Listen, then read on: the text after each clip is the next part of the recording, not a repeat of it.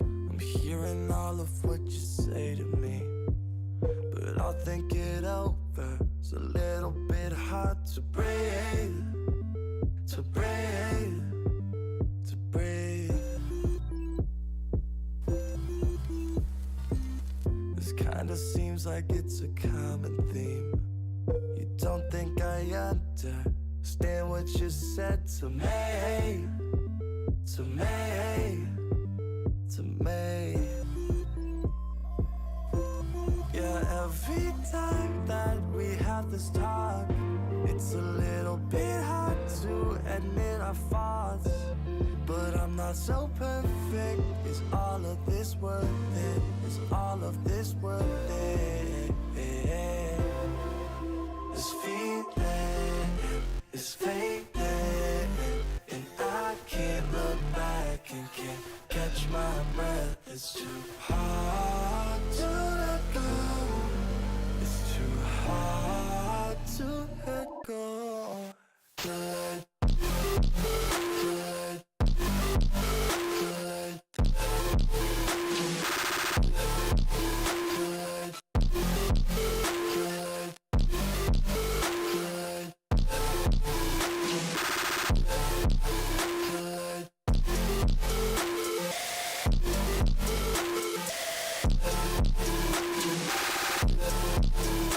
Too hard to let go.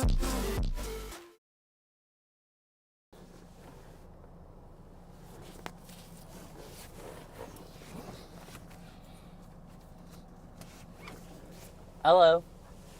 Hi, Sarah. Meowdy.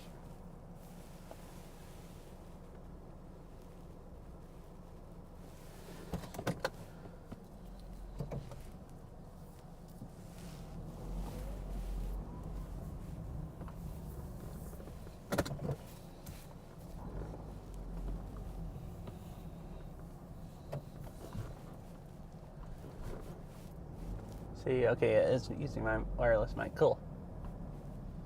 At least I think.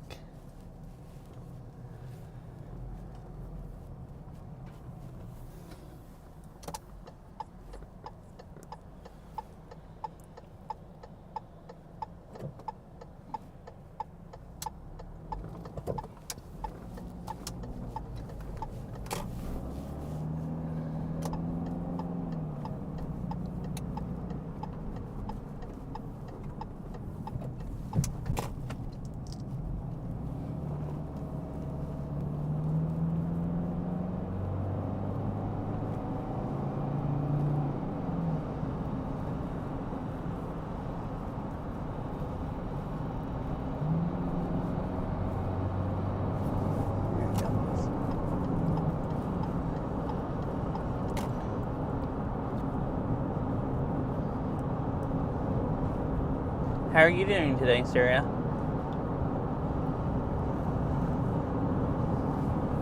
Let's see, I drove for 23 more minutes before I get off again. I just got off there to set up everything and start the stream.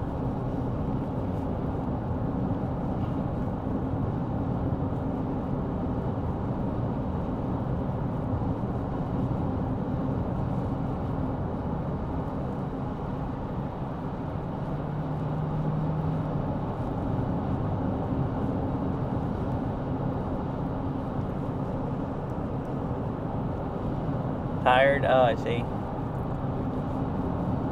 Have you destroyed your sleep schedule again?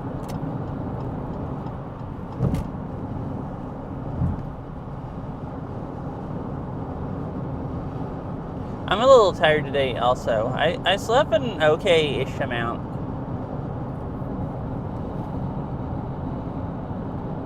Which I don't know, I guess I only slept like 6.5 hours or 7 maybe.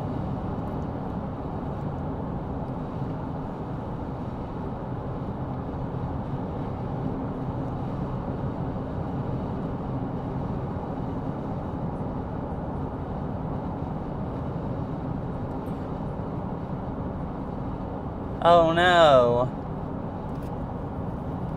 Like it's too normal.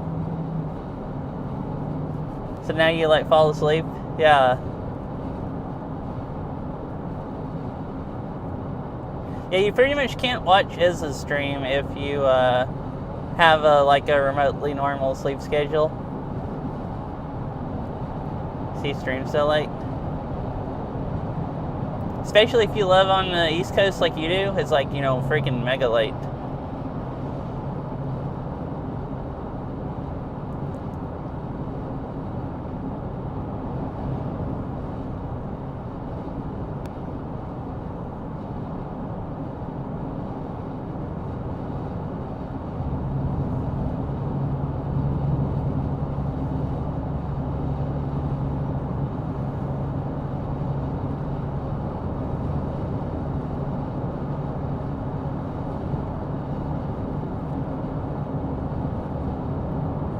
Hi, Ketsy.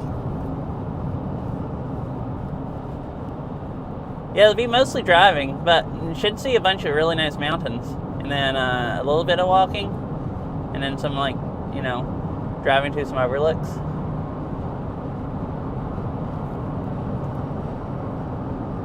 It says 20 minutes. Well, 20 minutes to Costco. And then remember you drive up like one more exit and get off.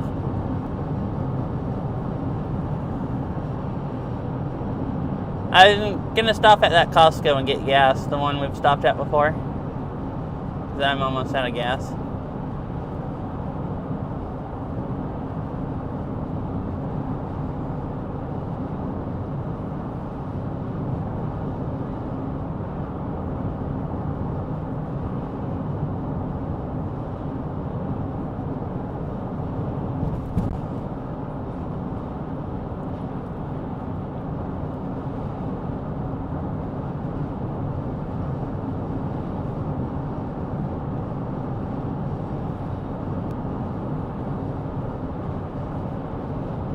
I'll stop someplace.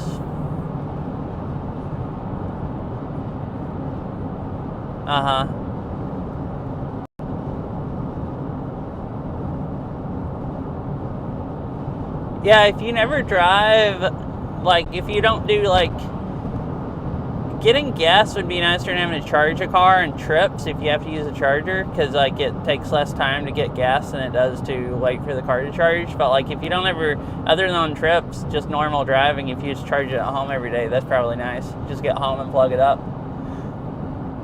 And then you don't ever have to stop and get gas.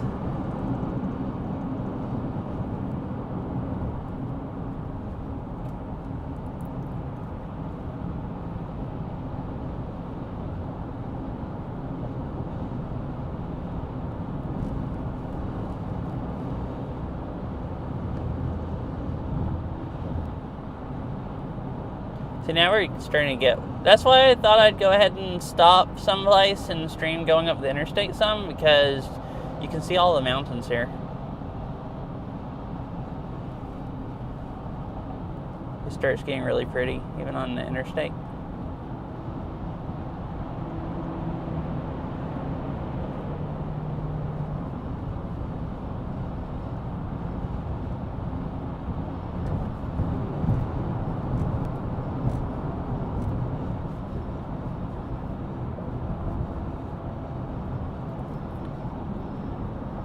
You can...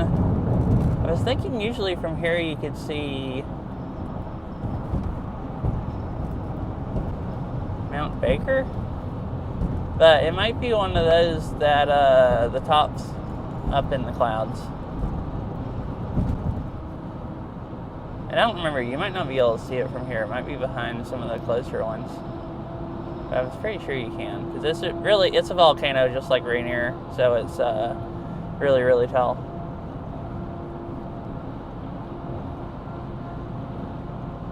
All the volcanoes here are like way taller than other mountains, so like they all like just tower above everything around them.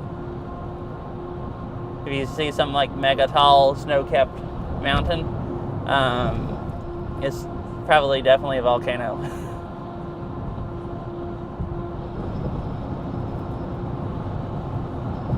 Dang. Nice. To what state park?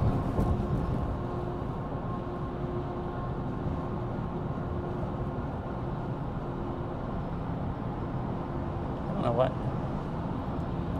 Oh, okay. I don't know what TTS said, but not Fort Mountain. Oh, it's read as feet. The update, but like it butchered the mountain part. Then it kind of ran the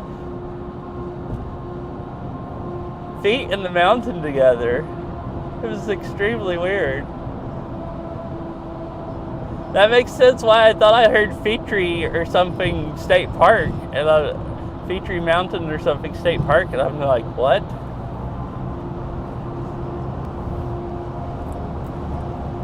Yeah, I'm sure that's a really nice ride on a motorcycle.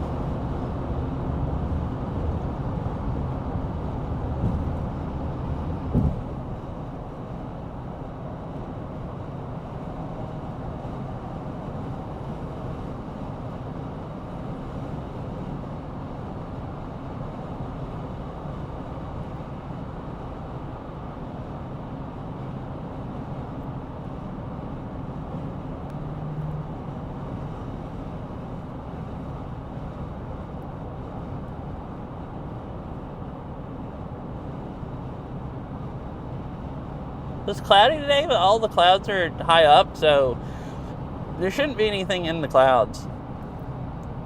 I don't think I'll go high enough to actually get up into the clouds. I can drive through the park and drive all the way over to the other side, and that gets higher up to, I think, up to like 5,000 something feet. But I probably won't have time to drive all the way that far unless I want to just drive all the way back in the dark. And I don't... Parts of that... I might do that if Starlink's doing really, really well, but I think it's a really, really long ways of just driving on a highway with trees on both sides, and I don't think it's going to work very well. So I plan on just going up into the park to the overlooks. It might cut out some at them, but hopefully not too much. And we get to nice views pretty fast, and then just head back.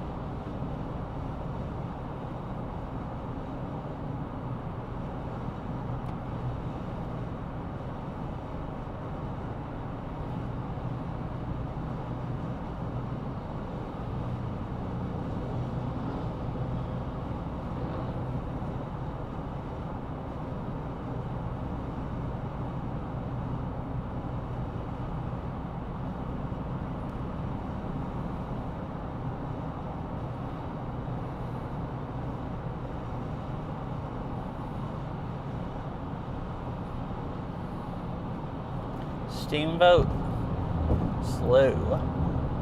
I think that's how you call that. Oh yeah, this is where it runs out. I think this is a river that runs in here, and then it runs into the sound here.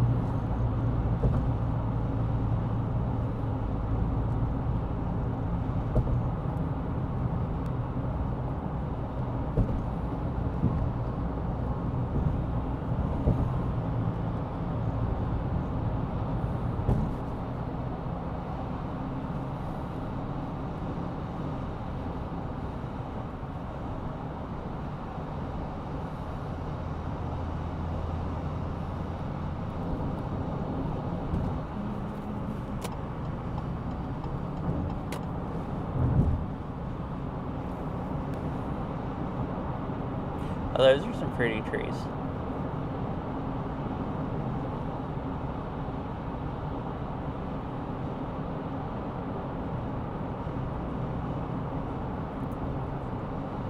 Alrighty. Well, hope you have a nice time biking. Isn't it like midnight there or something?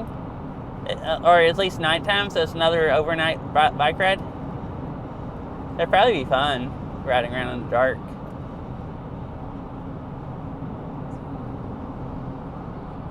Nice. Well, I hope you have a nice night ride.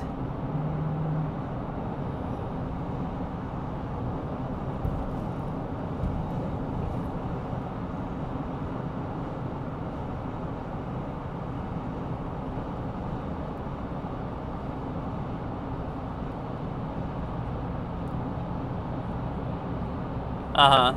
Yeah, and riding in the dark is better than never.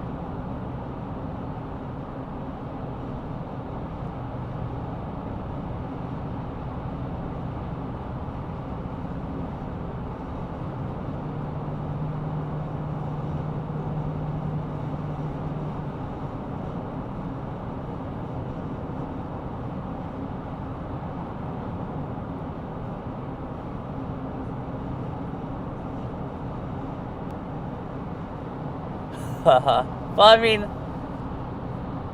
it'd be fun if you have bike lights, other than maybe, you know, the cars not being able to see you and running you over.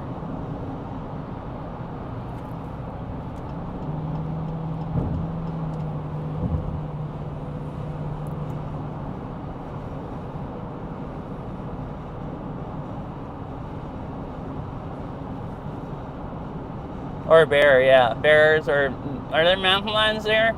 The mountain lions might eat you, be more likely to eat you at night.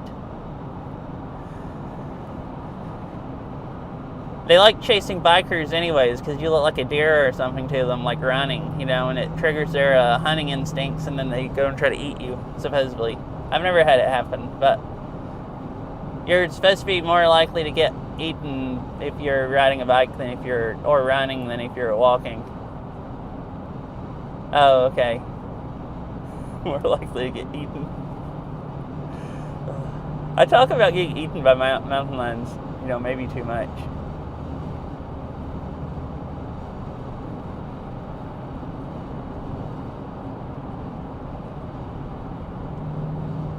Uh-huh. Huh, yeah. Let's see, would I rather get attacked by a mountain lion or ran down by a moose? Like, I don't actually know.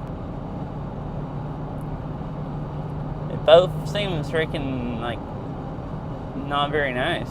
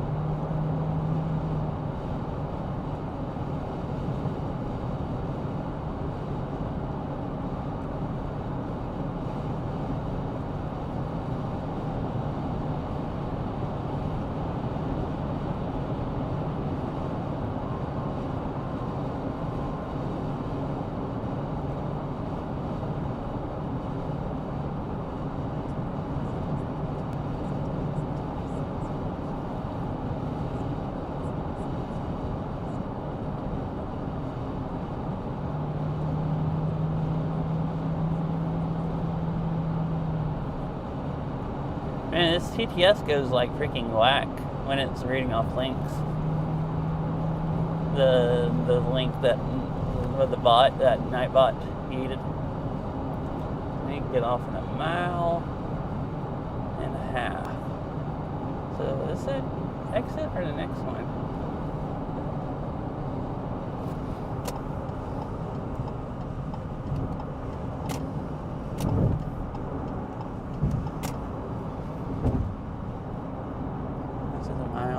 Next exit. I'm going to stop here and get gas, and then oh, thank you, Syria. That's nice. TTS reads out the notifications, like when someone gets banned or whatever. So this TTS app, that's kind of cool. That makes it a lot easier to keep up with stuff. All right, so 206. Yeah, this is where I'm supposed to get off.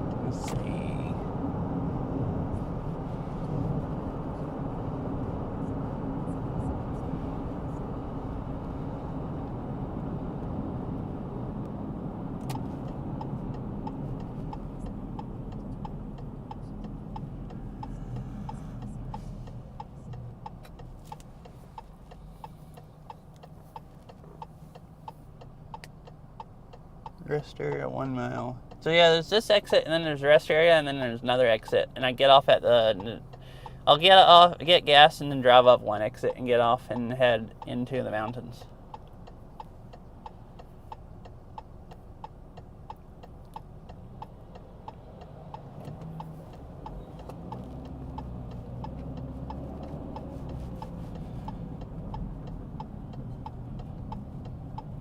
There's gas is like same price, I think, where I'm getting off at, but it's a Pilot.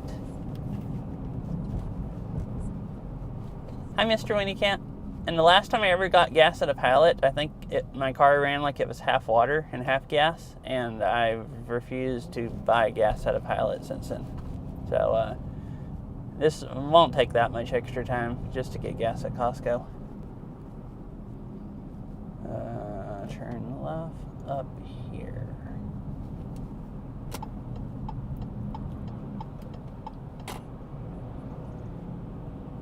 Pilot, it's a big chain of most of them are truck stops, but they have some like regular gas stations.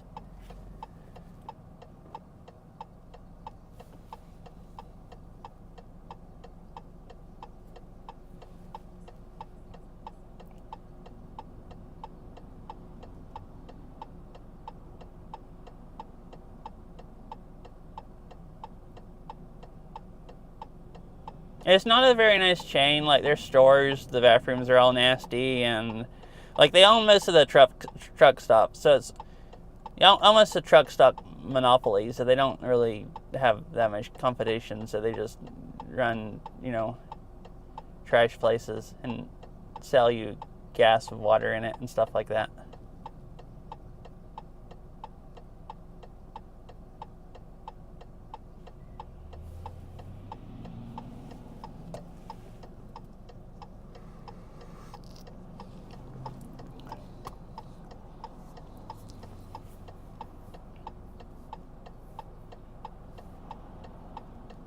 They're probably all not that bad, but like, I just went to a bunch of them when I drove out here, like to Washington when I moved across the country, because it was like mostly tried to stop at truck stops because they had like better bathrooms, and like some other gas stations just don't and stuff, and they have like nicer coffee and stuff if you buy coffee. And I stopped, the last Pilot I went to had like gas that my car really, really, really, really didn't like.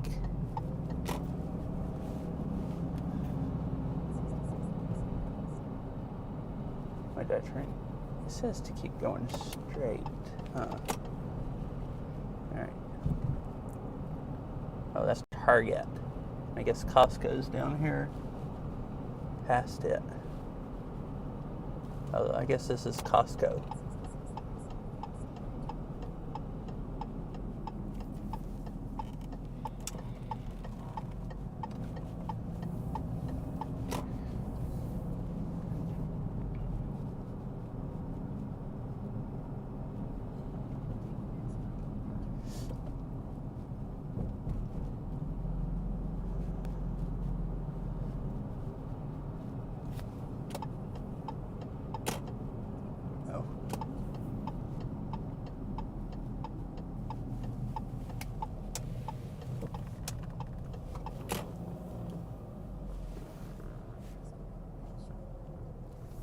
That over there says right turn only, so maybe go out this way.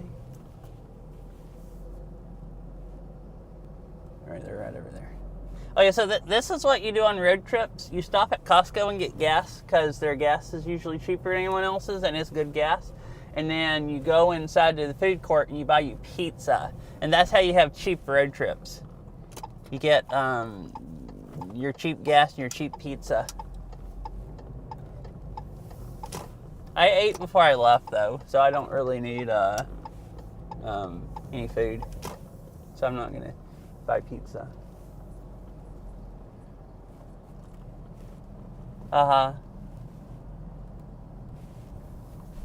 Especially nice for this part of the metro area. The gas is almost $1 a gallon here than what I usually pay for it. It's it's 94 cents a gallon cheaper. So it feels really, really cheap to me because it's like out of the metro enough that it's gotten a lot cheaper. Recording stopped.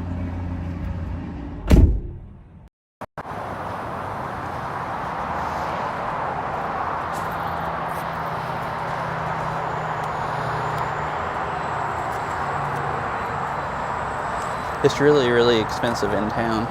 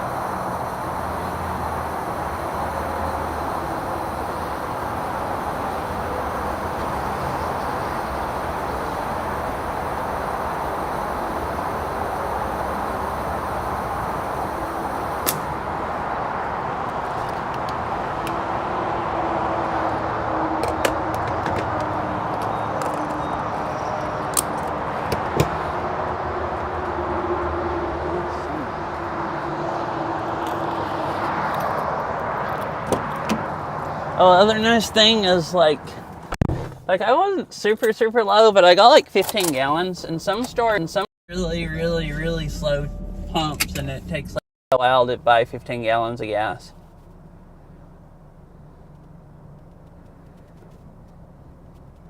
Video mode. Recording started. All right. Wi-Fi is on.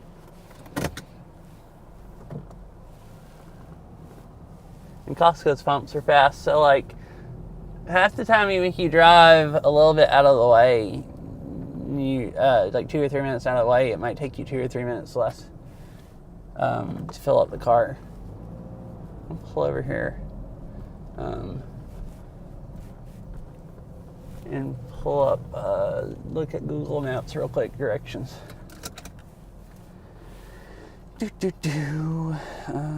How far? Okay. Directions in New Haven. It says an hour and 36 minutes.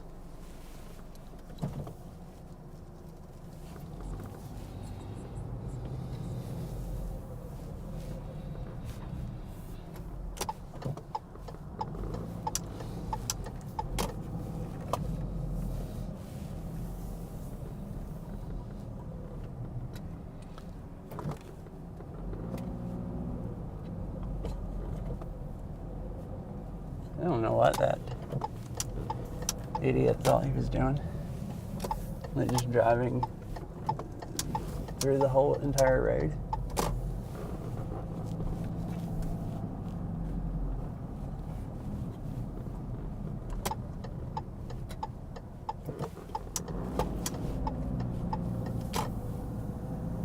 What I just got was $3.59. Gas, yeah,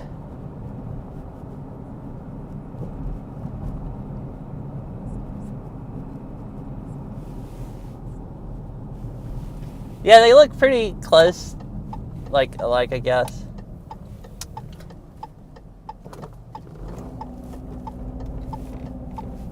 Some of them are a little different, but like, there's a few different kind of like floor plans. So yeah, like I've been to some. There's some weird ones here. I think there's a bigger variety here, or what I mean is in town, because Costco's started like Seattle area. So like there's some really old stores, but like there's one a little outside of town that I've gone to that's literally exactly like the one in Chattanooga that I'd go to. Like the aisles are all set up the same and everything. Like once you get inside the store, you just wouldn't even know it was a different store. Yeah, guess what I just got was $3.59. In town, depending on, it's like,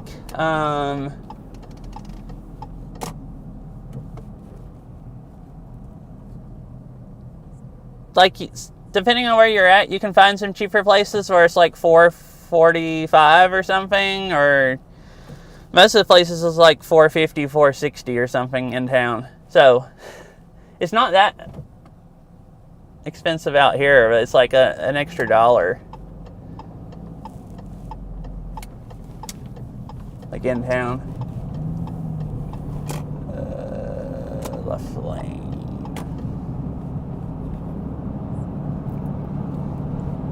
Oh, there's snow on top of the mountains in front of me. Yeah, I figured it was probably really cheap. Like, I figured for you, the $3.59 I just said was, like, super expensive. But $3.59 is, like, super, super cheap for here. That's how freaking ridiculous it is, like, Seattle area. Yeah, so it's, like, almost double the price here as it is there.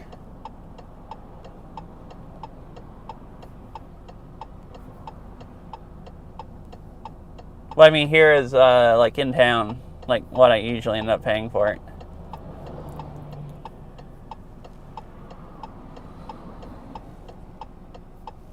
Hi, fish. Good. How are you?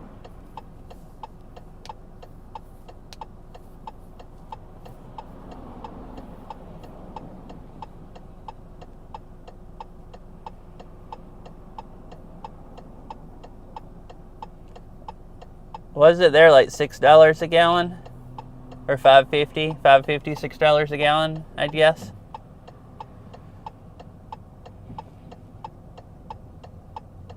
I know what. Nice.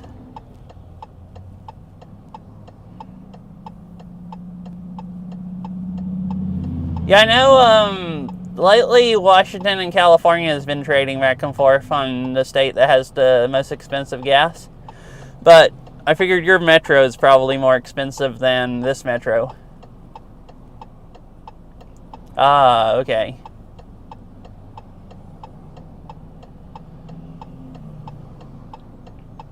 So I don't know, it might be pretty close then if it's come down. Because it's like in town, like $4.45 or something is probably about as cheap as you can buy it. Maybe $4.40. Most of the places are more expensive though, more like $460 or $480. I think I'm gonna pull off at the rest area and pee. That's a fast place too, and there won't be any bathrooms for a while. And then I'll jump back on interstate and keep going.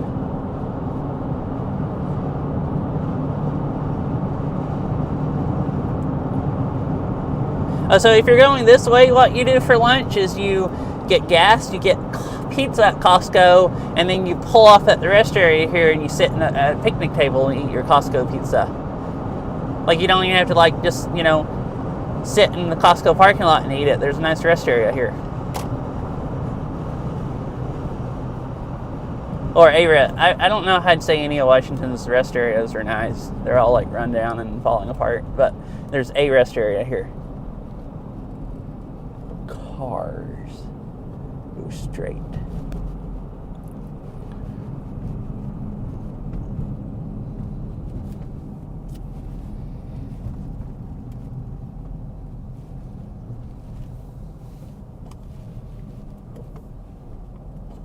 Oh, it's kind of busy here today.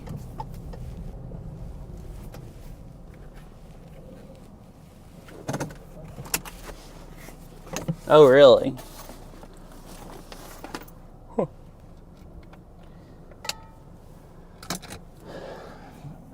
Huh.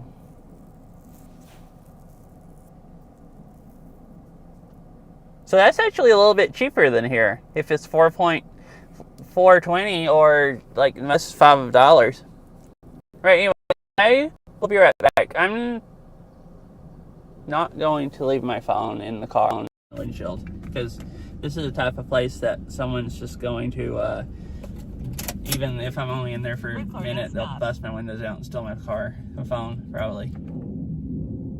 So, I'll be right back in a few minutes.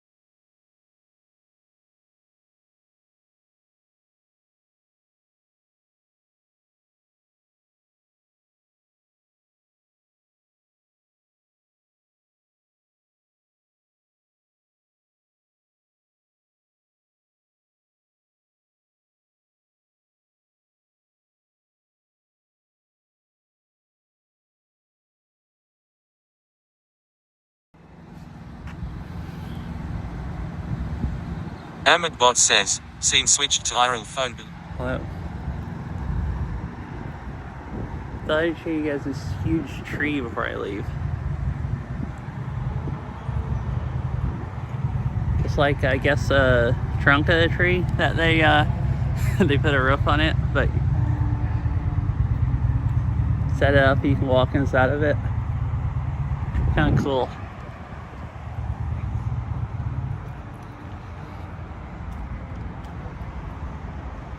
No climbing. You're not supposed to climb the tree. But yeah, before I went back to the car, I just show you the commonly called Western red cedar. Pretty cool. Yeah, that's like one of those, like, you could just about drive your car through the middle of it. It's like one of those that you'd see at, like, I don't know, in California, I guess, at Redwood, or similar, at least. Oh, this is a good place. I'm gonna go ahead and put the Starlink on the car. I figured I would just go.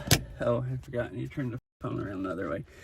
I figured I would go as long as I could, then just not. Did I turn the? There we go. I figured I would. There was no need to have it on the interstate. I'd just wait until I got off and I was closer to actually needing it. Does the video look right? Where's the, like, level? Alright, I'm gonna put it on the top. And then we'll leave. And I should be using my wireless mic now.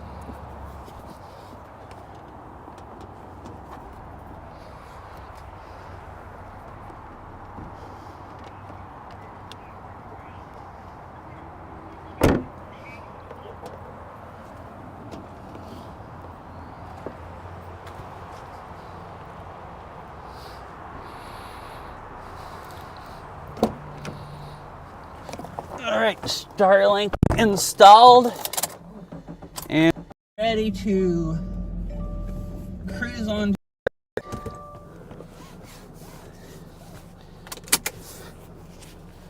I don't know how much I'll need it once I get off the interstate. There's supposedly cell service the whole way. Now, if it's usable cell service or not, you know.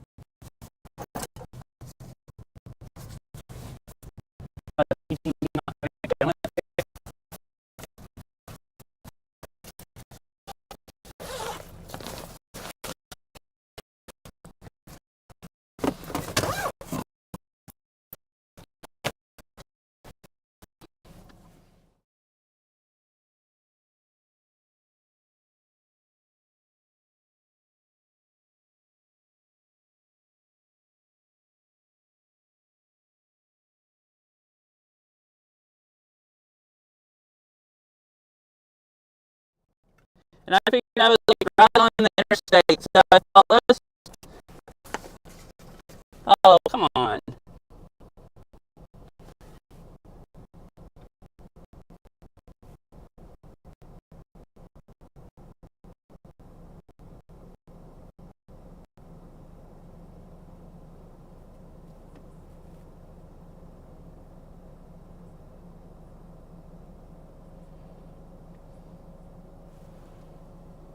All right, it's back. It's all connected again. Anyways, I figured I was right on the interstate, so there was no way, they all three wouldn't.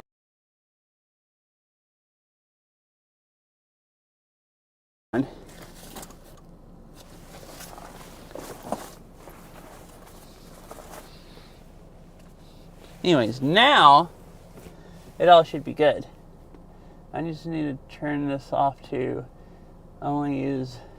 I don't have that much Starlink data left, so I need it to not use it unless it just has to.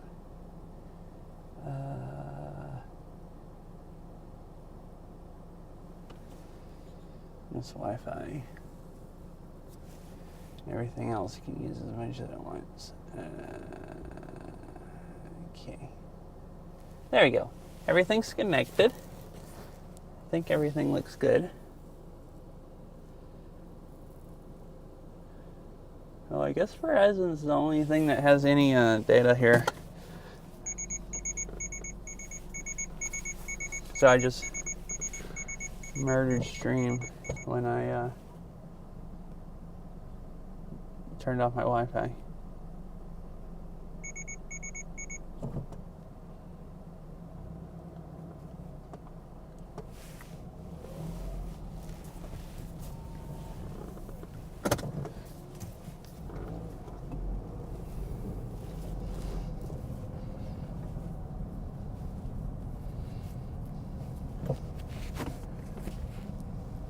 Is that Maryland in front of us, or a long ways off?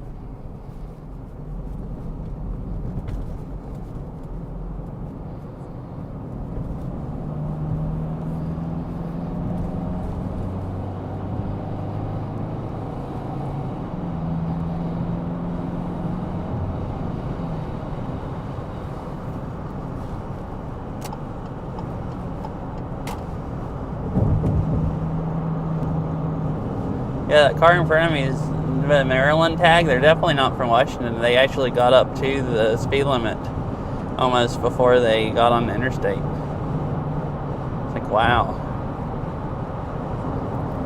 Imagine driving above 45 when you try to get into traffic.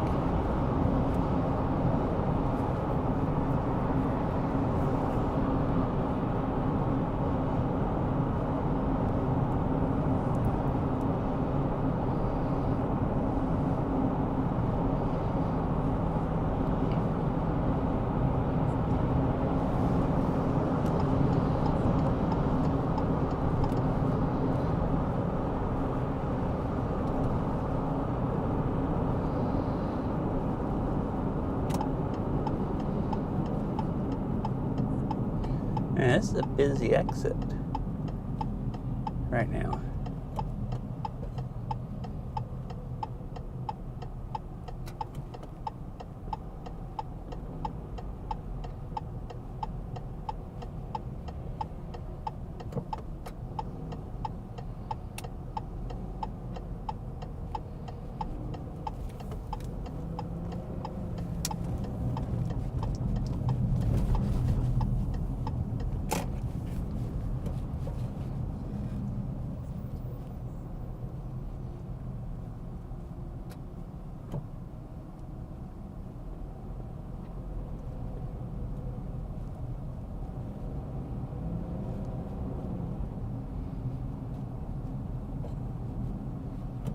Here's that pallet. It's $3.59, same price as Costco, but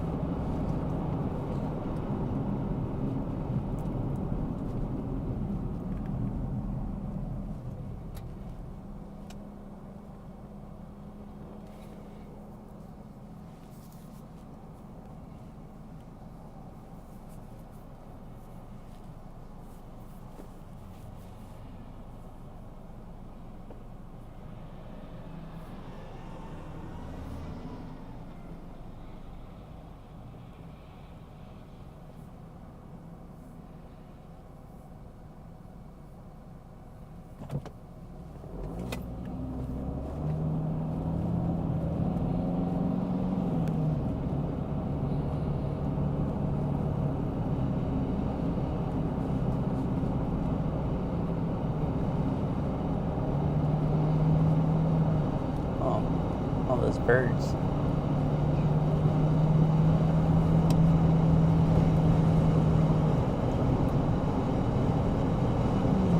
So I like this drive. It's kind of nice on the interstate even already. You can see the mountains, but this whole drive is like super pretty, even before you. Actually, a lot of this drive is nicer than once you get up into the mountains. There's some really nice overlooks once you get up into the mountains, but a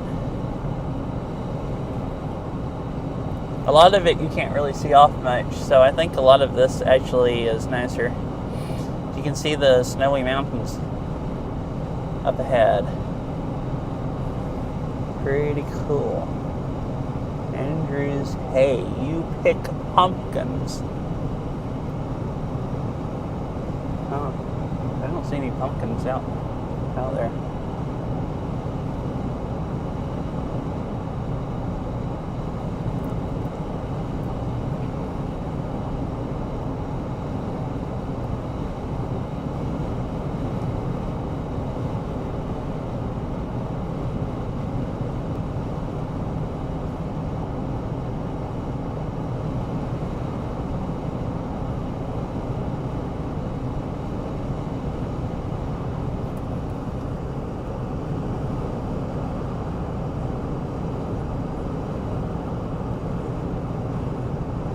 Oh, there's a bunch of pumpkins that way on the left of the road.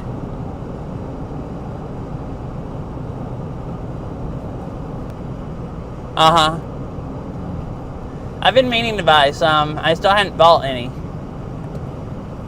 But, like, you don't have to let them rot. I mean, so, last year we bought 3 pumpkins. We did wait long enough that one of them rotted. But we ate the other 2. So they're kind of nice. You can go buy them and they'll sit out there for like a month before they rot. You can go buy them and let them sit out there for like a month, and then you harvest them and eat them.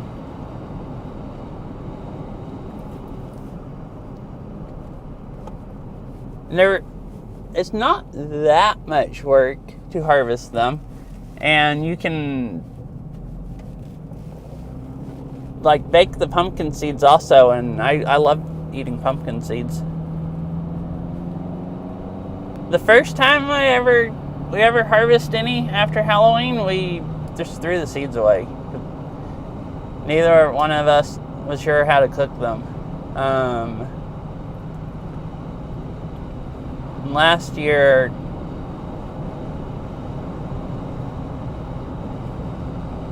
oh, probably so there, yeah. Last year we baked the seeds and then realized I had screwed up not baking them the year before, because they're really good.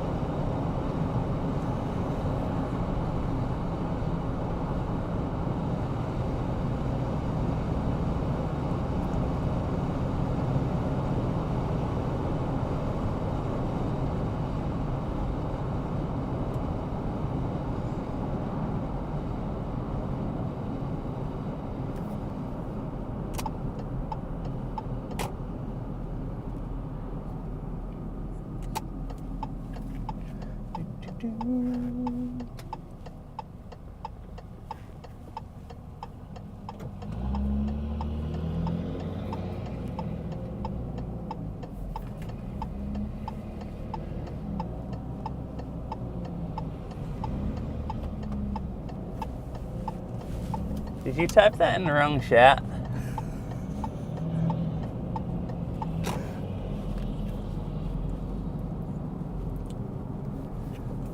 Turn right here. Okay. I figured that was the wrong chat.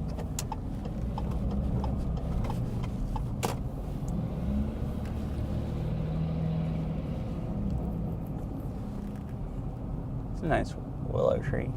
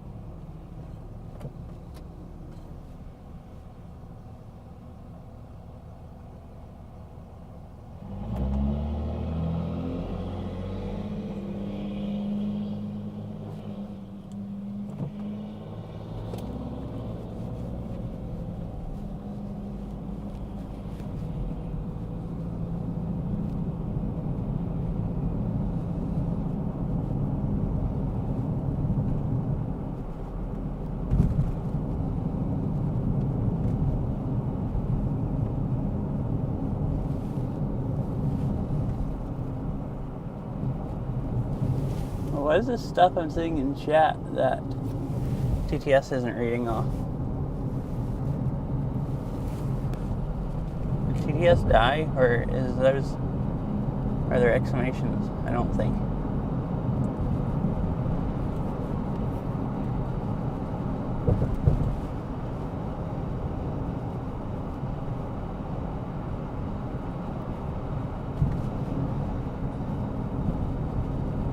No, it read test. It just skipped the last, like, 2 messages before that.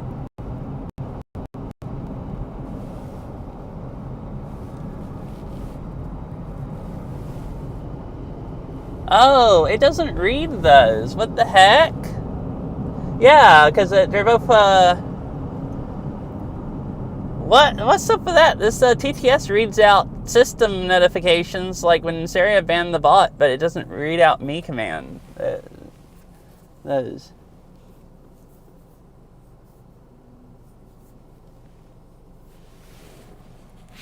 That's really weird.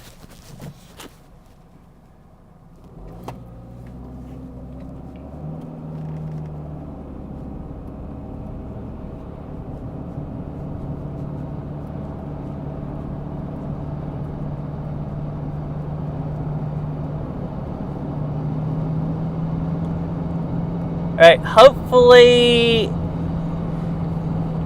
that's the last town. After this, you just drive out into the country really, really fast. Hopefully the cell service stays decent. There's cell service the whole way, but it just depends on if it's, how fast it is. There's theoretically cell service the whole way. I've drove out here before, and I'm pretty sure I remember part of the place is not having any service. But according to the map, there's at least a little bit. Now, if it works or not I guess is another question.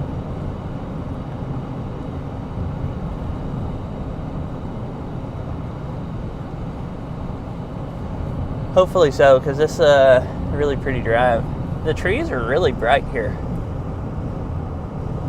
They're changing more here than they are in town.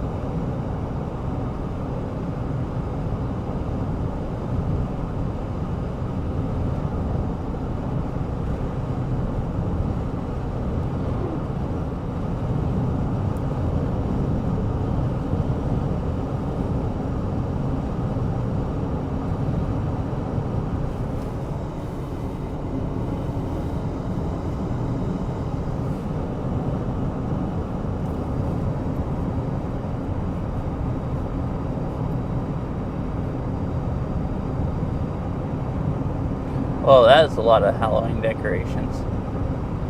That house right over there, the whole thing was like, they had freaking dinosaurs in their yard or something.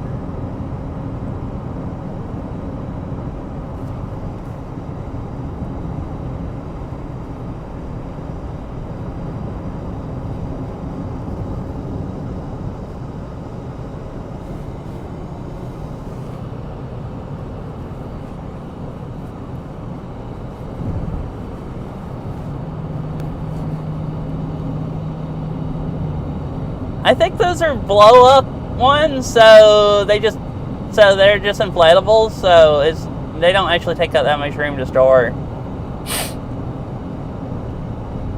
At least those look like the inflatable ones to me.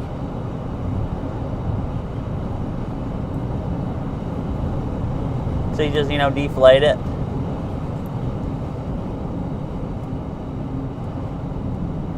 And stuff it someplace until the next Halloween. But yeah, some people still, they have so many, yeah, I guess so, and then like buy new ones or different ones or something. But like some people have, a lot of people that put up a lot of Halloween decorations, they'll also put up a lot of Christmas decorations and stuff too. Like some people, unless they throw the stuff away and rebuy it.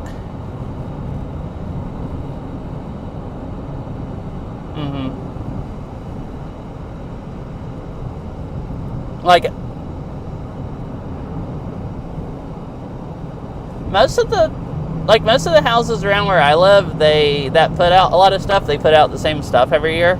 So I would guess most of the people that put out a whole bunch of stuff, they don't, throw it away because they don't want to have to go rebuy it every year. But like, if some of them, they put out so much Halloween stuff and so many Christmas lights and stuff, like they have to have a large amount of storage to like store all the stuff.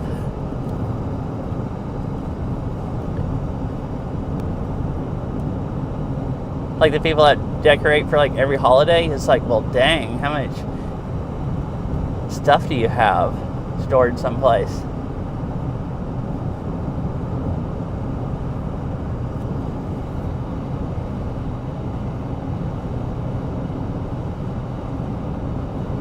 But yeah, I don't really.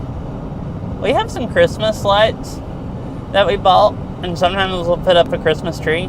But I don't really do Halloween stuff other than pumpkins because I don't want to store the stuff and I don't want to throw it away and spend money on more stuff later. And the pumpkins, you can eat them as long as you don't let them sit out until they rot. You can just literally eat them. So it's just like, buying food. And just decorating your house with it for a little bit before you eat it.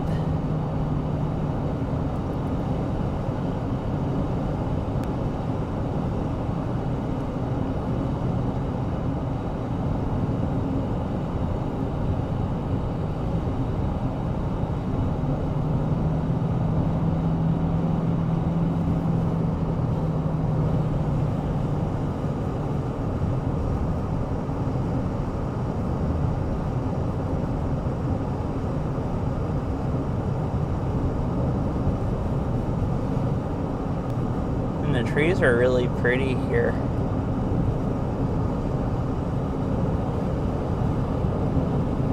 In the hillsides, most of the stuff's evergreens, but you can see everything that's not an evergreen is so bright because everything's turning here now, this far into the mountains.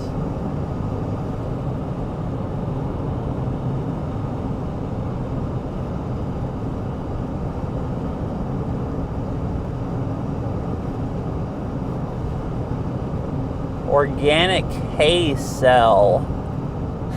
They wrote that on the bales of hay stacked up there.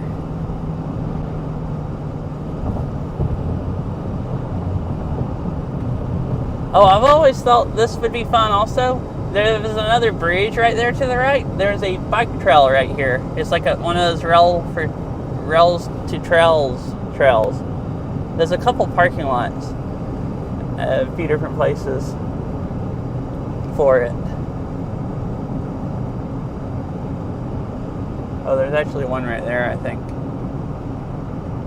I kind of want to come up here sometime and bring my bike and go ride, because this would be a really pretty valley to ride through.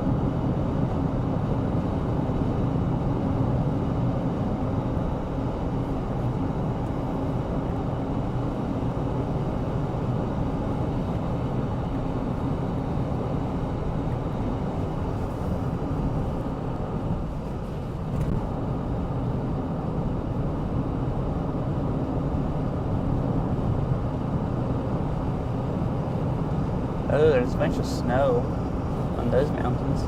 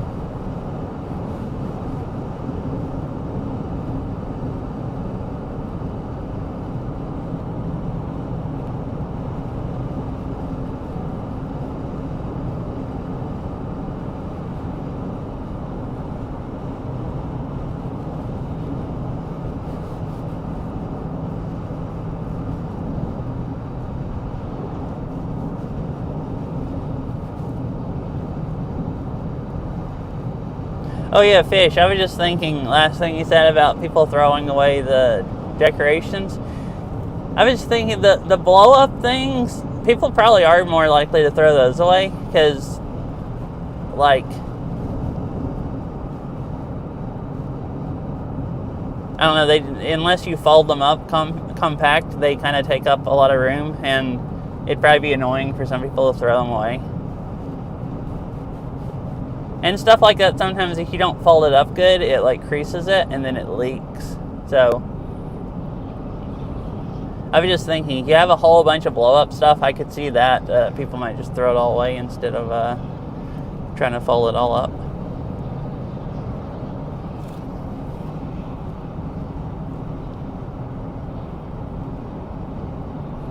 I don't see that many people with like the blow up like things, but it seems like the people that usually do buy them will have like quite a few, like all those dinosaurs.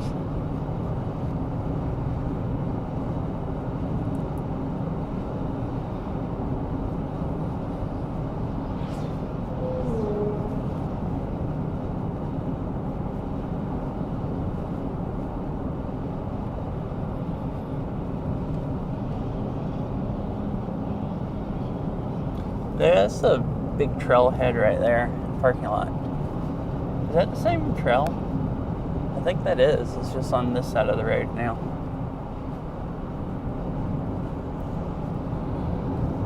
Yeah, you can see it over. I can see it when it crossed the driveway.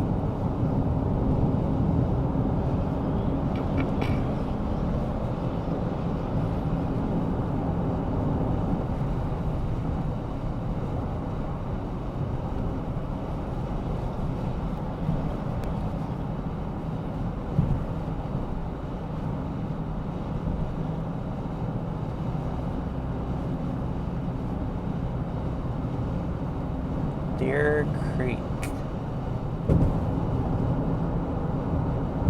Oso or also, however you say it, general store.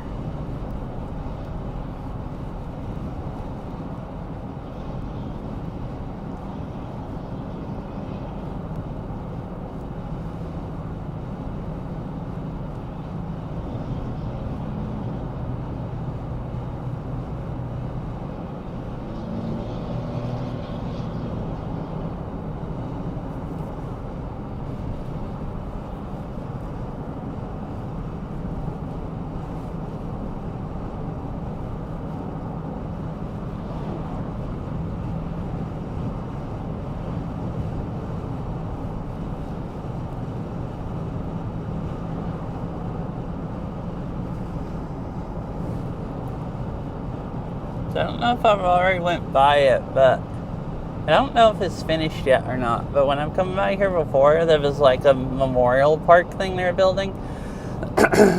Oso or also, however you say the town name back there, or where the general store and stuff was. Well, it used to be a town, and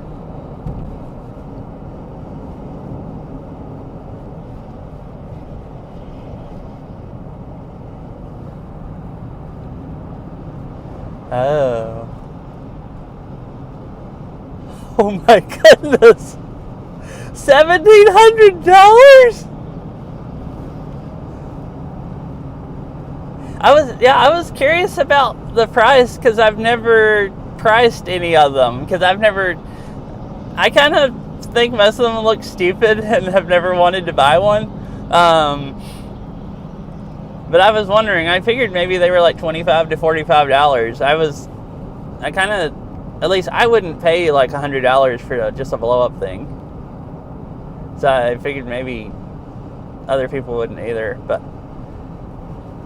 I think that's insane if they go up to $1,700.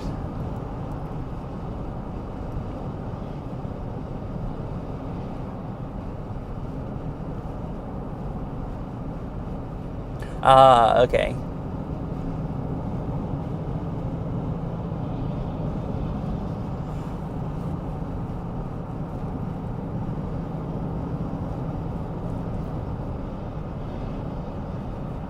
Oh yeah, anyways, what I was saying about here, there was a town here I just know about this when we drove through here before and saw some like plaques and stuff, and then like looked it up on the internet. Like house size or half house size, car size. Oh, dang! It's like massive eagle. Did you say eagle? Yeah. I mean, I guess if you're going to use it every year and you know, really like it and it doesn't start leaking after the first year, I guess maybe it's worth it if you have that much money to go spend $1,700 on a blow-up thing.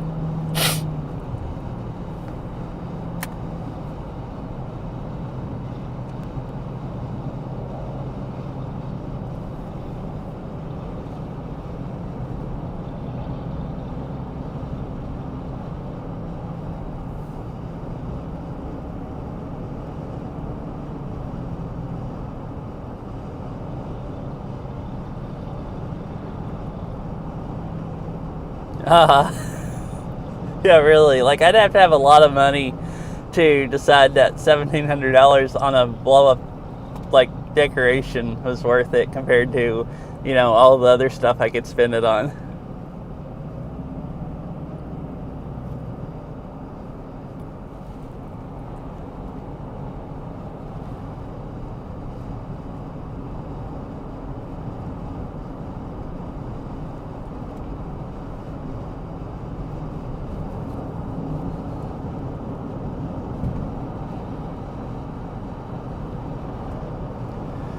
Oh, here it is. Also, Slide Memorial Highway. I think because this part of the highway, this part looks newer also pavement-wise and stuff. So, there was a town here. Okay, yeah, that's what I was getting back on. Talking about. There was a town here, and there was a rock slide or landslide that went over the whole town. There's the park there. It's open now. Oh, and you can see the side of the hill. I can't really get the phone and point it over there while driving. Maybe I should have stopped at the park. Anyways, there was a town here, and I think from reading about it, it was the biggest landslide or deadliest in U.S. history. And a whole side of the hill slid over and covered the whole town. And the highway. So I guess the highway used to be back over that way to the right where the town was at. So they rerouted the highway over here around where the slide went to. And I think it slid down over the river. So like it made some of the stuff flood also, if I remember right, because the river had to get around. It like dammed up the river.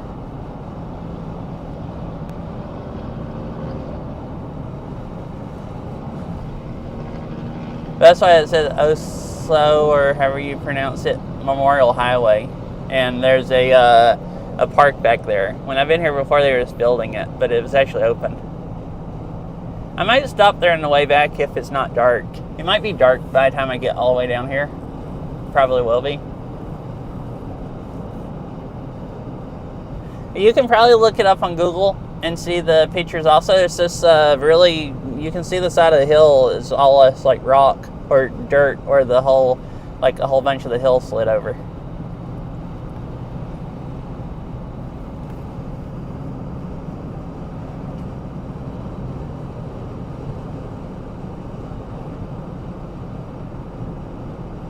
That was just, I like driving by stuff and then reading about it, like when I see different places, and I was wondering why that was a memorial highway.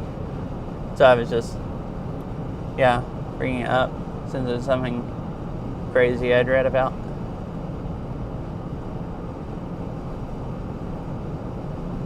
Slow vehicle turnout.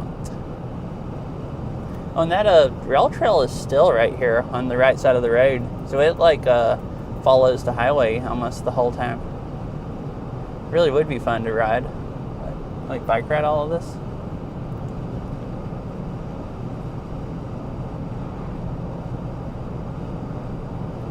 Yeah.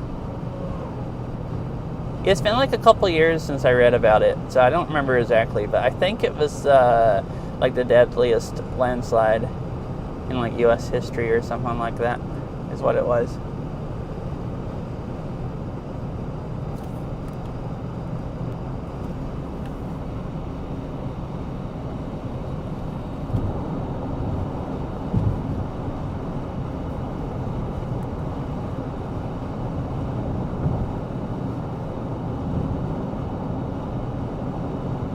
I'm glad that pickup truck got around the vehicle in front of us. I don't have to listen to it anymore. It's all nice and quiet now. Other than my car in the wind.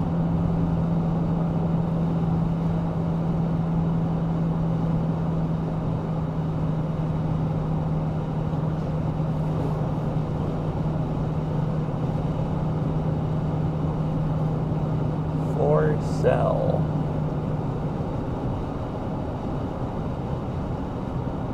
Boulder River Trailhead.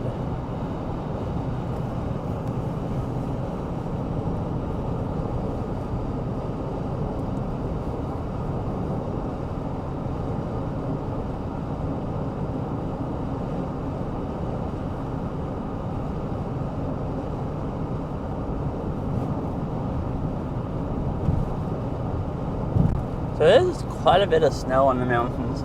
If Starlink is working good and I drive all the way, like, so there's like North Cascade National Park and there's all the overlooks and stuff like that, and then the highway just is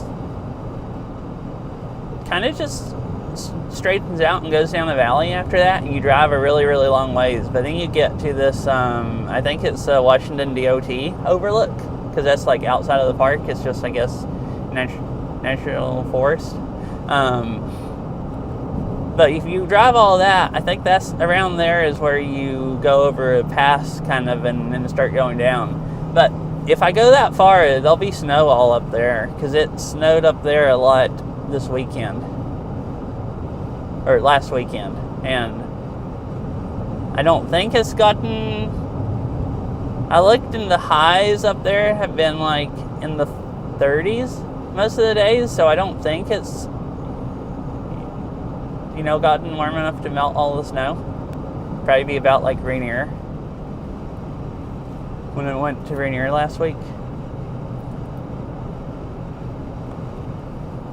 But I guess we'll see. It depends on how much I stop between then, how late it is, and how Starlink's doing, because that whole drive, you're just kind of going straight down the valley, and there's like tall trees on both sides, if I remember right, about like this. So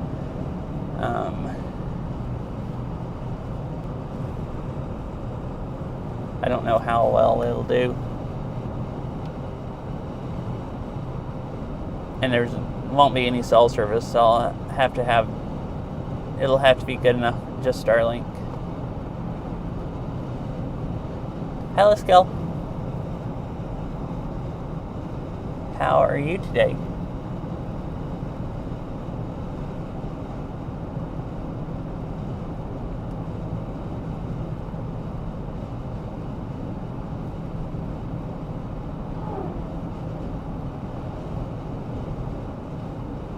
Snow park. Like, is it at the edge of the mountains? I assume so. You go across the valley to the mountains and there's a ski area.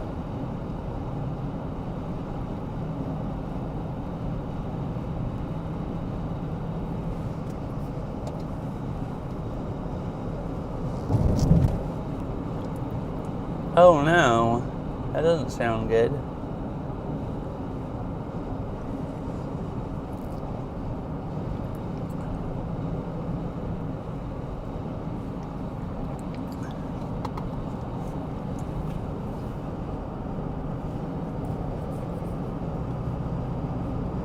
I've never had gout, but I've heard it's horrible, so I hope you get better. It starts being better. And your knee.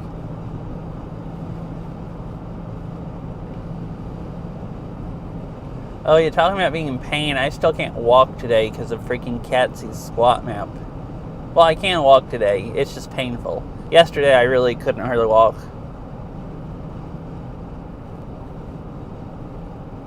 Yesterday actually sucked so bad I had regrets about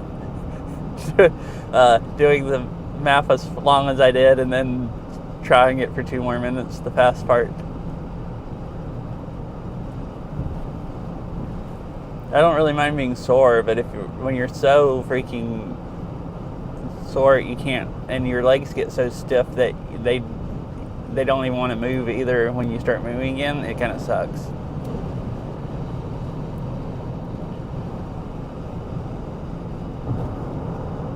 Oh, nice. How far did you make it in? Did you outdo me?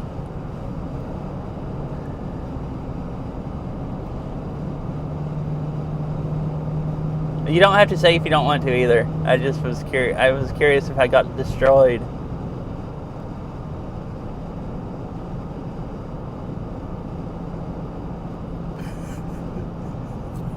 Play that map, but then not be able to walk. Like, my legs hurt right now.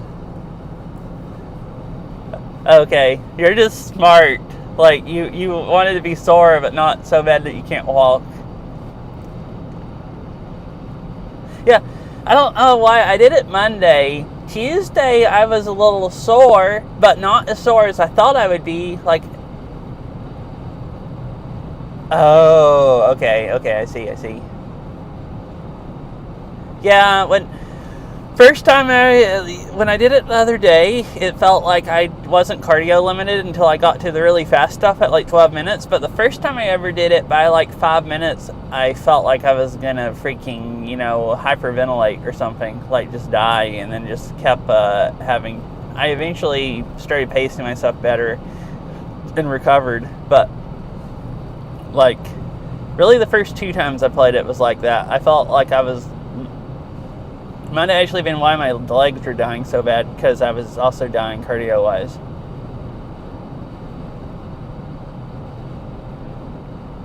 I mean, it is kind of hard, because you're just doing that for so many freaking minutes. But yeah, Tuesday I was a little sore, but not as sore as I was expecting. And I'm like, oh, well, it felt a lot easier, and I'm not going to get as sore. Because I figured since I wasn't that sore...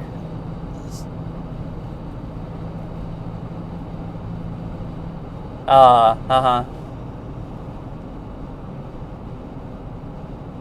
I'm bad at, like...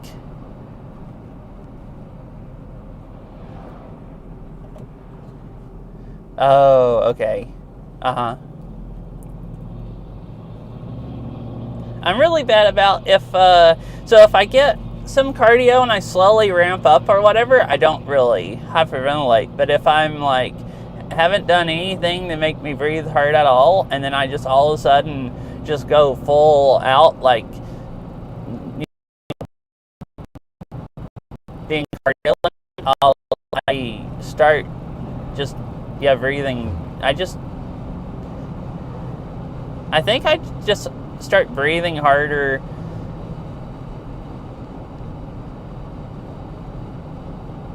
just out of habit or something, or like because I'm freaking out about not having enough cardio and start hyperventilating, and I'll have to just like chill myself out, and then I'm fine. All right, so this is Darlington, however you say it.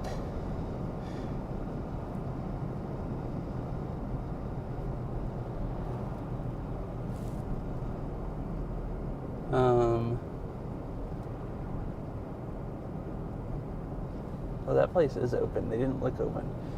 Now I'm going to stop and get coffee, because I don't want to drive through the mountains the rest of the day with no coffee. And I always stop here and get coffee. That's like what you do on vacation.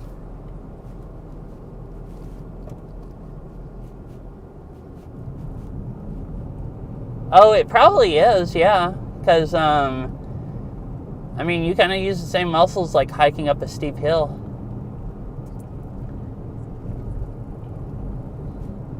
All right, I'm going to go turn around and go back to that coffee stand because I've been there before and they have a pretty nice coffee. And they're really cheap. Can I turn around? Yeah, I have just enough space.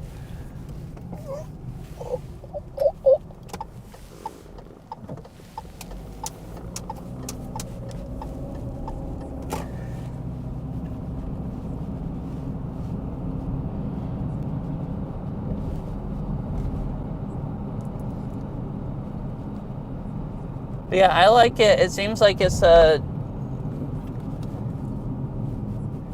like I mostly want to get better at it so I can. Google, please just shut up.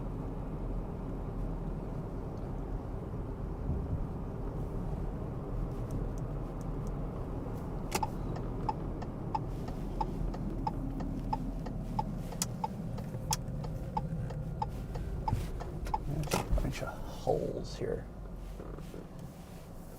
Temp the south face of the life from December, January. Oh, I see. Cool.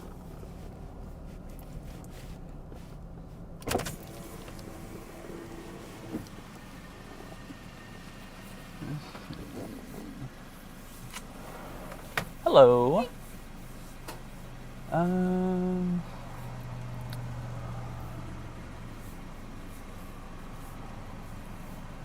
Guess I just like a large pumpkin spice latte, I guess. Do you have those? Hot or ice? Hot.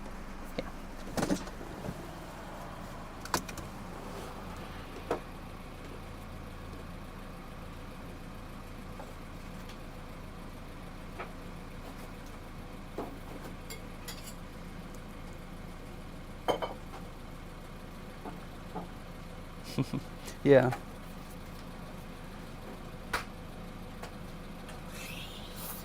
No, because I have a headset on.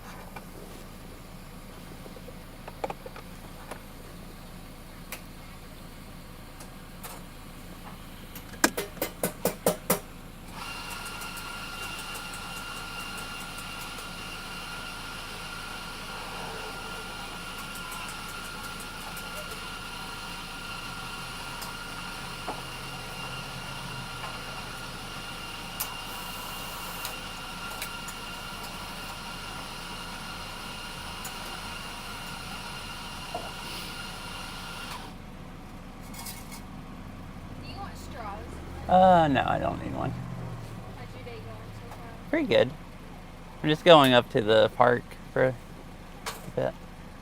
How about yours? It's going pretty well. Cool.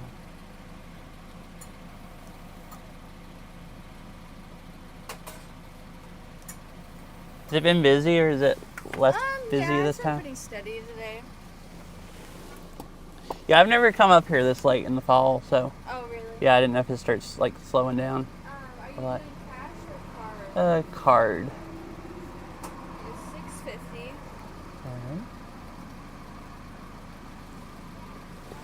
Alright.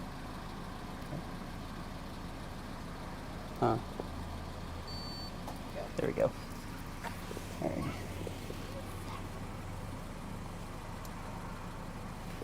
Thank you. Thank you. I hope you have a good day. You too.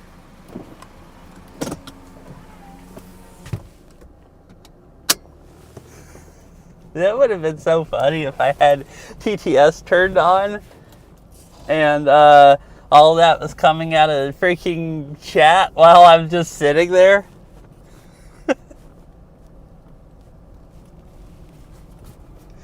Because she would have known you were talking.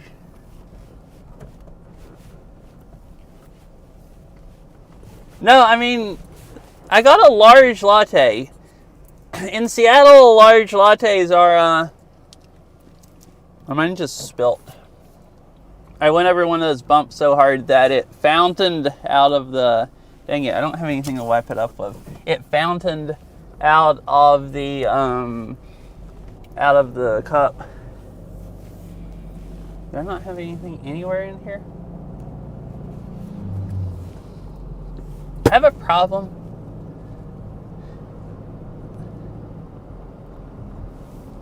Okay, yeah, I'll pull over somewhere else.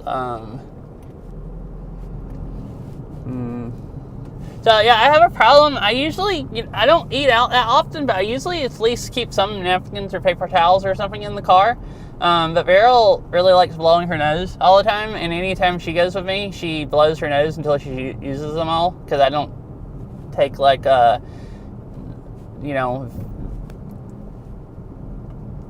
or 40 of them at a time. So now I don't. So then I get into stuff like this. Yeah, Seattle would probably be like $8 or $9. So $6 is like.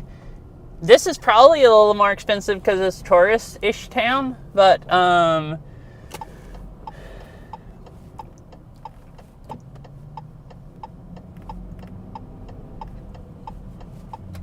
I guess also small towns, this stuff's really, really cheap. Here, I'll pull over mountain bike wash. Interesting. I'll pull over in this parking lot.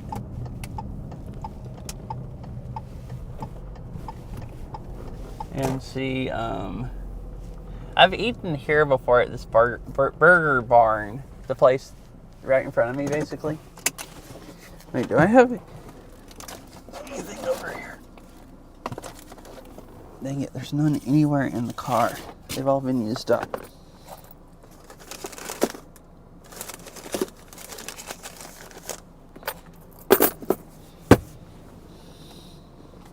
Oh, I have those wet ones. They're not as good for drying up coffee, but the coffee's partly dried now anyways, so that'll work fine.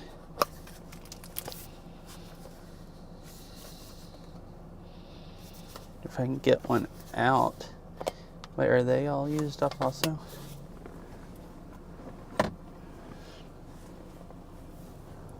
Ugh.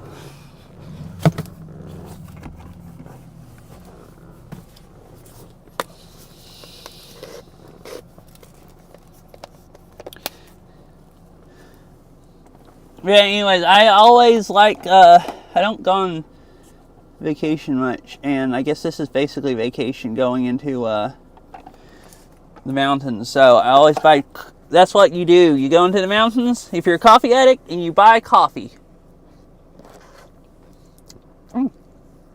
Pretty good, not too sweet.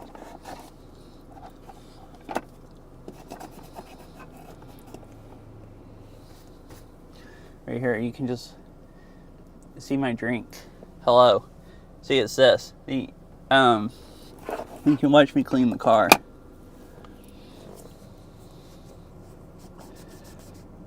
Crap, I'm spilling it out, moving the cup. This is dangerous. It's really full. It is turning into a fountain. I need to drink some of it before I go anywhere else.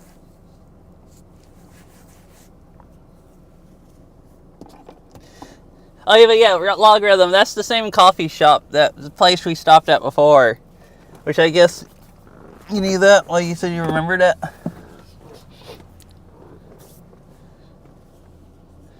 But, so it's this. It's like, I don't know, 16 ounce or something. So not that too expensive for $6.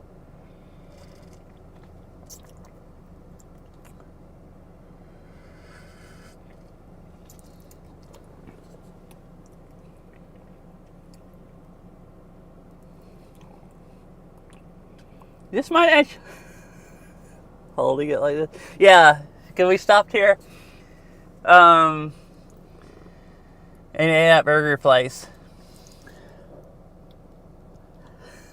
Oh, I mean, knowing my luck, I'll drop it as soon as I say that, but I'm real good at balancing stuff.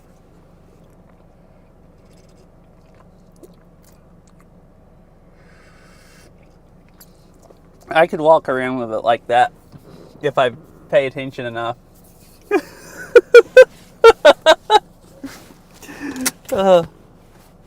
You don't want me drop it? Oh god, that'd be horrible. I do it just to show off and it just dumps in my lap. And then when I get out at the parking lot, like, there's no way I'd be able to dry my clothes up enough where it just didn't look like I had freaking like dumped coffee all over me or something. And I would, I'd get out at overlooks and I'd, people would be looking at me. Yeah, Burger Place has pretty good burgers. It's making me hungry. Yeah, it's pumpkin spice. Because I'm one of those people that like pumpkin spice. I say that because that's a hot topic. It seems like some people are sick of pumpkin spice everything in the fall, but I love it. I'm one of those people.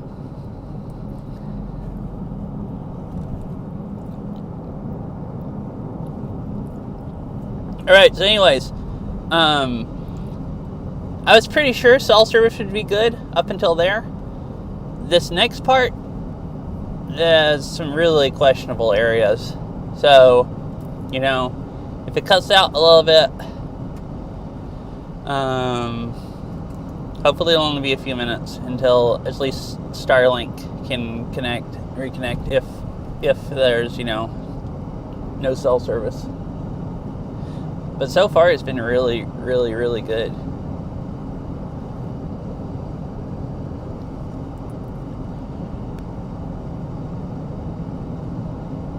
Like pumpkin slice? You mean pumpkin spice? Or pumpkin... Is pumpkin slice a different thing? But yeah, it's pretty tasty.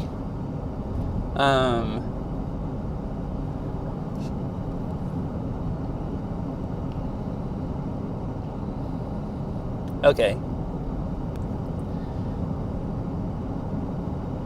I like, especially like different places, the pumpkin spice will taste a little different. I like it when it has like extra cinnamon or whatever in it, because I like cinnamon flavored stuff. So like,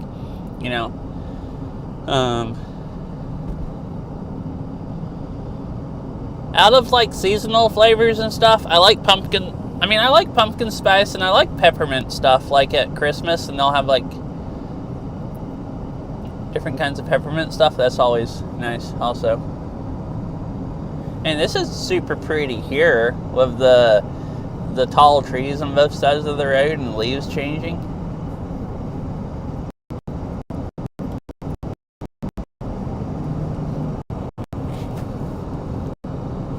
Alright, so we have coffee, so much coffee I can just get totally high on caffeine and just cruise the rest of the way into the mountains. Be good. And I think I drank enough coffee and I'm not going over bumps. It hasn't turned into a fountain anymore. Man, that was just full, and I went over a big bump and it just like blasted off like all over all of my wires and everything. It didn't get on my belly box, luckily. And on the chair.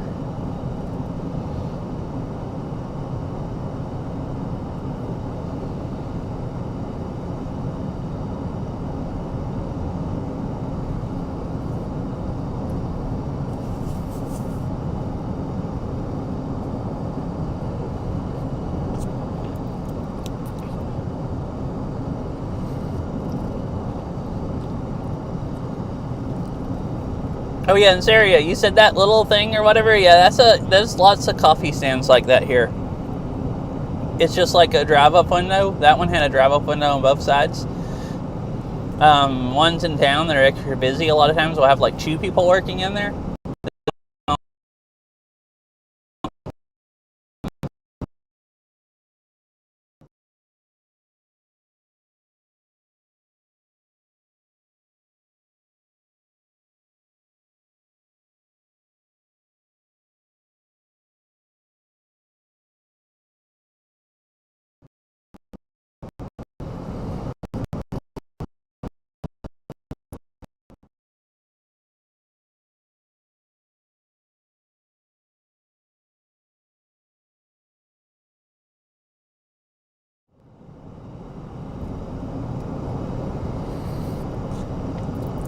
Hello. I was trying to.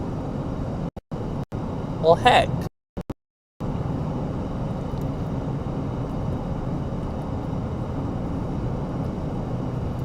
What the heck is going on up here? I see flashy lights and people braking. Okay, it's back. I was trying to talk about coffee, and it just crapped out on me. Seems like it's only Verizon service here, and Starlink doesn't like the trees. So anyways, as I was going to say, it's a DOT truck. There's a lot. Everybody in Seattle are coffee addicts, so there's coffee stands like those all over the place. Like some places there'll be one every mile down the road or something. It seems like there's like busy roads I go on sometimes, and there's one every like block or two. I occasionally have desires to open one, and the only problem is it's like a lot of work, because like unless you're busy enough where you have employees, you just basically work 7 days a week, or maybe you stay closed 1 day a week and work all the other days for hours, and have to get up in the morning. But if I ever made my own business, that's what I'd do. I'd do a coffee stand.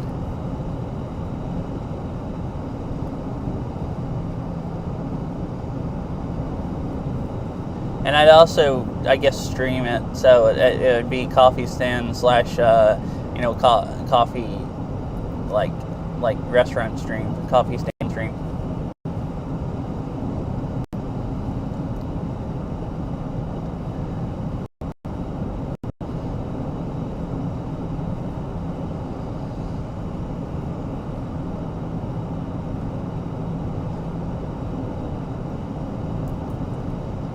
Well, it's pretty here. Unfortunately, you can't hardly see the river. It's a little bit right now.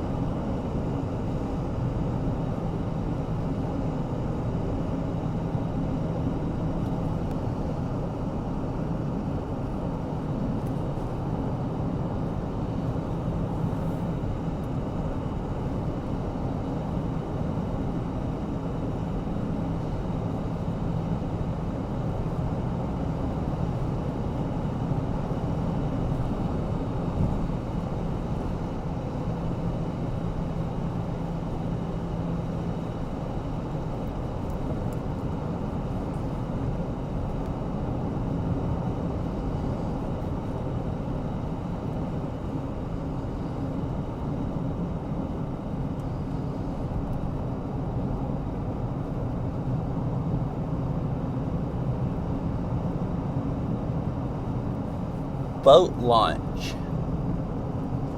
Here's where you go across the river.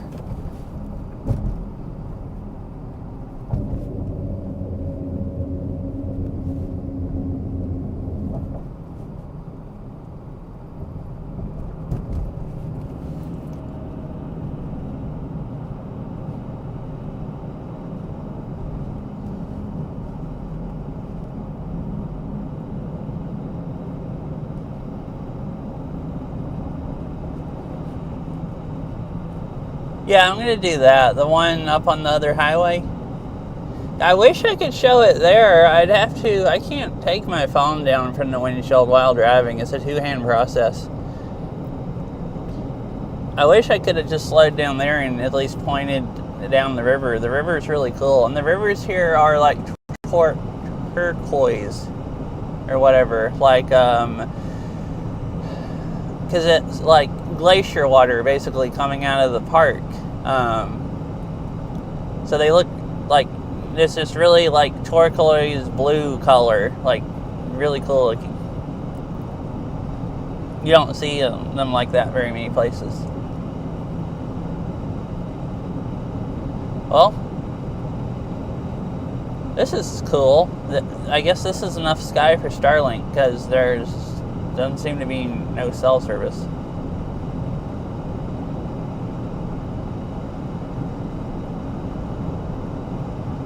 And if it worked here, I probably can go drive around the Olympic Peninsula. It has a bunch of roads like this, and you can only barely see from the sky. But yeah, I'll stop at that park and show everybody, because that's like the only place. The park and that bridge are like really the only two places you can see the river.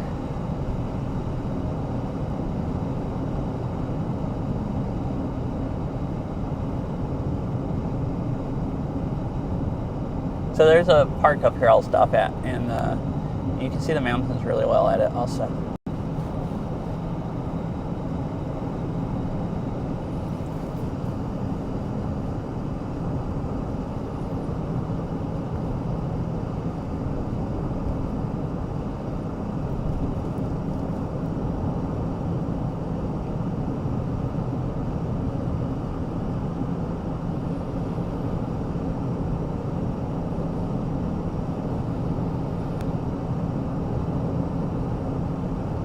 And the trees are even brighter here than, I guess, changing more since it's closer or further in the mountains. I've never come up here this late in the year. It's really nice. Seeing all the snow on... Oh, you can see the river a little here. Kind of looks more muddy today than blue. Which it has been raining hard, so they might be more muddy. Usually when I come here is like in the summer and it hasn't rained in like 2 months.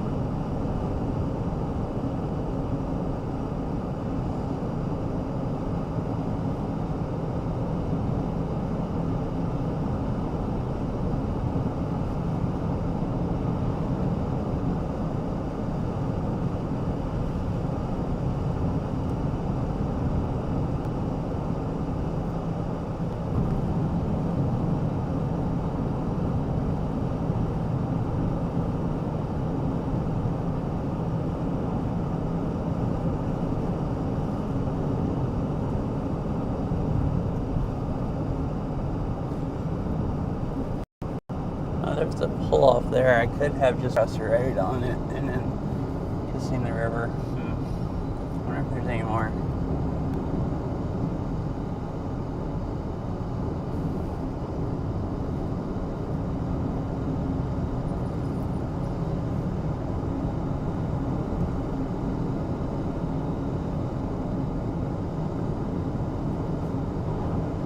Mountain bikes. Oh, there are some mountain bike trails near here. I think right outside of town, where I stopped to get coffee, there was like a big trail system.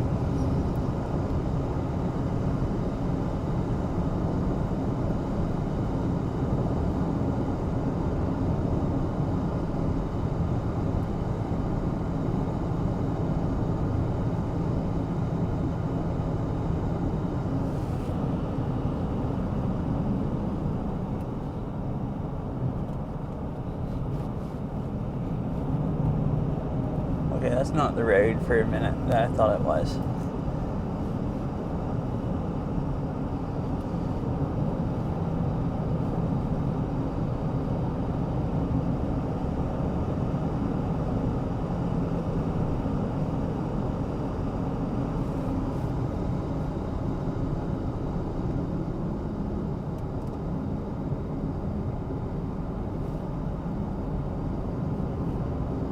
Please limit your stay to 8 hours.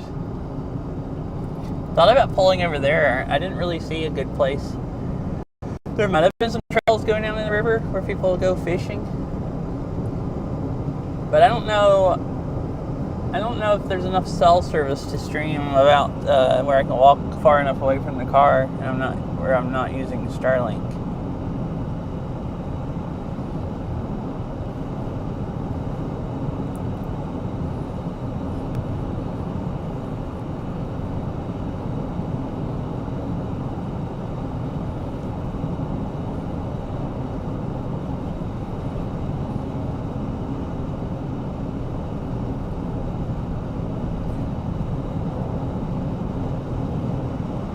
Home Depot truck way out here.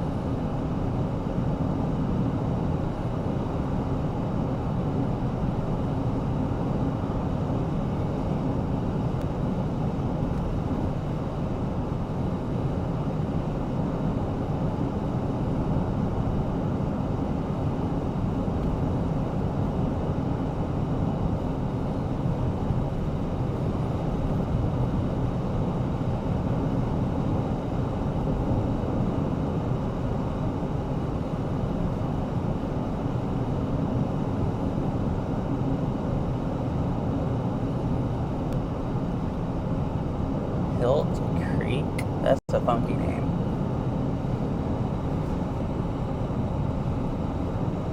Curves and Rocks, it says.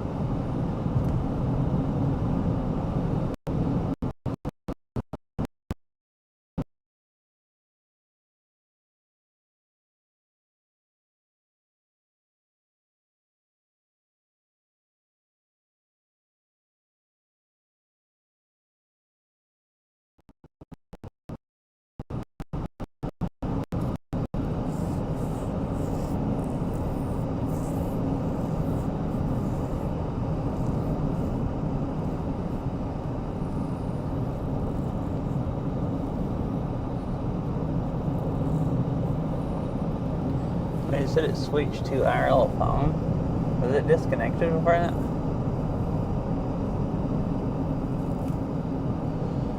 Or when was it actually from? Huh?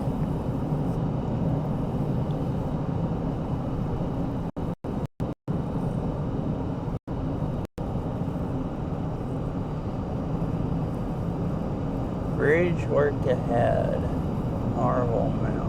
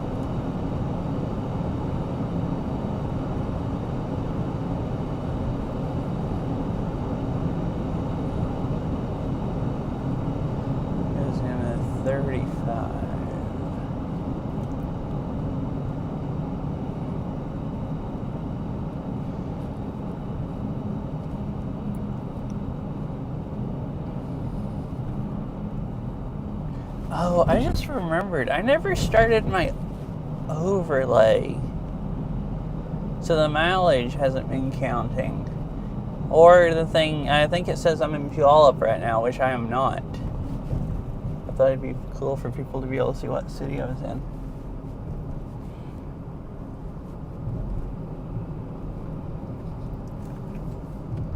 I'll start at the park. The park is just a little ways down here, if I remember right, on the side of the river.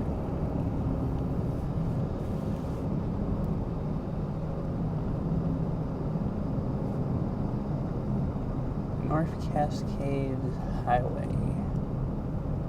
And it rocks for 2 miles now.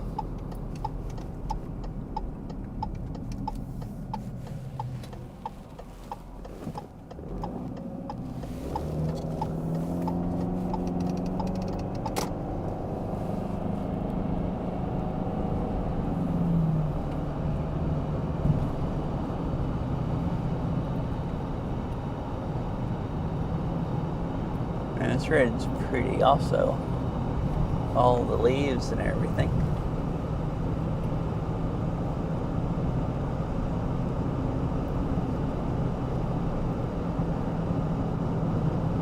Yeah, that's just because I was biking. If I'm not going to be doing any biking, I figure I'd just turn it on while I'm driving.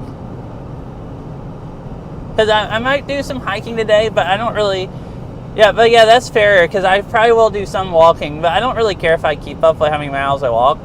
It's just nice to keep up with how many miles I ride.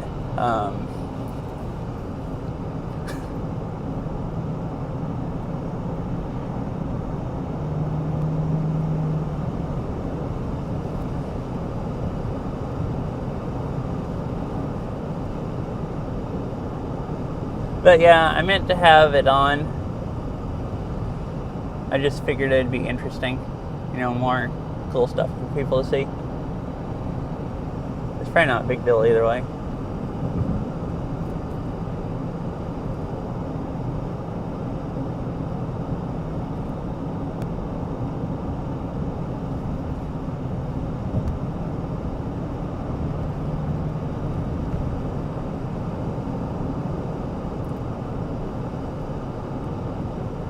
And I forgot to ever look. I was going to look after that day, I said, and see if I could reset the mileage during stream. And I forgot to ever even look that up. So I still need to do that for like the next time I'm bike riding and I, you know, don't want to turn it on because I want it to have my mileage, like correct miles. Alright, roadside park, a 4th of a mile.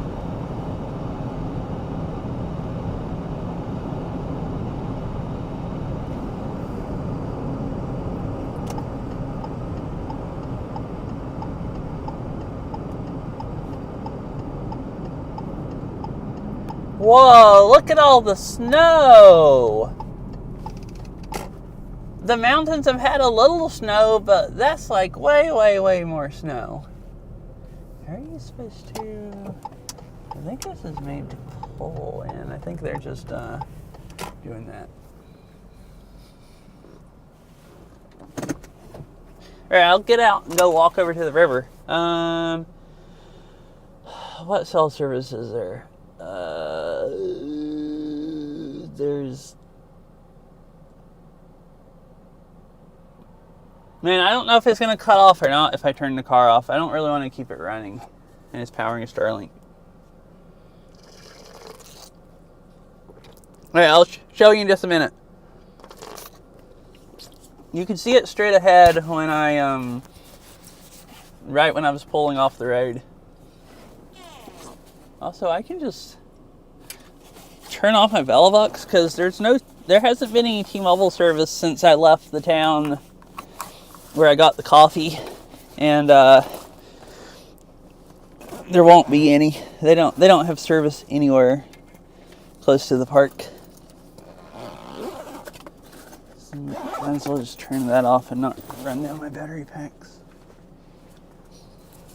It's just AT&T and Verizon here.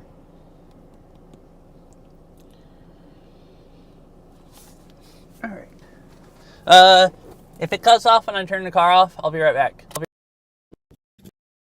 AT&T has... Oh, AT&T has service. It's not very good.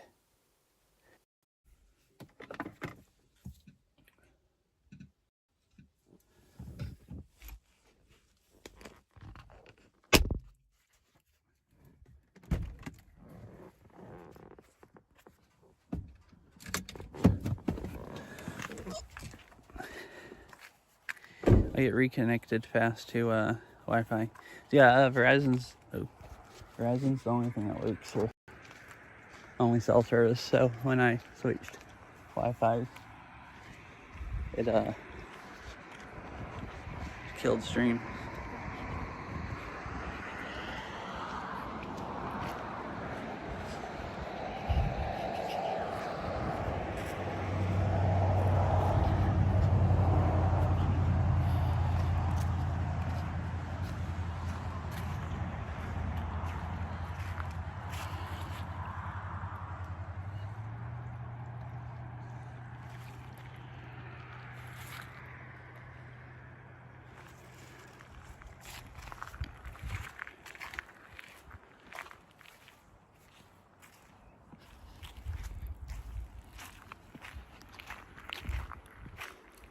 Alright, so all of this snow up ahead.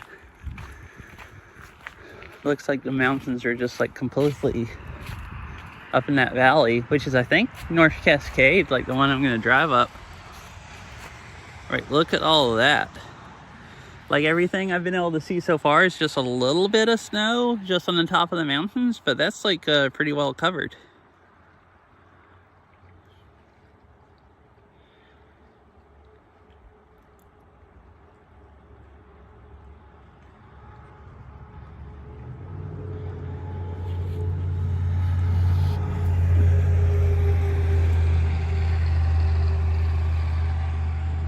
So that's where I'm headed, or at least close to where I'm headed. Oh, you want picture? I should really enable that command so you guys just take them.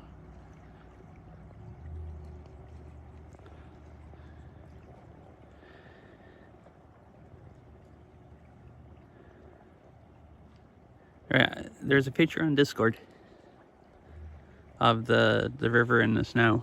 If you want a more zoomed into the snow one, let me know.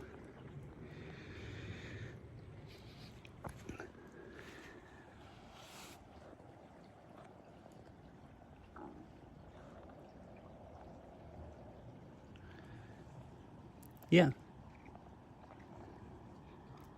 Yeah, anytime anyone wants a picture or something, just let me know and I'll take one. It's really easy. I just have to tap one button and this app takes it and uploads it to Discord automatically.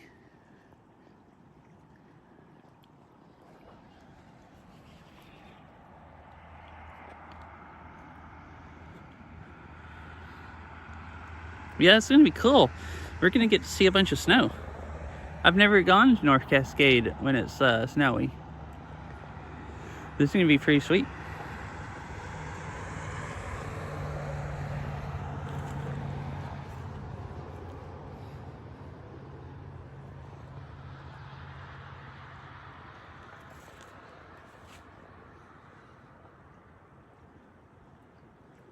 The hillsides look really, really pretty here also. It's like everything, all the trees are changing. So it's like, you know, I just really like the green with the yellow just mixed in.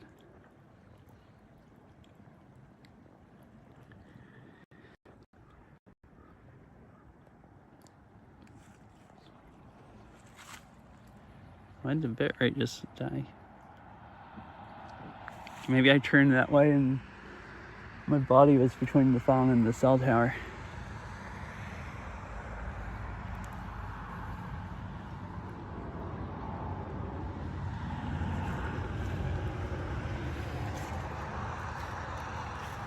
Oh, this tells about it. This is supposed to be a good place to watch eagles. I don't think I've ever actually seen an eagle here, while I was at this park, but I've seen Eagles, other places in the mountains. All right, so we turned on the road there. We're right here. You drive up to here to Marble Mount, and you go on up to New Halem. Once I get past here, I don't know if there's any cell service between there and New Halem. So, and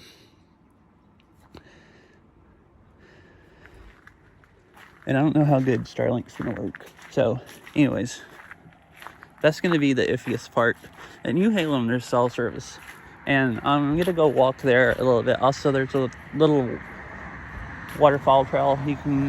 There's a bridge that goes across the river, and then a trail that goes up to a waterfall. So this is a scenic view. Oh yeah.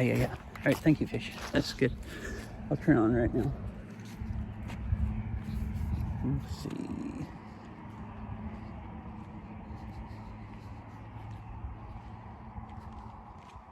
All right, it should be updating.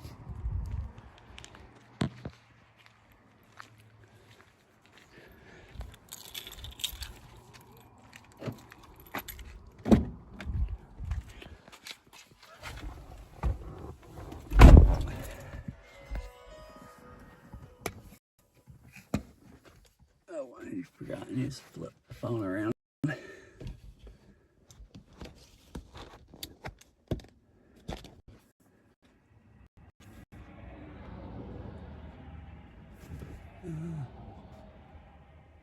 Seems good.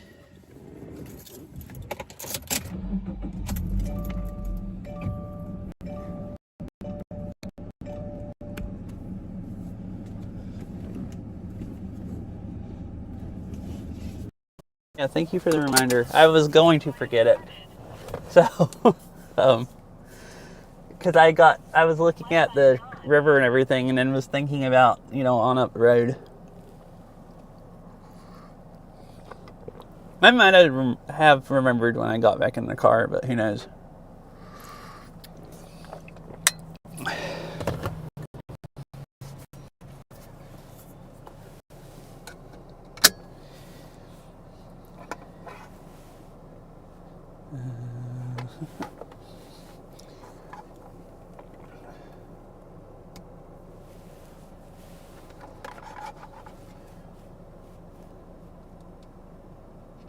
All right, let me try to switch everything back to Starlink Wi-Fi.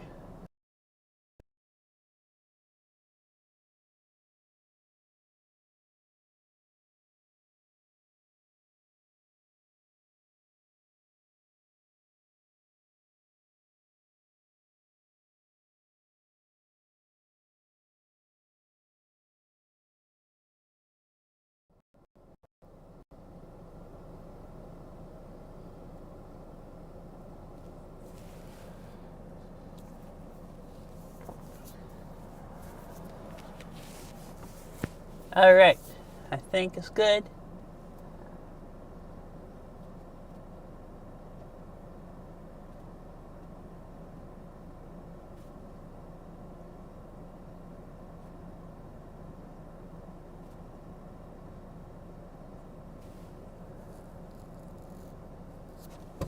All right, we keep going.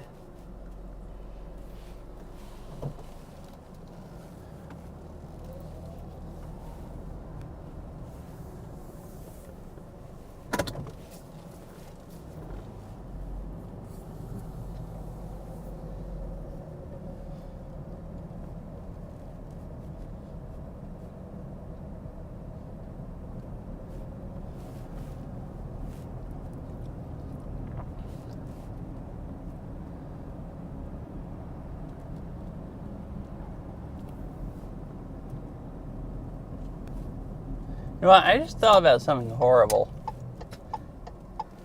So there's cell service in New Halem. I think Verizon says it's roaming there. I don't know what they roam on unless it's AT&T. But I don't have actual real Verizon. I did last time I came up here. I have Visible, and it doesn't roam on everything. So there is a chance I get there and there's no usable cell service.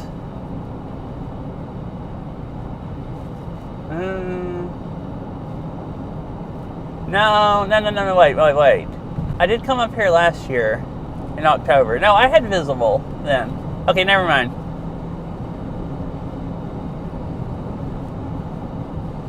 Because Verizon's the only thing I can count on being fast enough to actually use. AT&T is like, it has service here, but there's no upload. It's like, garbage half the places. And T-Mobile just isn't anywhere in this area. I mean, I'd have Starlink anyways, but I can't go to the waterfall under the trees if there's no cell service.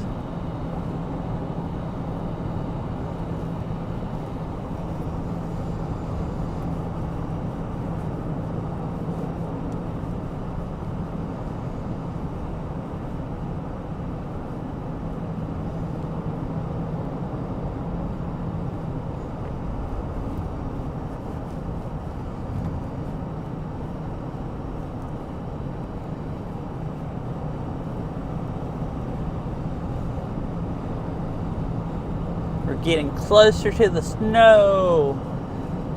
Bunch of cows.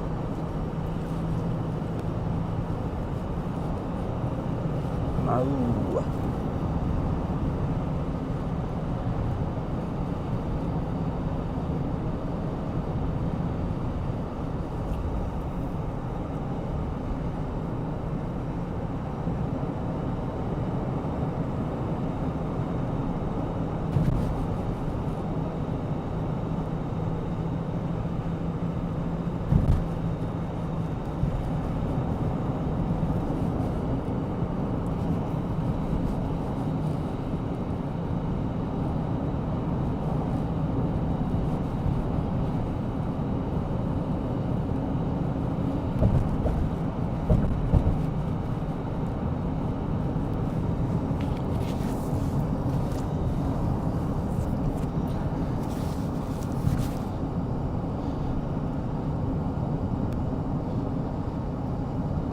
RV campground.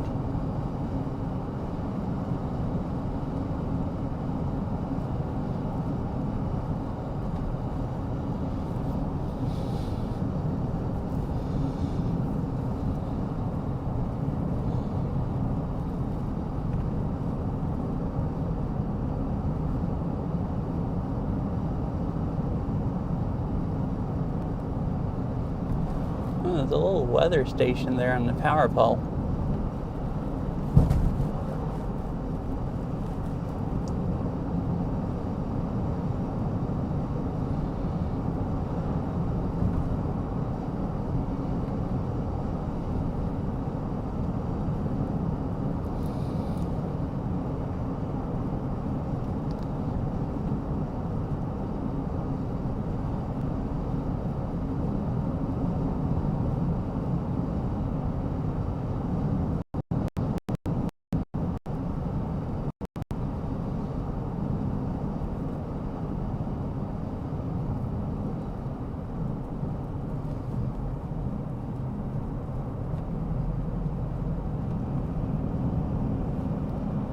Kind of looks like it did rain here.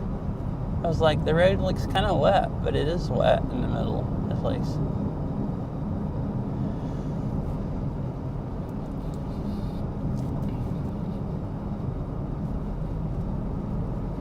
It's supposed to snow up here, or up in the park tonight. And then tomorrow, like, just everywhere, it's even back at home, it's supposed to just, like, freaking pour all day, I think.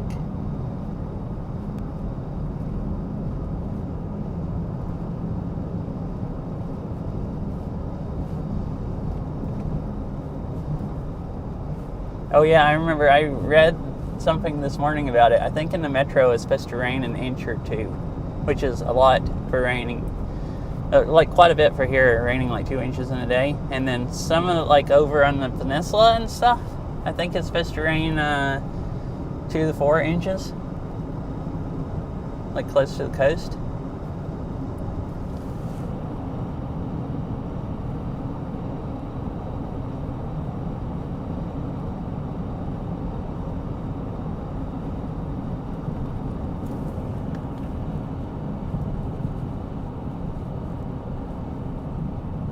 Welcome to Marble Mount. Entrance to the American Alps.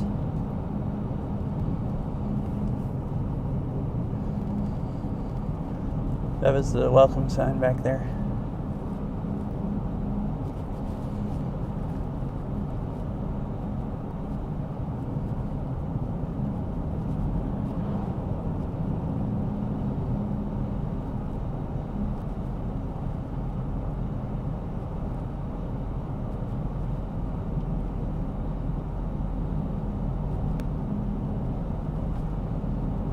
Last services for 74 miles.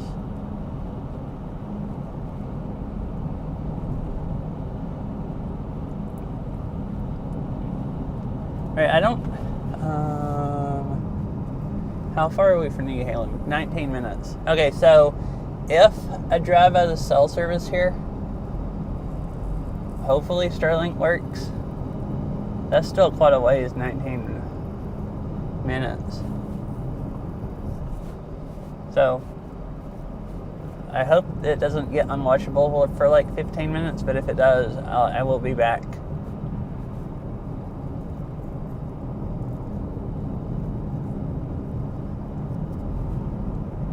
There's at least one more town with cell service.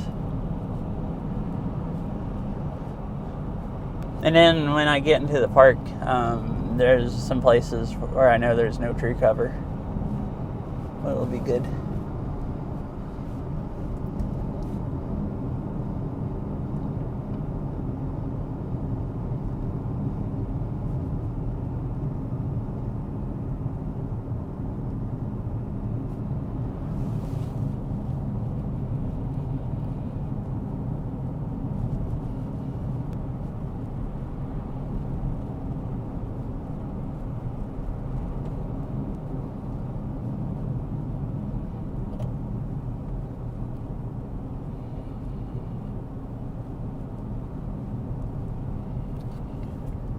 Cascades in.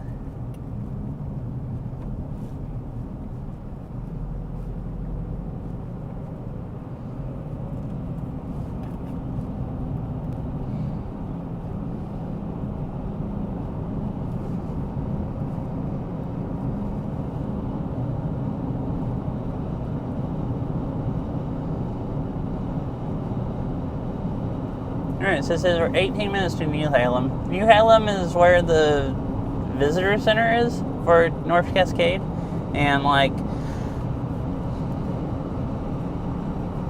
then on the other side of it is basically like where the park starts.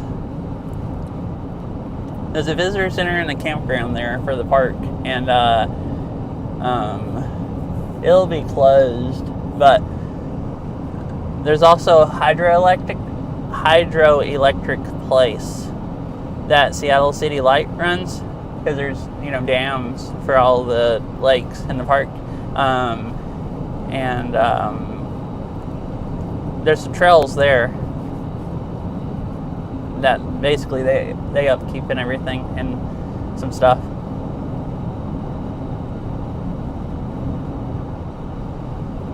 Uh-oh, I think I see a school bus up here. Yep.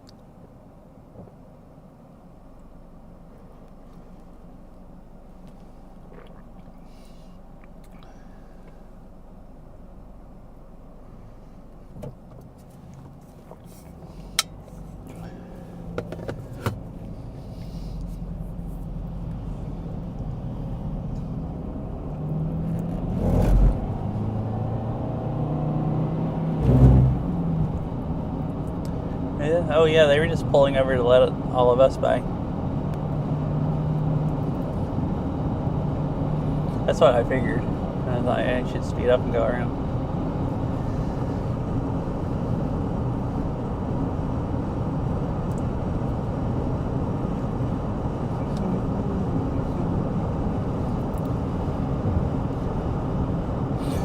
This valley's pretty also, and the snow up ahead.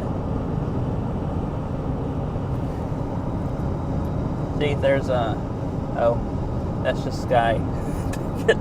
It's pointed up too much. I was trying to zoom it in so you can see the snow on the mountains. I think when it zoomed out, it's too small. Like, you should have zoomed in less, but I was trying not to look at it, so I just hit the button.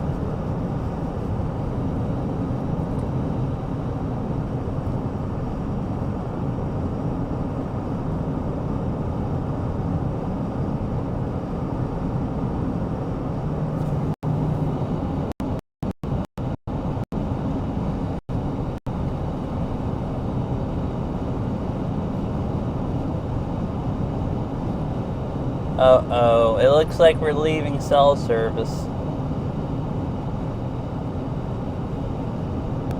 Possibly.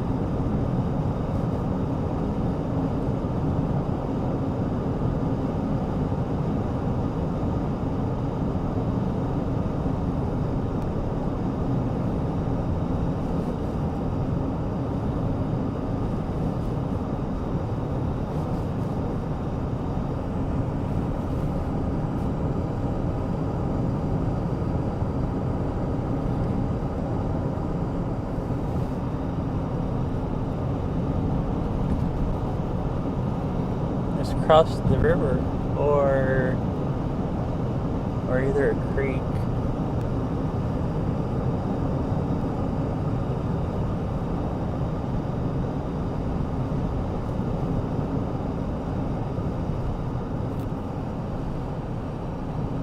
Yeah, it rained here also. The road was wet like in town. And it's wet here, so it's rained a few different places.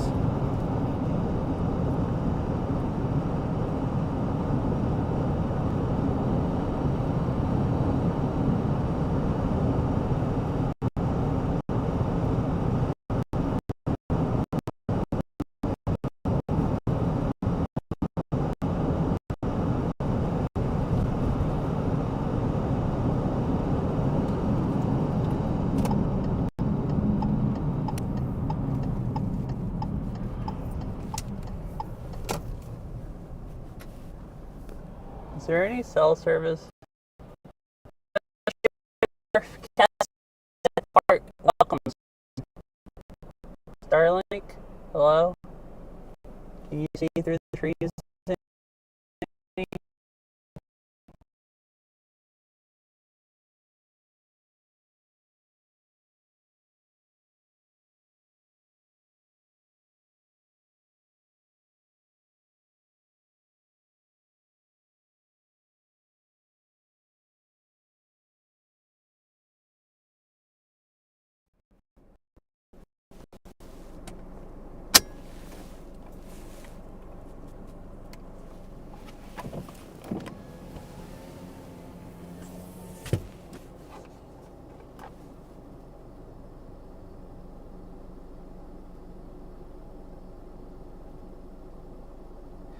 the bit rate's bad enough where you can't see anything. But I got to the North Cascade Park welcome sign. I'd pulled over to see if I could show it on the stream. So I guess you can see. I sat here long enough that Starlink connected. So anyways, this isn't quite in the park. I took a picture of it also. But this is the welcome sign like they usually have at parks. So you can pull over and take pictures of your stuff standing at them.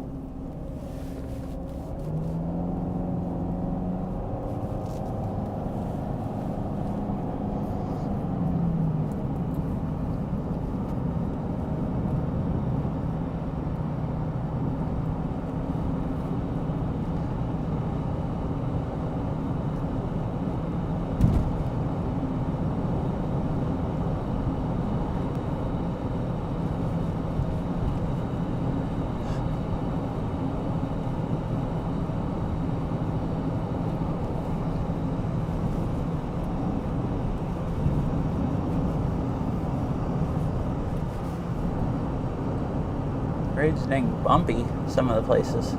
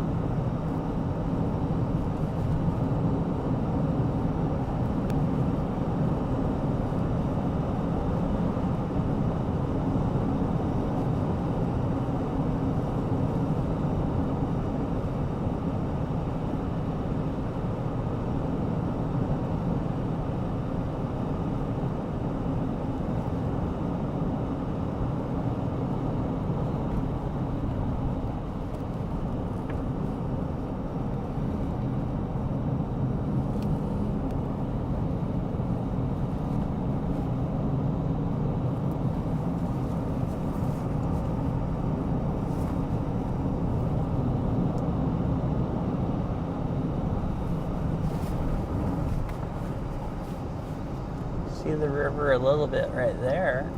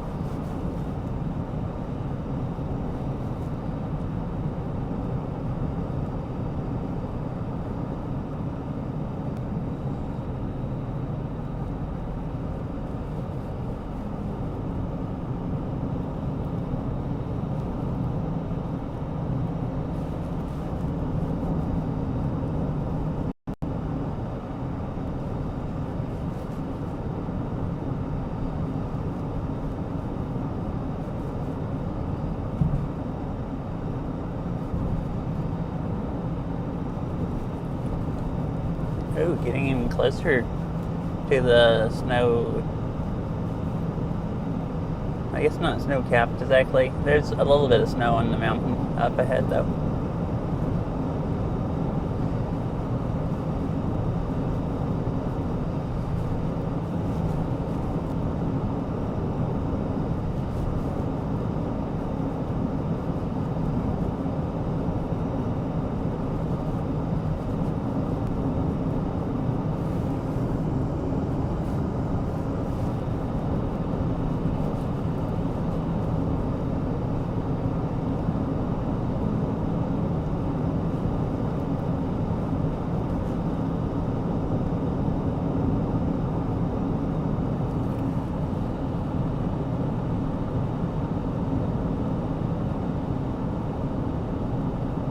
Thornton Creek.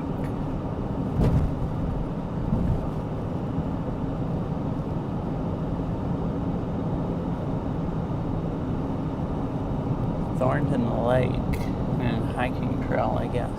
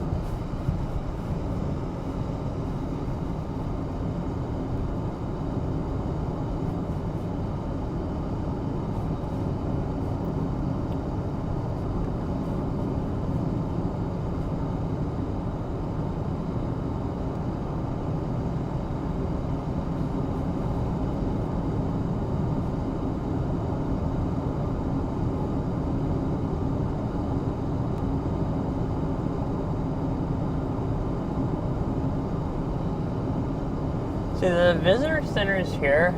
I don't think I'm gonna go down there. There's a, let's see, there's a overlook kind of behind it you can go to, but it's just looking up this valley, kind of just out of this mountain. And you can't go in the visitor center, it's gonna be closed. So I think I'll just go on up to the, I wonder if the road's even open going to it. Because I would assume it and the campground are closed.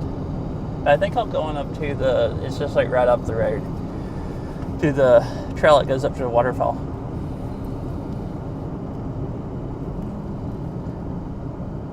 Next right is the visitor center and campground.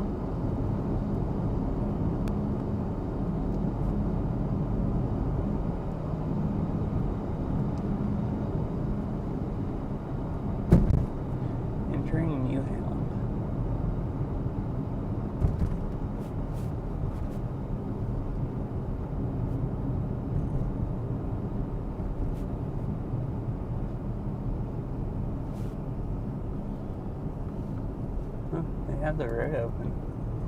Oh, I think there are some trailheads there. Maybe so you can go to them. So I don't remember if all of this was, all these trees are like burnt. I think all this, there was some fires up near here this year. I don't think actually in the park, and I'm pretty sure I remember all of this being burnt last year when I came up here. Basically all the hillsides here you can see from right now had like burnt at one point. Like I don't remember if it was early last summer or the year before. I think it was the year before. There was some really bad fires up here and just basically burnt a whole bunch of the park.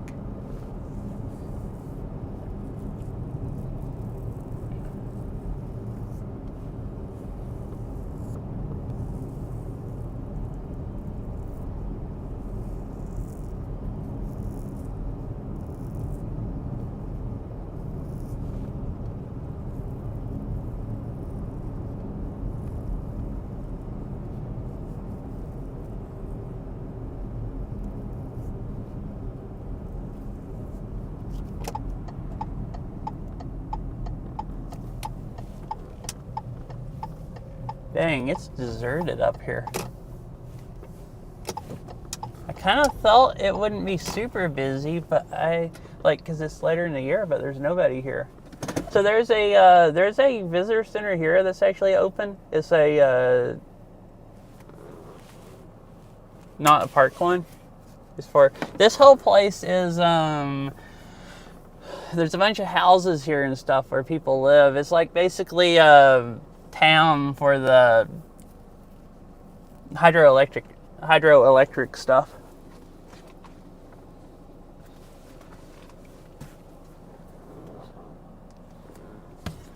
So I'm gonna stop here and go use the restroom, and then we'll drive down the road I just pulled in. You drive over to another parking lot, and I'll walk up to the waterfall. There's a really nice waterfall to walk up to.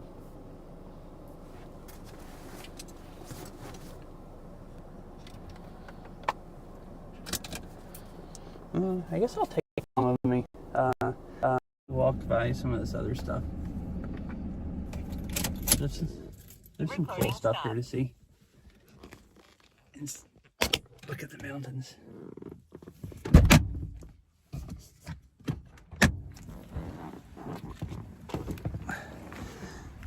Oh, I didn't even think about it until I shut off Starlink, but AT&T works here, just not super great.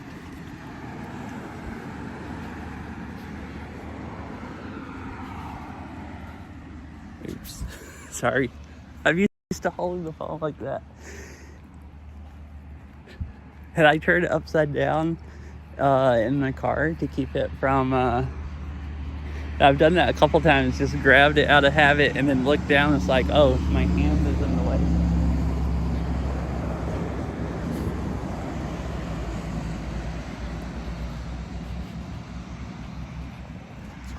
Anyways, I will be RB. I'm gonna go in the restroom and I'll keep going.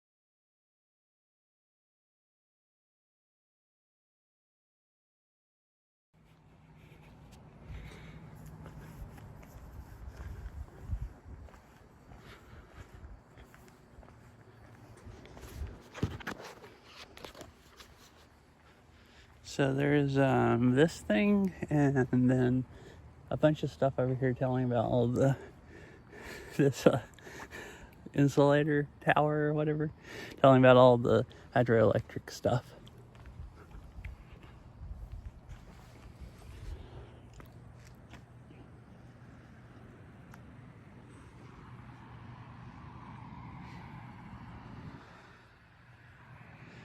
But yeah, I haven't actually drank half the pumpkin spice latte, but I need to go drink more of it. Oh goodness.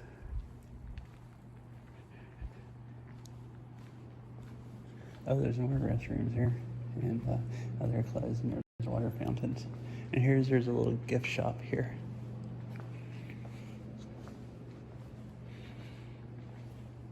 Fine. Nice and clean. The sinks were taped over, but they had a big thing of hand sanitizer that you could use. I've gone in there and looked around before. You guys want to see in the visitor center? It's they have some North Cascades stuff, some t-shirts and everything. There's some really, really pretty bright trees down here. I think I'll go on unless you want to, like, anybody really wants to look in there, because there's plenty of other stuff to see also, and not that much daylight.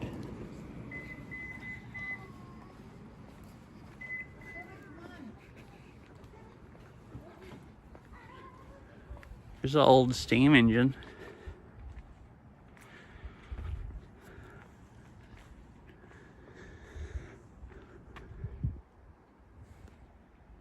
Seattle City Light.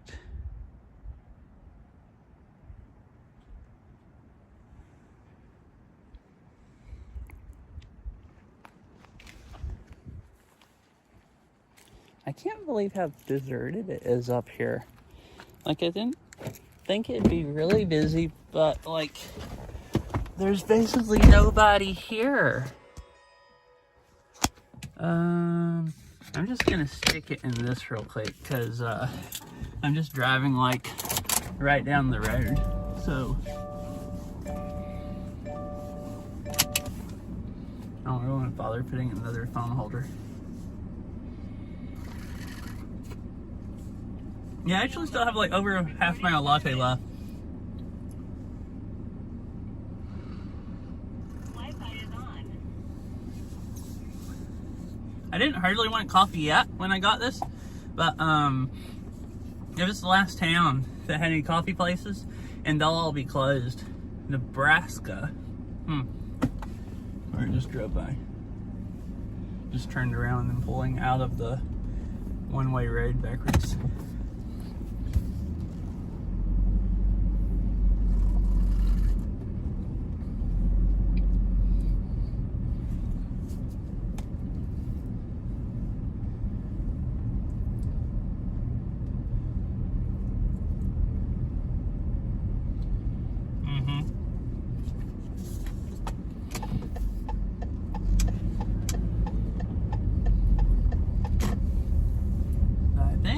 I think this is the road. You follow all the 20 signs. It goes back to the highway. And there's a little parking lot and a footbridge you can walk over. And a little trail that goes up to a waterfall.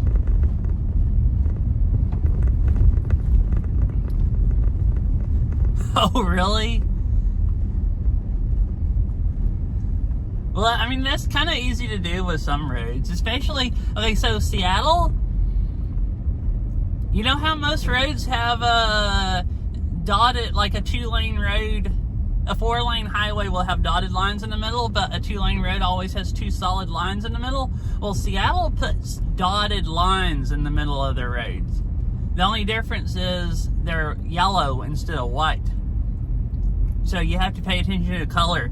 But, you know, so it's really, really, really easy if you don't drive there a lot to like turn down the wrong way, because you're just like, all the lines are just freaking dotted. and if you just miss some of them that they're, you know, just a different color, then you'll end up just driving down there. Let's see, this is RV parking. Okay, yeah, so I parked right here. You'll just end up driving down like a 4-lane road, like backwards. Because like normal places have like 2 solid lines, and that, you know, makes it pretty obvious that it's a like 2-lane road. And then most of the one-way roads will have the, like, you know, white dotted lines like normal and stuff.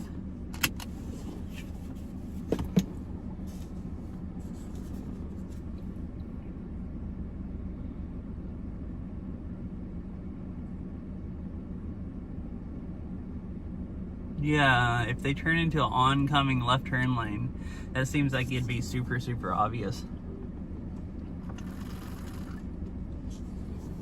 I wonder if I need to take the Starlink off of the top of the car. I wonder how many people are driving around here stealing Starlinks. It's a paperweight if anybody steals it. But some people don't know any better and they'll think it's worth something.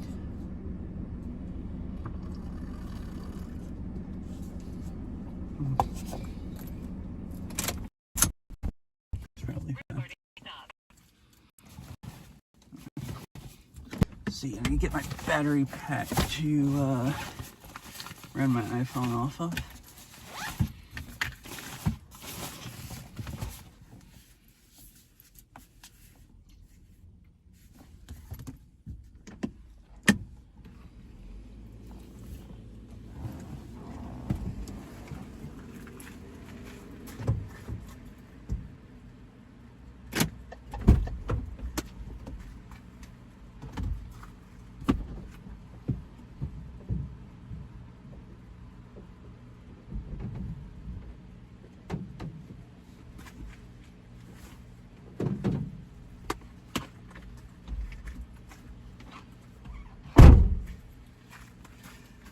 Alrighty.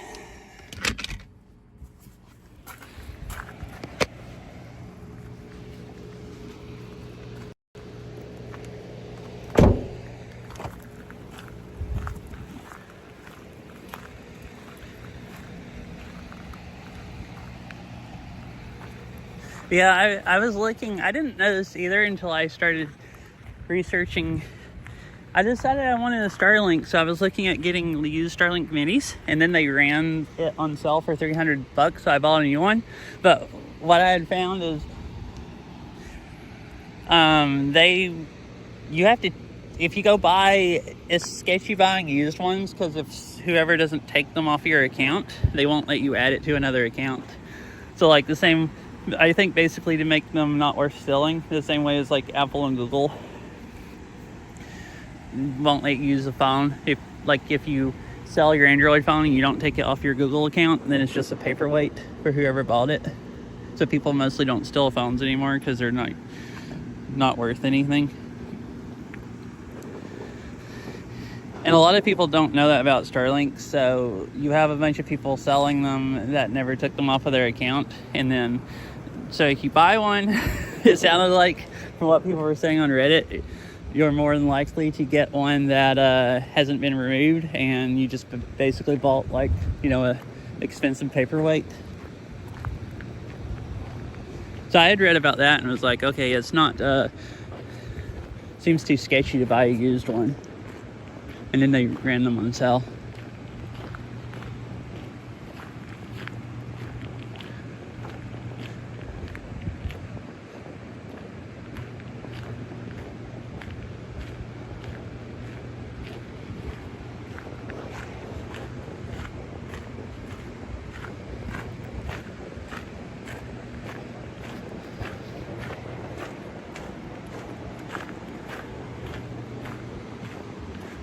Right, look, suspension bridge.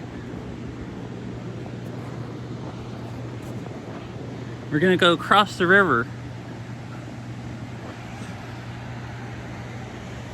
And that's the road right over there on that one.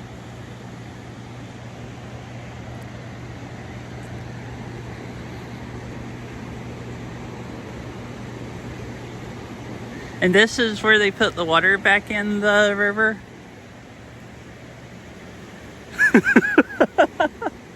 I'm in suspense. Oh goodness. Yeah, last time I came here also, we parked in like the last parking space in that parking lot, and there was people parked down the road also, and this is really crowded. And today I have the whole place to myself. I'm literally the only person here. Ooh, I was just thinking, Fish, I know you've been in stream before when I was talking about it, but do you remember the Japanese garden I was telling you about? Like, that was up in the mountains and they had to heat it in the winter to keep it alive? Well, this is it over here. The trees still stay alive, and there's some trees over there. But we'll go walk up on the trail, and there's some stuff that like definitely used to be like a Japanese garden or a botanical garden.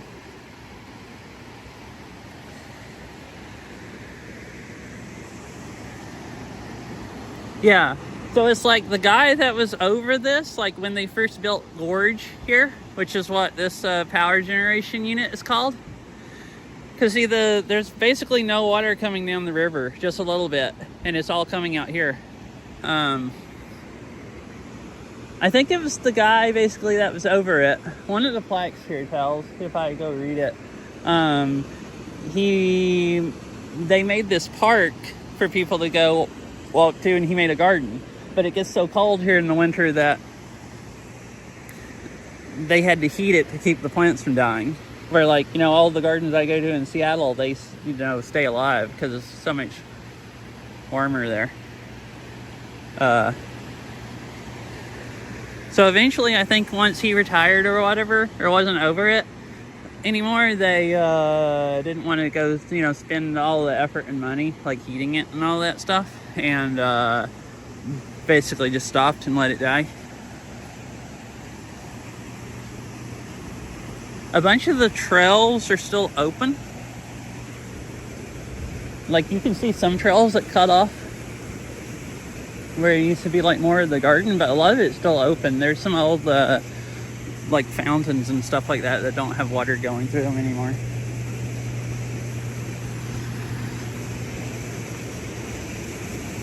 Oh yeah, you can see it really, really well here. So I was talking about the water being kind of turquoise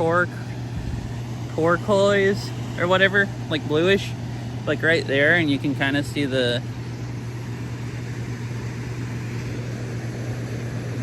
there a little bit.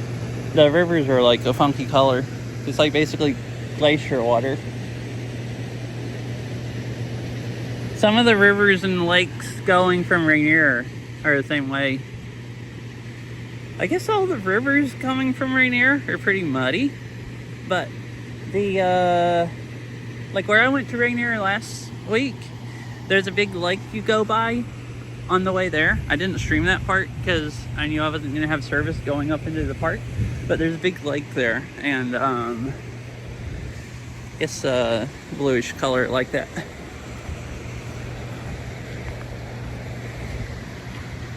I think the river running into it looks kind of muddy, but it's I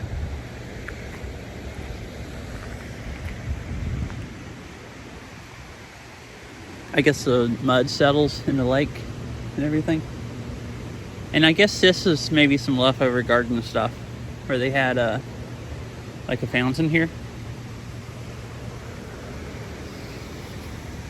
So right here, I'm gonna walk up here, and I think you go out on that bridge and you can see the falls. And you can walk up here and see the falls a few places, and then just kind of go back down around.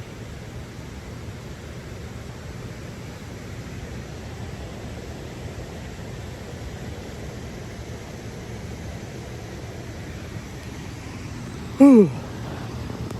I'm just cold now. I've been sitting in the car with the heat turned on, and I didn't think about it was in the 40s here until I got about halfway across the bridge, and I don't want to go back and get a thicker jacket. So I just need to walk faster and warm up. Man, these are really pretty. Dang, this is like mega bright red.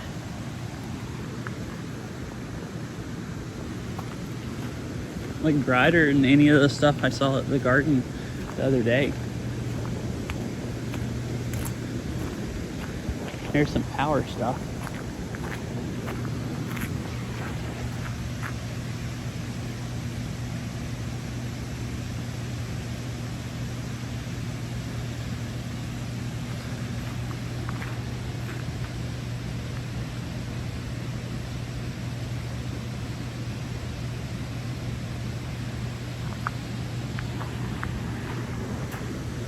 Yeah, I mean, my arms have recovered from the push-ups the other day. Just my legs are the only thing that are dead today.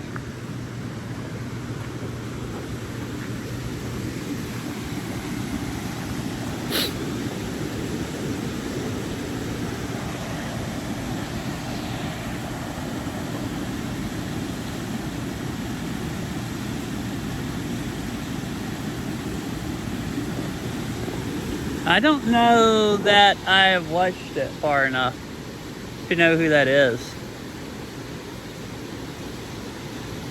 Or maybe I just have gotten to that part.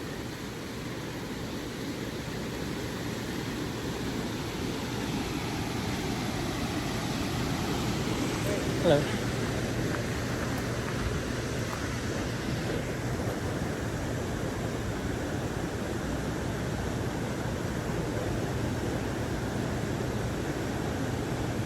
Oh, so Superintendent of Lighting, J.D. Ross, wanted his visitors to believe that anything was possible electricity, including heating the ground to accommodate tropical plants such as banana and palm trees in the wild of the North Cascades. Exotic orchards were planted along the pathways, which in turn were illuminated at dusk by colored lights. What? Maybe, okay, so we just got to the...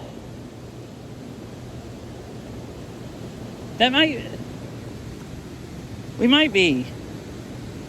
Depending on who you're talking to, I might have watched that and then one episode past there.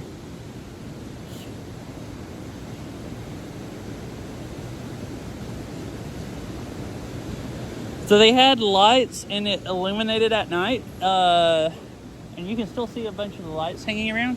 And then they heated the ground to grow like banana trees and stuff.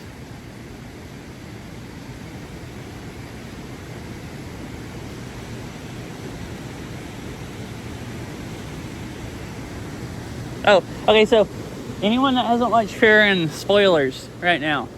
I'm fixing to tell Fish exactly what episode. Describe it better. So stop listening. Oh, okay, so the last thing so far in the show, Farron has been the only elf. The last one, I think next to last episode, they were going in to the mountains, freezing to death, and met another elf that was hiding out at a cabin place to keep from dying, basically. And that's the only other elf. I don't remember if he was a monk or not, but that's the only other where I've watched up to. That's the first elf so far, other than Farron. So.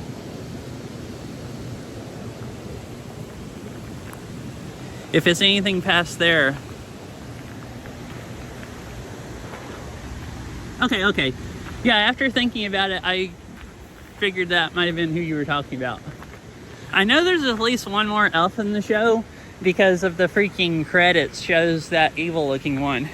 But I haven't watched on enough to figure out who that is. Because the credits, even to begin with, when you first start watching, shows her, like at the very, very end, or whatever. But yeah, so we watched that, and I think one show passed here. So we watched just enough to recognize the elf. Ah.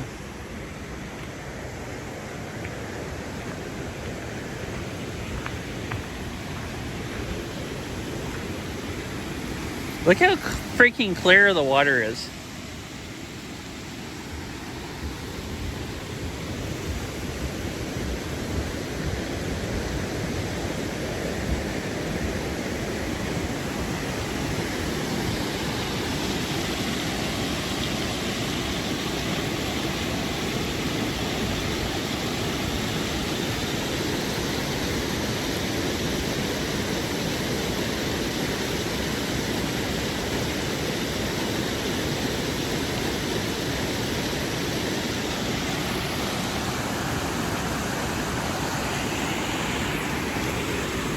And I don't know what all else used to be here, but it looks like the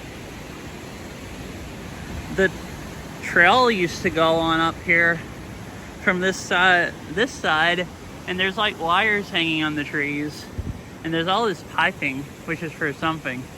I think there's another place on up you can see where it looks like there kind of used to be a trail, and it kind of looks like it just at some point rock slid over it. So I don't know if that's like old stuff left over from like where the garden used to be on that side also, or what. But now it's just the bridge you can walk out on and see the creek.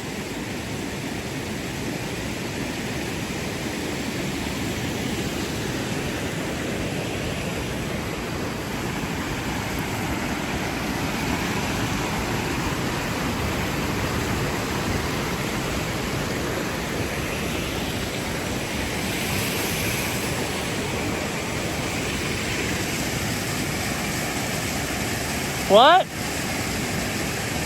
Dang.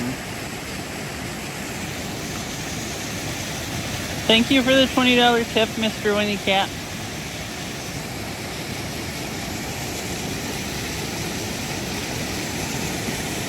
You did that like a month ago or something like that also. Just like a bunch of money. Crazy.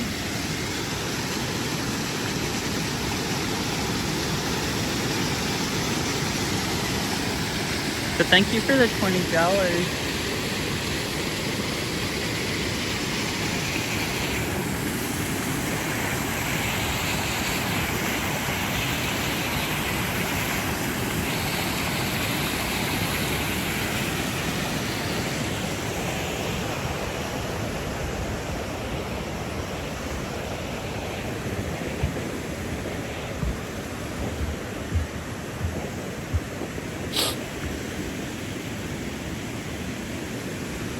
Well, yeah, see, they have, so they have new lights here.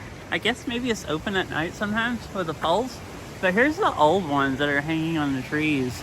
And there's a wire going to the other side. Oh, because there's a light on that one, that dead tree in the middle of the creek.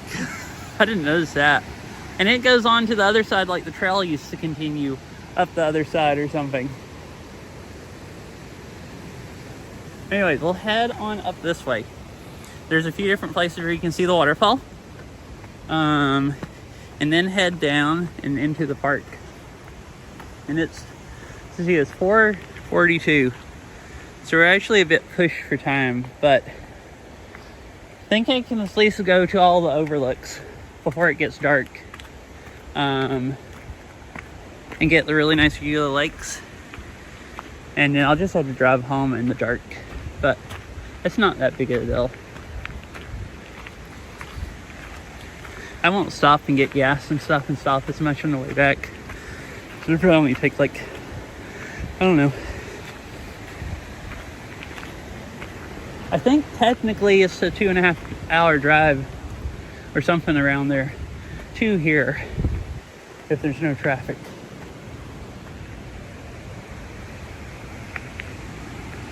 And you don't stop at all.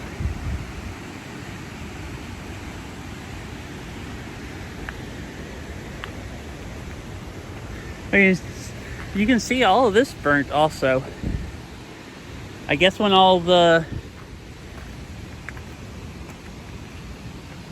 when everything caught on fire here, because if I remember right, the park is basically closed.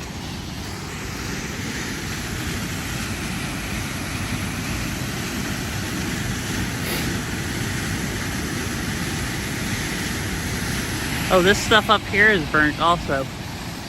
They're pretty much burnt all the way down to the freaking building and the highway.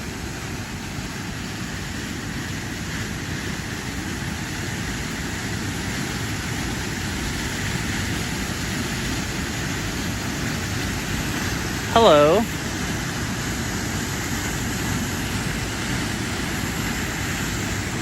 How's it going?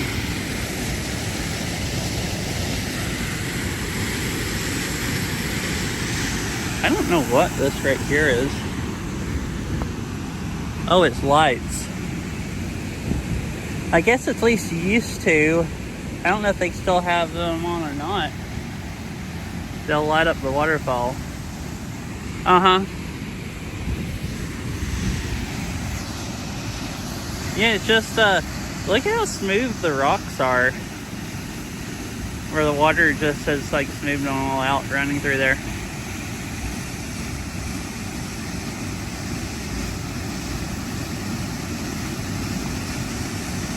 Now, I didn't know if this would be flowing really well, but it has rained a lot the last week. Like, there's been some pretty hard rain that's come through. So, this is flowing, I think, better than last time I had seen it, which was, like, at the end of the summer, basically.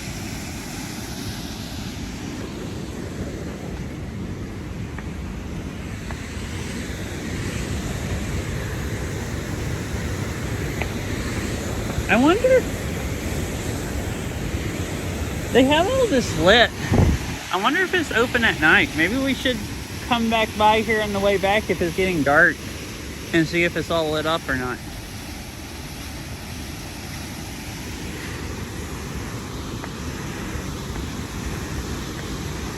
Oh, and here's the second one up here.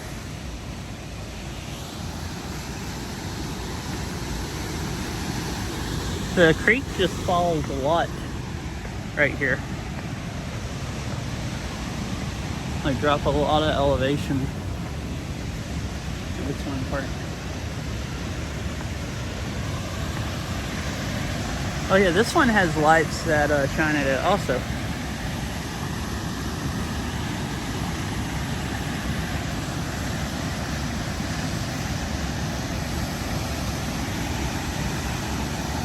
Oh yeah, and see, there's an old walking bridge up there. And I think that's a... What the heck is that? It looked like a bench, but when I zoom in it on my phone, it doesn't. There's like piping there. But that definitely looks like it used to be for a trail. I assume when the garden was open, and you could like walk up to there and look off on the falls, but you can't go up there anymore.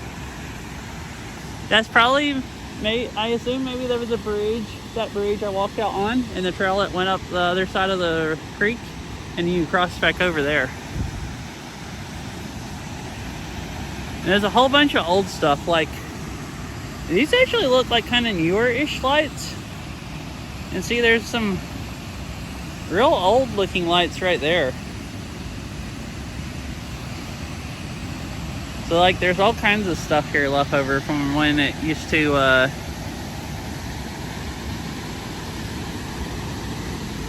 when it was at its peak or whatever.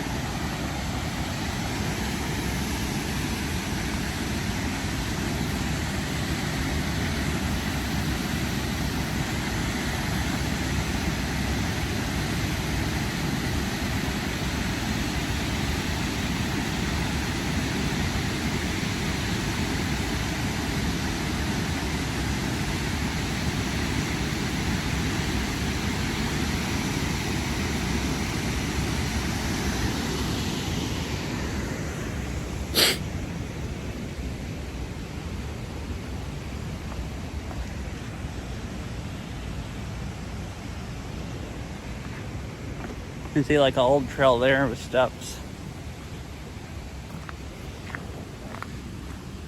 This place is pretty cool. I didn't know about this.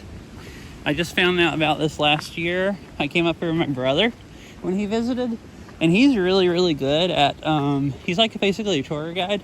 Like, he's really, really good at reading about places before you go someplace and finding out all the cool stuff to do and everything.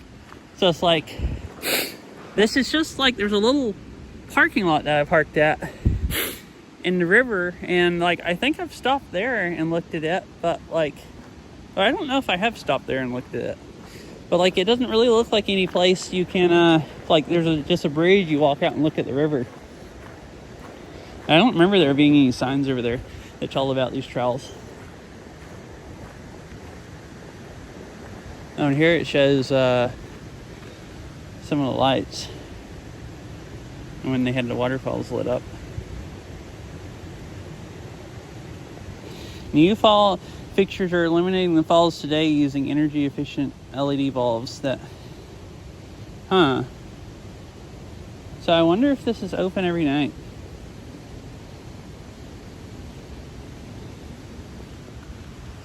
If, depending on how much I drive up into the park, it might be getting dark or it might be dark or starting to get dark when I come back by. Maybe I'll, come over here and see if the park's still open and if everything's lit up. It'd be cool to go see the waterfall at night.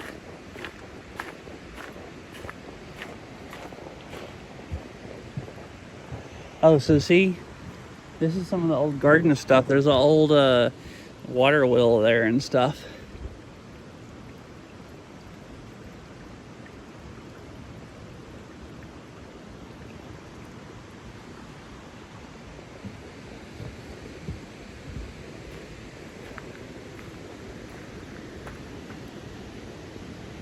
And there's used to be a sprinkler system. I guess where they watered everything is all in through here.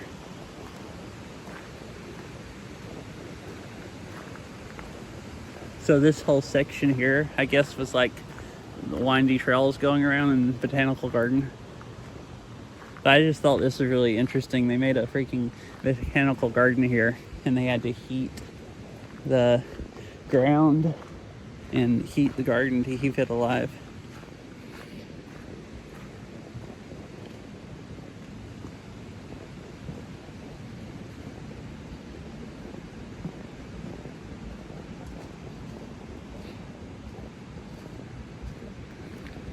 Hazardous, keep out.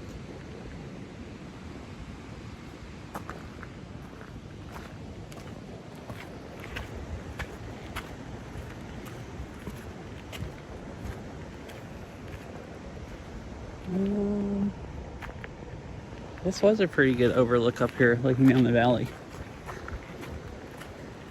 It's not that much out of the way, so I'll cruise up here fast.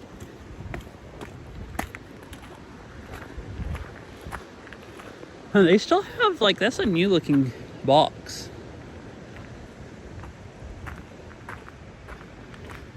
Interesting. Oh yeah, here's the old pond. I was saying there was like fountains and ponds and stuff up here. See, this is definitely a botanical garden or Japanese garden looking pond. Looked like there was like kind of a waterfall there. And there's an old fence. There used to be a trail going up around it.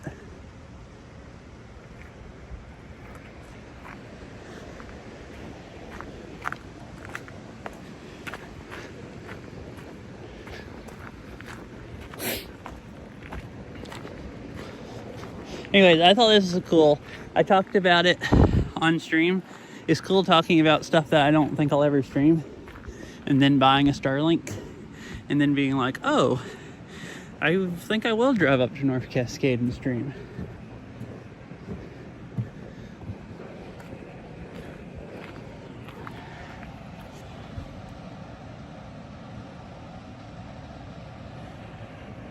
See, I'm gonna take a picture here and put it in Discord.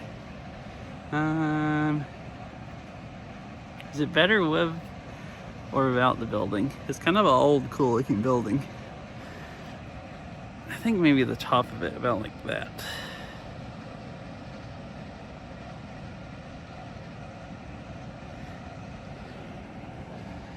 All right, photo in Discord for anybody that wants it.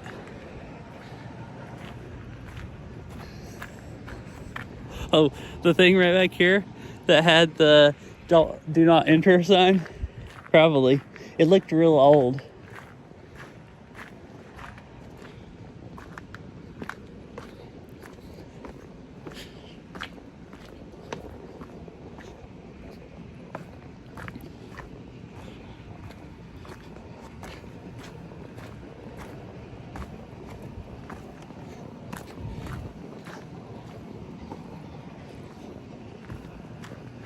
Oh, here's the other kind of overlook part. You can see off down the valley.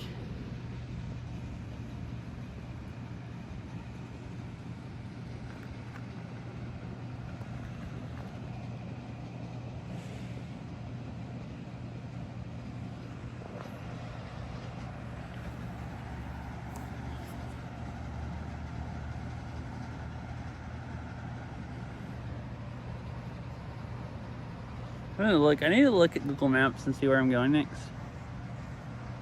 And I figure I might as well do that here when there's nice view instead of in the car. So it says it says we're only 17 minutes away from the overlook. The furthest away one. If I drive any farther than that, it's just going down the... Hi, Ketsy. There's still about an hour of daylight, and we're still going up into the mountains more. It's just running late, so you won't see anything on the way back because it's going to be driving through the mountains in the dark. But there's still some stuff to watch. See? This is where the hydroelectric place where they put the water back in. You'll see the other side. This is a hydroelectric place where they put the water back in the river. I guess the generators and stuff are in there. That's what's making so much noise, if you can hear that. But yeah, you got back just in time to see this cool, nice view before I head down the trail. But welcome back. I hope you had a nice bike ride. Oh yeah, so this part of the garden, you start getting bushes like this.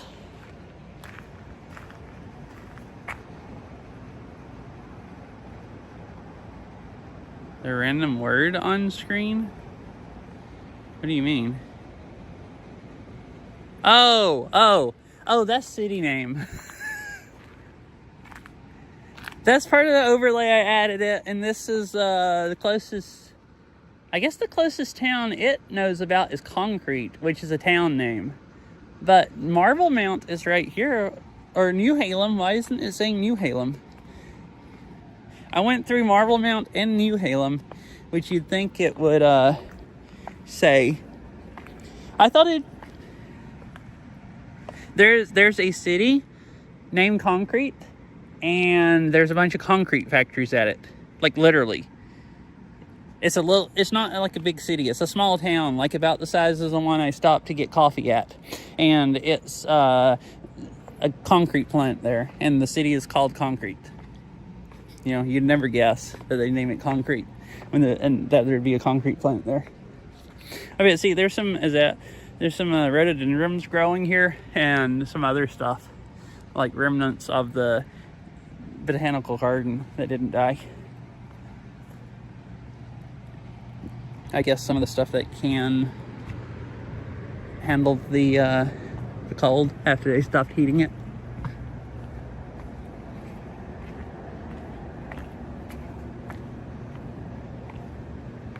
And some pretty trees.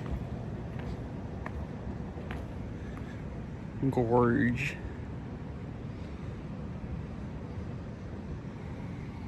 I guess they wanted it like botanical gardens. See, here's some of this like ground cover also that they grow in gardens and stuff. Well, I guess like botanical. No. It's like a power plant. So, you know. Well, it still wouldn't mean. Yeah, that's why I thought it was so funny that it's called concrete and there's concrete plant. Okay, Cassie, so about all the garden looking plants, since you just got back here, there used to be, when they first built this place, there was a botanical garden that they made here. It said the plaque said they had banana trees even and stuff growing at it, and to keep the stuff alive in the winter they had to heat the ground and I guess heat the plants. So there's some other remnants I went around. This part here is the part that has most of the stuff that didn't die when they stopped heating it, and I've talked about that on stream before, and it's when I never thought I would come here and stream because I didn't have a Starlink, but I just thought it was crazy. Yeah, so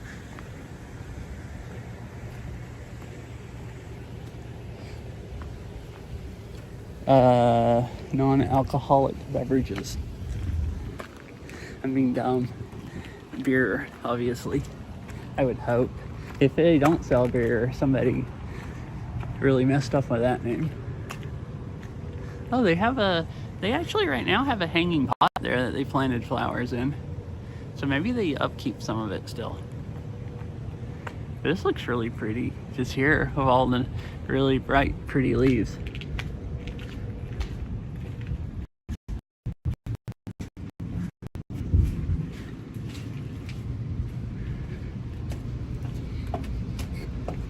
But this is a Seattle City Light place. When they were making this, it said that the guy that was over the grounds or whatever wanted to show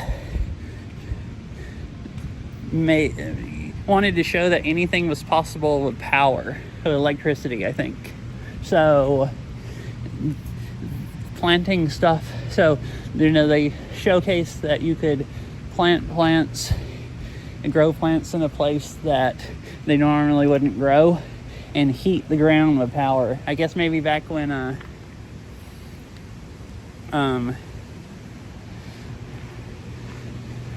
everybody wasn't used to having electric heating the ground with power, probably was pretty crazy. So, I mean, I guess it's a bit extreme planting a garden and heating the ground to keep it alive, but it, I guess, was a pretty good showcase. I forgot, you can walk right over here and see the creek, a little bit more of it also.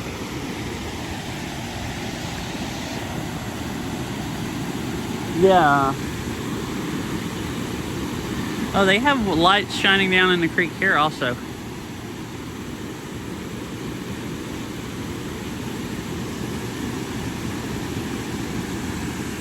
Yeah, I went to that other Japanese garden the other day, but this is the brightest tree I've seen anywhere, like brightest red tree.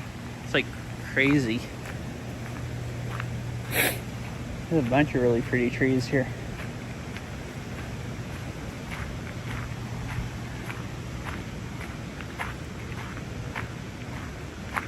This bush here and those trees, I don't think are native. I think they're trees they planted. Like there's a lot of trees over there, like the mountains are all yellow, but I think these really bright red ones are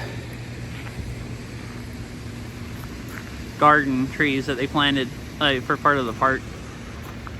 Here, I'll take a picture this way of the trees. These are really pretty.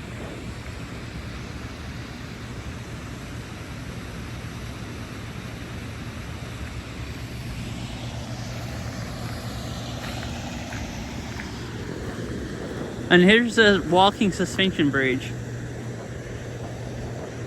that you missed earlier.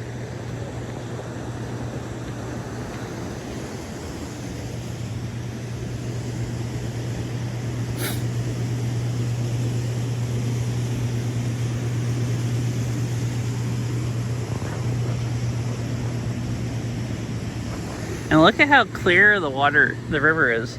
Like you can see just down to the bottom really easy. But so that's the river that comes out of the mountains. It doesn't hardly have any water running down it because they take it all out and put it in right here to, yeah. Yeah, I've never been here when the trees were changing. Like, When I came up here last year was in October, but it was a couple of weeks earlier. And there was no snow on the mountains and and the trees were just starting to change, but they're like maximum brightness right now. So this is like the time of the year to come. That's what makes it especially crazy. There's nobody up here. Like it's deserted. Like, I guess maybe it was busier early in the day and I got up here like just right before dark, like I did at Rainier, but it's like, seems like it's peak leaf season, but like nobody's here to see the leaves. Like if you come up here in the summer, it's way busier.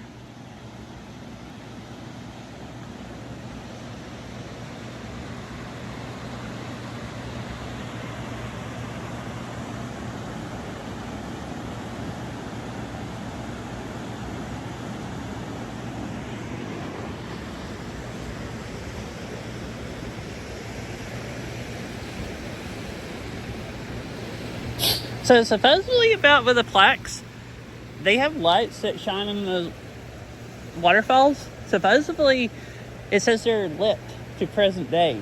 So I don't know if that means the park is actually open after dark or not. So I'm gonna see if it's open when I come back. And if it is, maybe go out and look at the waterfalls when they're lit up. They have lights here. The middle of the bridge wouldn't be lit, but I mean, that might be cool.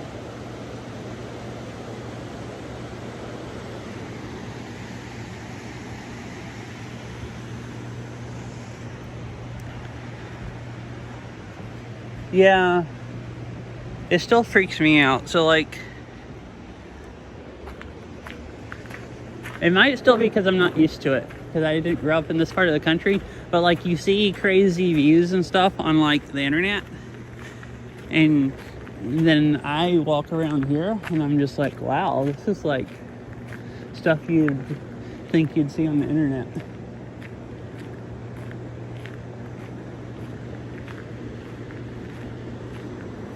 That you'd never actually go to real life. So yeah, it still kind of freaks me out.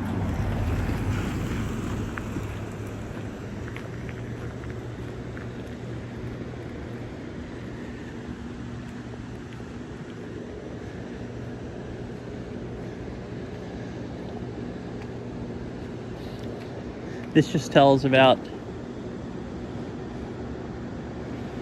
the powerhouse in front of you sent the first electric power from Skagit hydro, how you say it, hydro project to Seattle in 1924.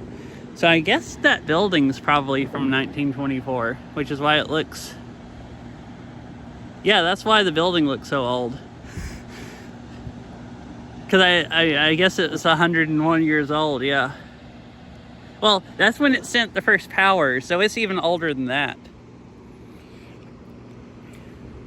The small suspension bridge to your right was originally built in 1920.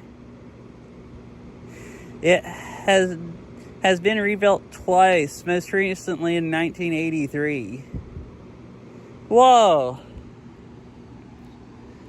So that bridge I just walked across was built in 1920. It's over 100 years old. And then it got rebuilt in 1983, but still, I guess maybe they just replaced the wood on the bottom or whatever. But that thing's over 100 years old. Stuff's crazy. Looking at a 100-year-old building and just walked across a 100-year-old suspension bridge.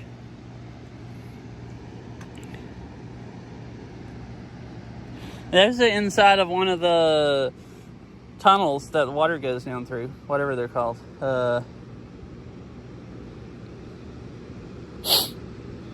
Oh, it calls them power tunnels. I guess literally it's just.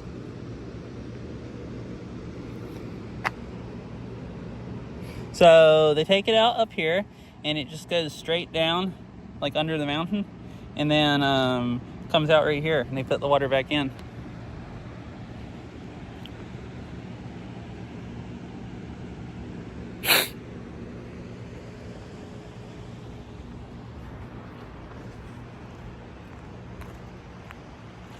Sky is looking nice now. Alright, back to the car and into the mountains.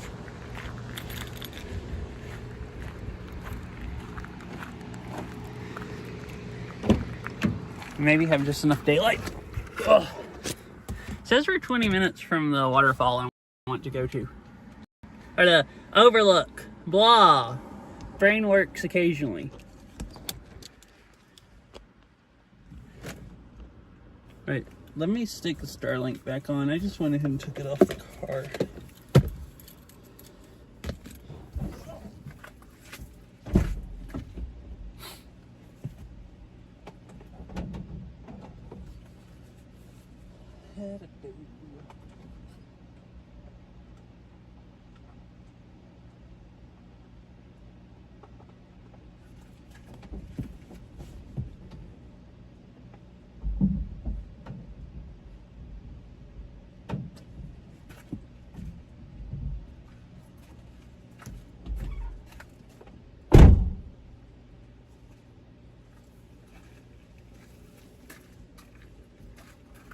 Alright, so there is no cell service after here once I drive up the valley. None. Like none at all. So,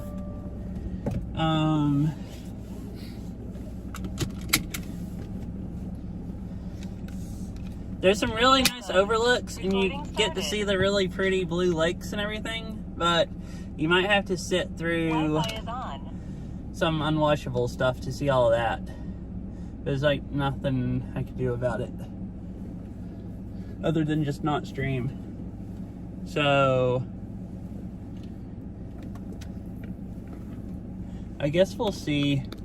It's 20 minutes up to the lake, or up to the overlook that I go to, where you can see the like biggest lake.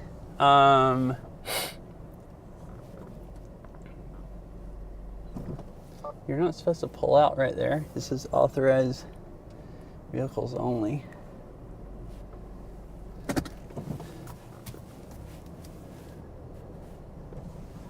What? Oh, great. My low tire pressure light just came on. So let me look and see if my tires are actually low.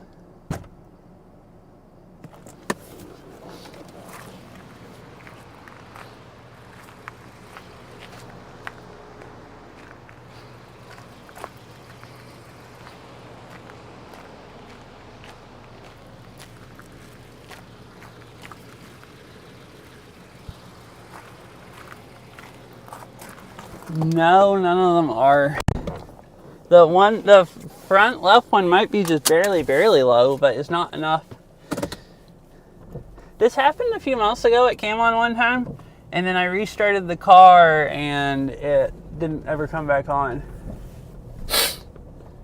And I think it's because well, now it turned off. And I don't think it's because they were low. I think one of the sensors quit working or something. I assume that just happened again. Anyways, if it dies, I'll be back in a few minutes. It could be, but I don't think it comes... Actually, I don't remember. Yeah, it might come on if it's just like 3 or 4 pounds low. So it could be just right at the threshold.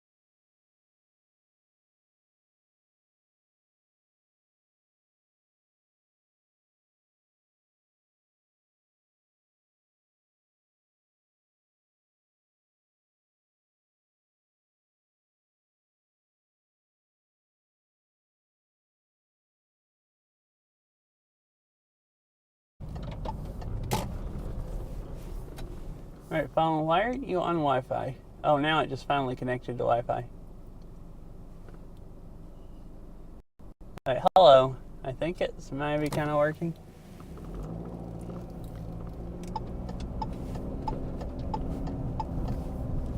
Anyways, if you can hear me, I screwed up. I drove up the valley and I forgot I hadn't turned off on my phone from walking around. Nothing, I don't think Starlink is connected.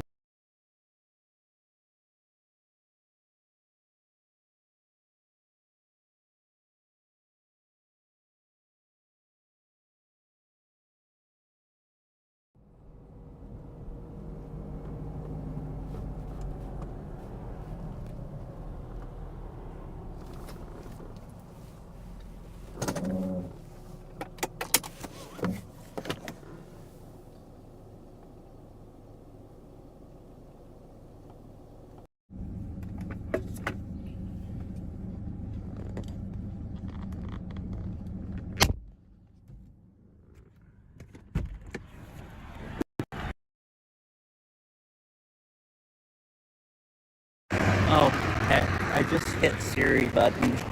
Is this sound staticky?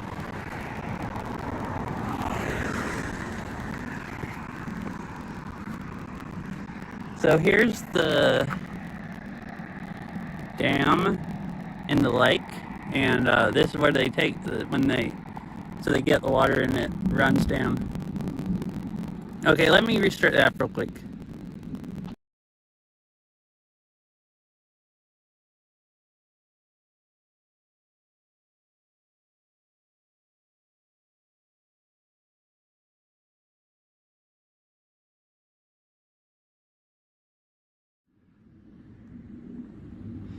Should be better.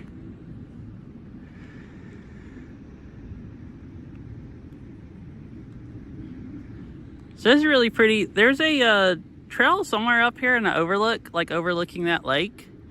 But you have to walk a ways from the parking lot, and the trail is under trees also, so I'm not going to be able to do that because there's going to, not be any satellite service. So you can at least see it from here. And also, look, we're really close to the snow.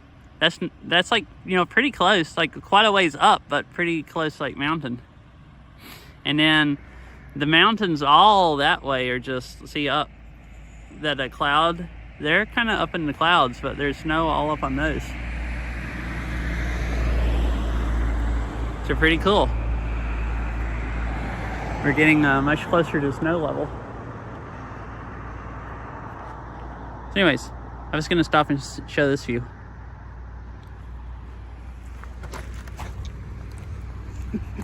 And then I kick the rock while I'm coming down.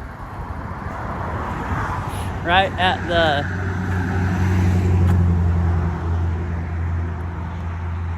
don't go down there, you're gonna fall and die thing. Or actually is you're gonna drown, because they tell you not to go down in the valley, I guess, in case they open the spill gates and drown you.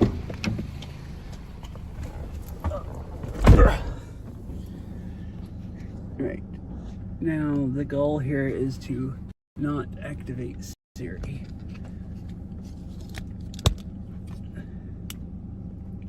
All right, success.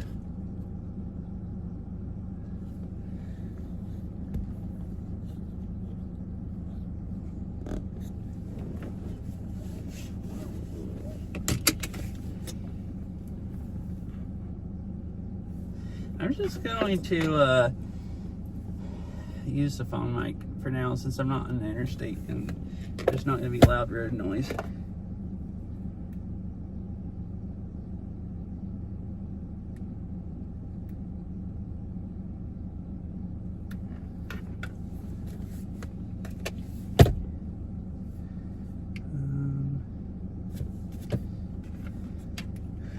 I just need to charge the phone though, keep charging it.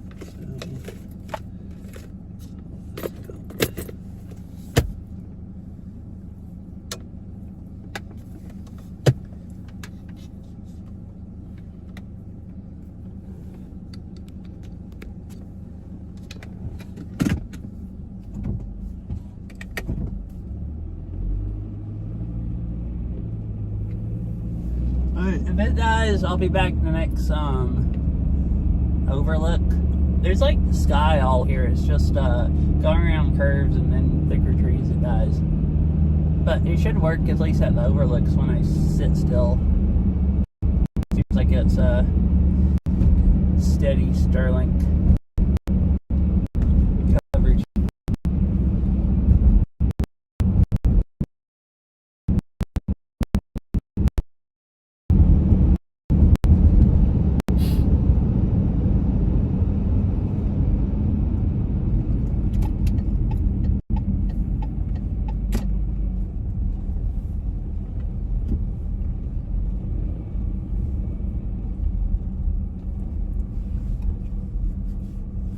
It's working here.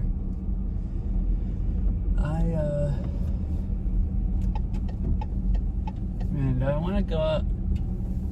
I don't want to keep the car running and leave the parking lot. There's a bridge here with a freaking creepy view that goes down a few hundred feet. I just need to switch Starlink to a battery pack and hope the Wi-Fi picks up that far, and hope I don't drop my phone going across the bridge. Might as well. It's the next coolest thing to see, other than this is also the parking lot for that trail that goes around where you can see the lake. But this and that one other overlook are the cool looking things.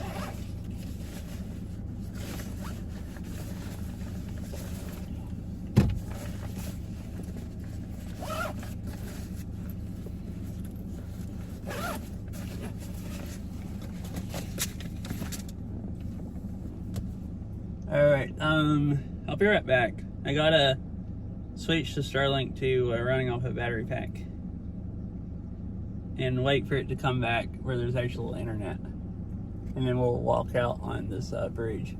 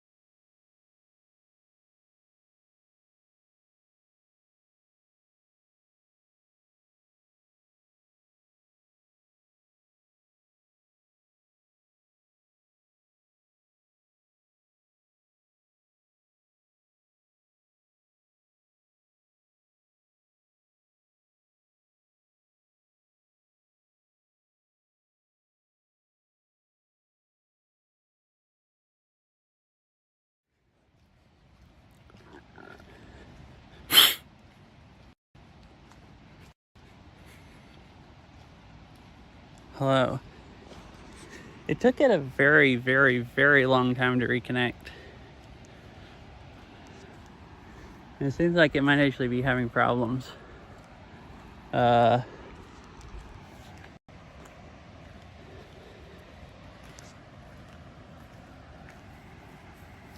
are a lot of trees around it. But when I cut the car off, it was running at a couple megabits.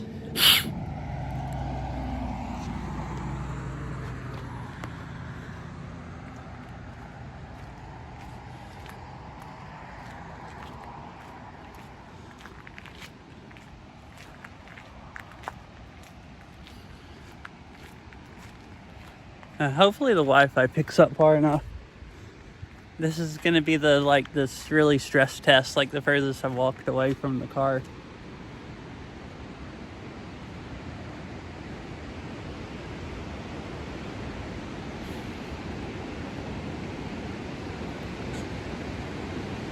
So there's a waterfall on that side of the road.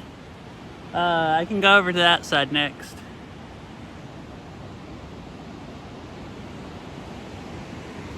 And then here, look, it's real creepy.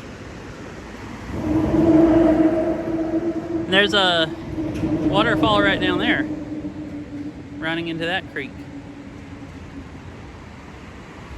Well, it's not really creepy. When I've been here before, I've been mostly worried about dropping my phone off the edge. But I have this, it's attached to my hand. I have the ring thing that my finger goes through, so. Cars driving over the metal bridge. The bridge shakes also when, cars drive over.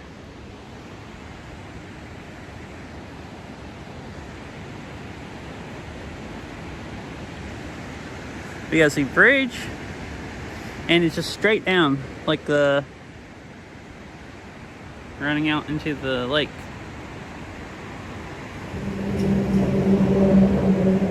I'll go over to the other side of the bridge.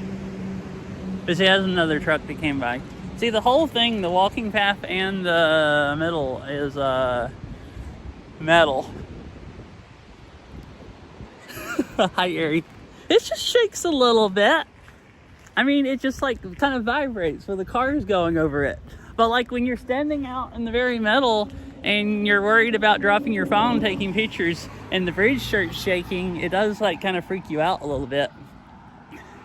I'm not worried about falling off and dying. I'm just worried about my phone going to the bottom. Like, I don't think the bridge is going to collapse. All right, no cars coming.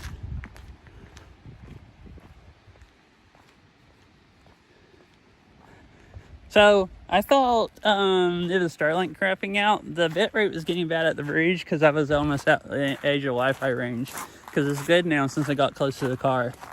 So hopefully it works good enough. But I parked at the edge of the parking lot. I mean, I guess I could carry the Starlink out here with me, but. And also, hi Ari, how are you doing? I hope you're having a nice day.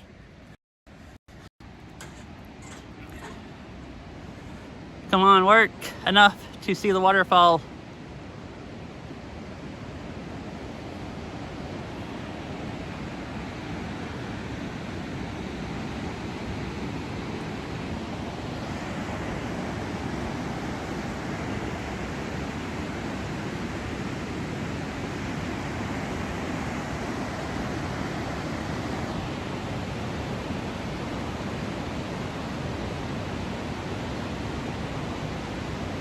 Or if I hold it way up over my head, it works better.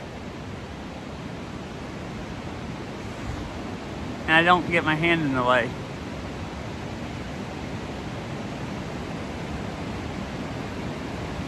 Oh, nice.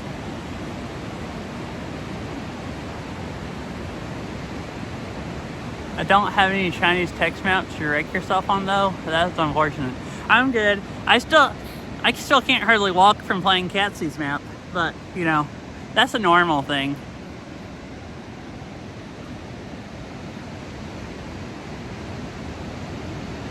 I mean, no, I can walk. It's just when I first get up, I'm stiff. Yesterday, I really couldn't hardly walk.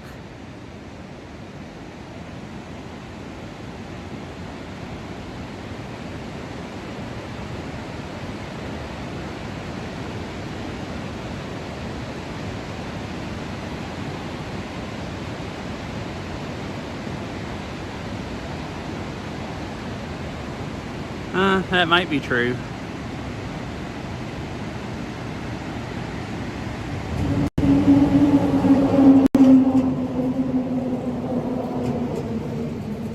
I'm sure it's easy mode for Cassie.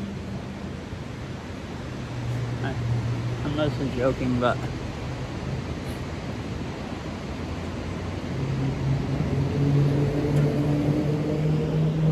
see, you can hear that just vehicle on bridge noise.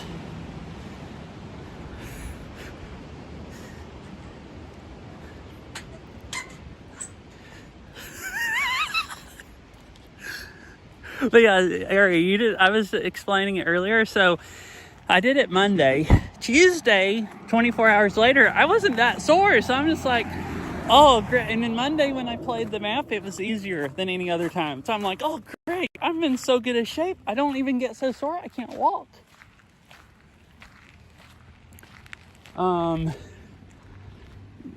That was, and I figured, well, I might be more sore the next day because sometimes it takes me 2 days to get maximum sore.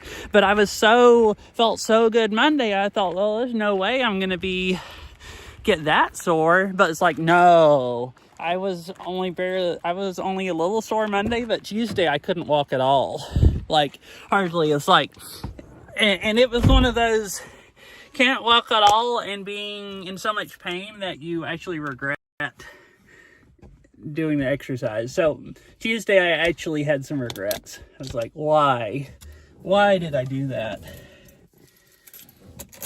I didn't need to, like, or whatever. But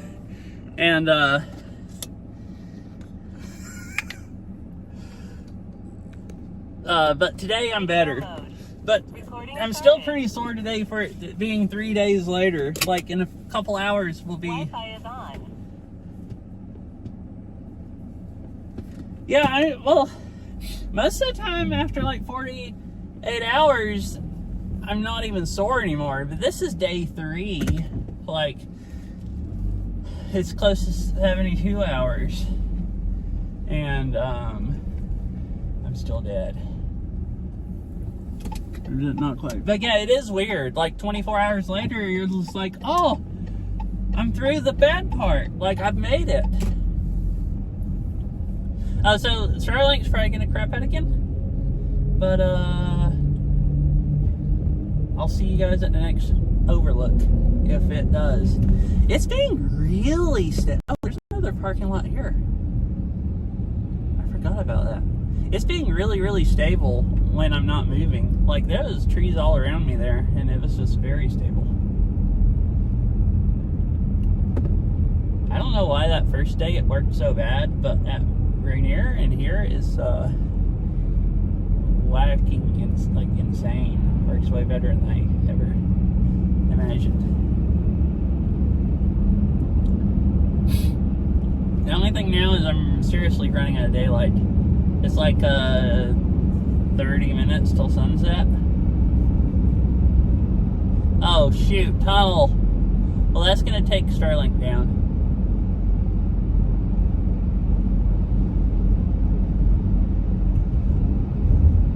But I also should only, this is a short tunnel, maybe it won't. This is a real short tunnel.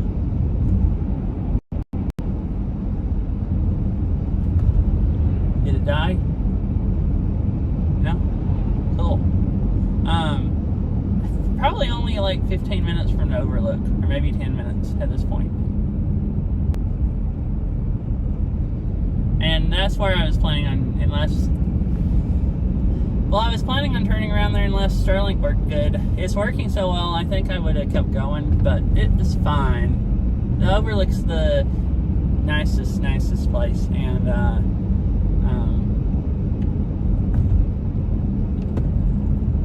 had a fun day anyways. see some really nice stuff.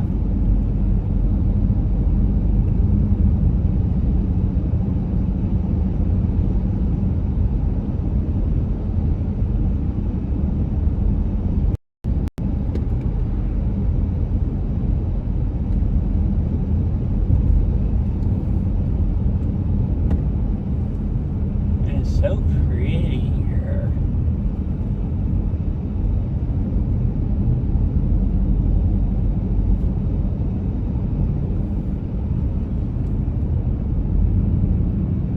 Ooh, you can see the snow on the mountains ahead, and they're up in the clouds.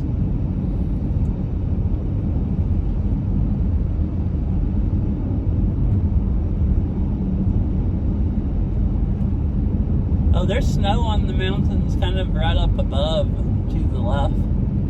So we're to the snowy mountains.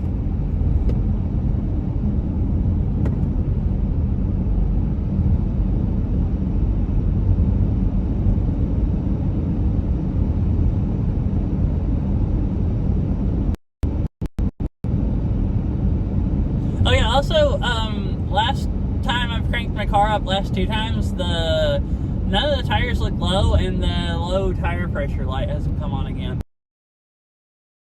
So I think it was leaking, but I was hoping if it was, it would be low enough that I could get back out of the mountains before it went flat. But I don't think any of my tires are low at all. So this right here, it's not open to the public. I think there's a trailhead down there you can go to. That's the other town, kind of like in New Halem. That's basically just the employees stay there that work at the hydroelectric places.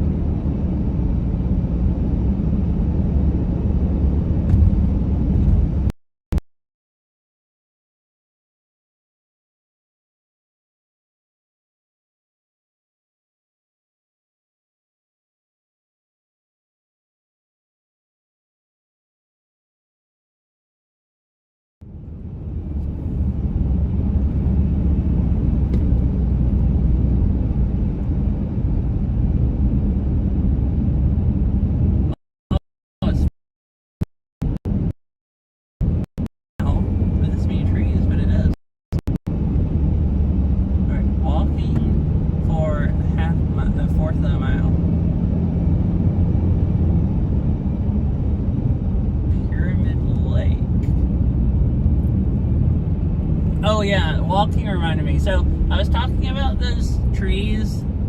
I forgot what they're called. The ones with the needles that turn really, really bright yellow. Like we saw one at that garden the other day. And you're supposed to be able to see a lot of those at North Cascade. Well, they grow higher elevations. Like you can't see them down here at the road. So that's why I've never seen any other years. There's a few really, really popular hiking trails here. Where you can see a whole bunch of those, and it'd be really, really pretty up there this time of year. But you basically, that's the ones you drive up past the park, up to like the highest the road goes, and then you hike up a couple thousand more feet, and then you have some really nice views of trees and stuff.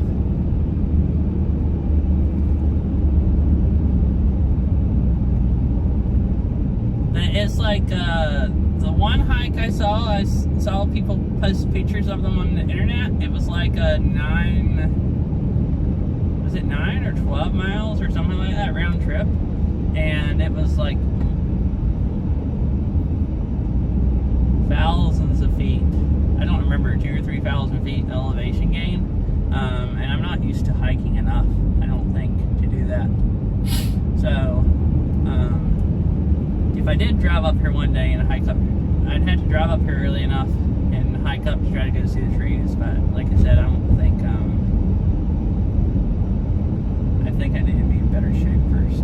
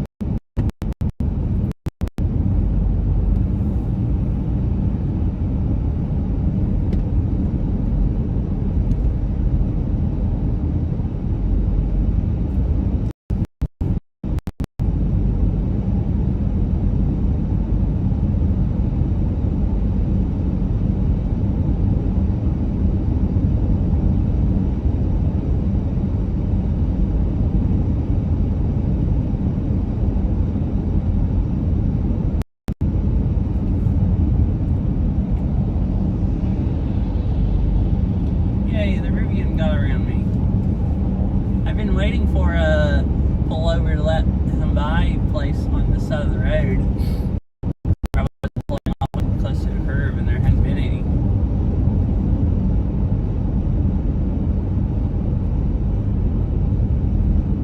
And I want to look at the mountains, and they want to drive 60 miles an hour.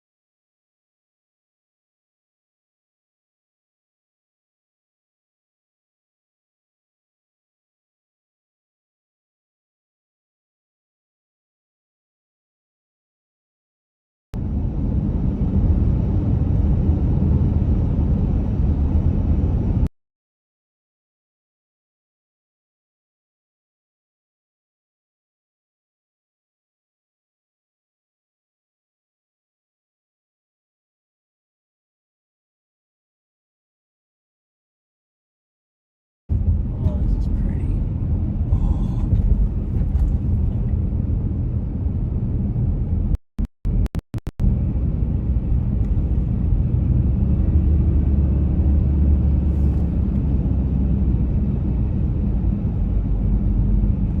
Man, there's snow all around now on these mountains. And some cool looking clouds. Alright, so the overlook's right up here.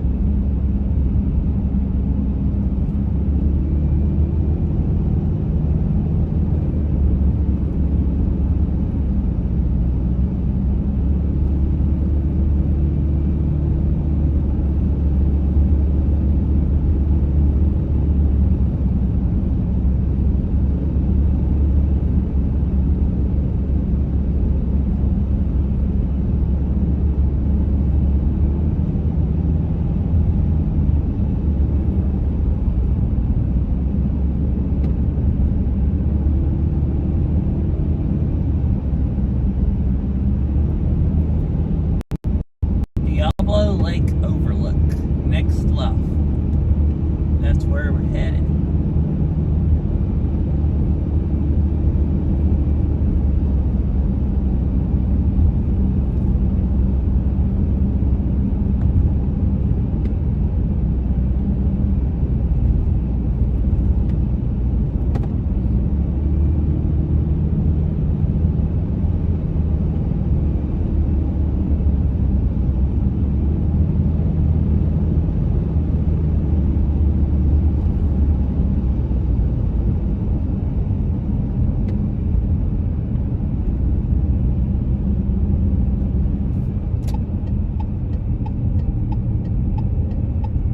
Oh, there's nobody here either. Dang.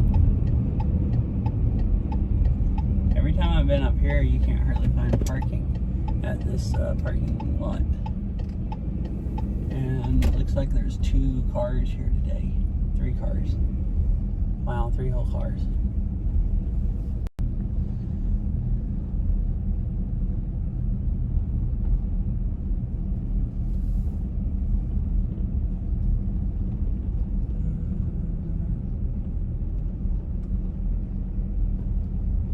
See, out in the middle is less trees, but down here means Wi-Fi picks up better for when I'm walking up.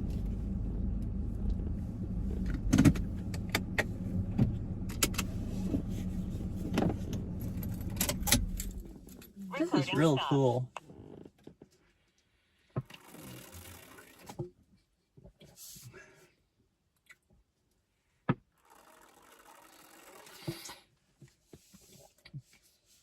I'm just drinking some of my latte that's left.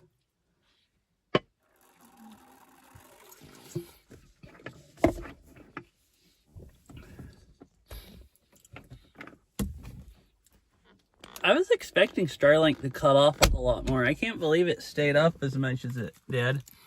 Because there's no cell service anywhere up here. Since I left the place where I walked out to the waterfall, there's been none. Like, you can't You never get any up here to do calls or text messages or anything. It's just, this is pretty sweet. And then I can just go still stream here.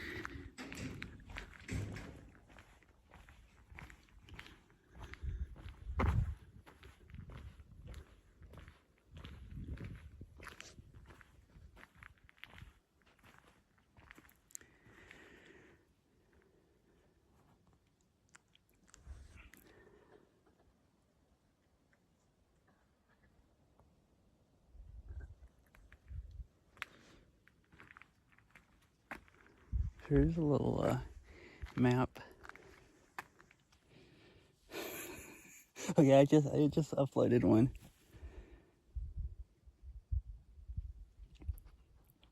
So we're like right here. When I drive back down, I'll stop right down here, and you can walk out to the lake and see up the bottom. This is Gorge Lake, so we stopped up here, and you could see the. Oh, and actually, this little valley is where that bridge was at that I walked out on. Now, if you drive way up here, there's one overlook where you can kind of see this lake some. And then after that, you go down this valley and you can't see anything. If you drive way the freak down, like long ways, you get to another overlook. So I've gone out to the other overlook and turned around before, and I've just gone to this one and turned around. If you go to where we're at now, you see most of this. This is the prettiest place.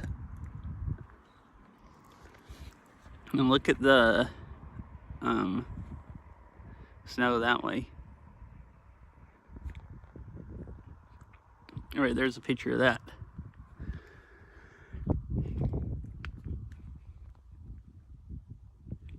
It's freaking cold up here also. There's like a breeze, constant breeze blowing. I didn't look at what the car said, but it was pretty warm at the waterfall. I was just used to being in the car, but it's actual cold here. Feels like it's definitely down in the 40s, I think at least.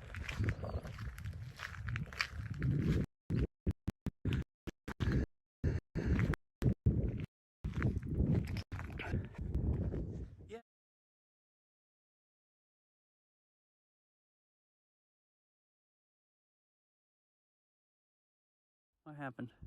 Is that Starlink or the Wi-Fi? Okay.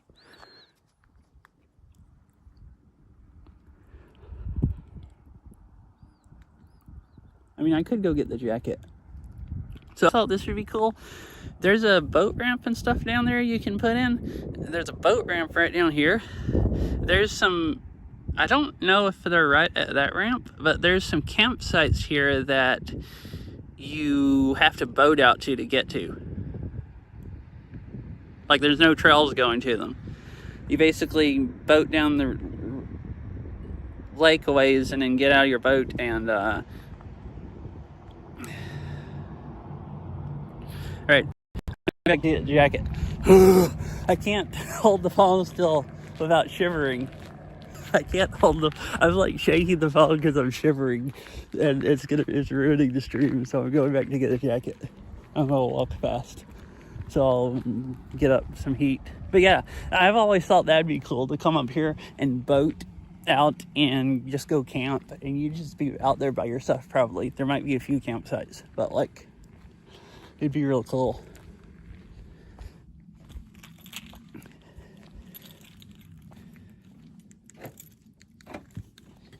That's true. And I wanted to get a kayak because I want to set the phone on my jacket. I'm real smart sometimes.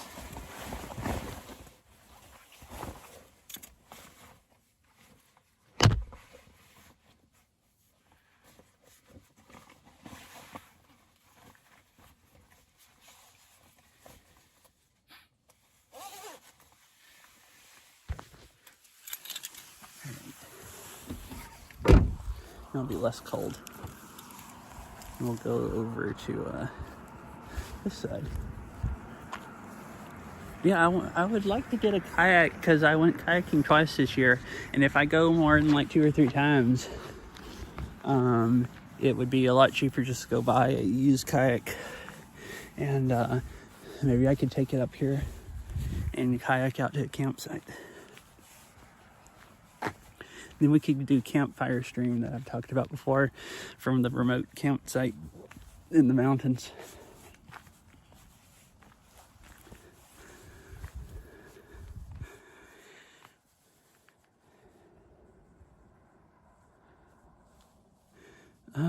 So I don't know a lot about kayaks, but I found some really old beat up looking kayaks for like $100. And I found some for $150 that came with a paddle. I found a couple for less than $100, but they didn't come with a paddle. And a couple of them, the adjustment things where you can, put your feet on, those weren't in them. Like they had either broken or somebody had taken them out. And I don't know how much that would cost. Like if I need that stuff or, if I re-added it.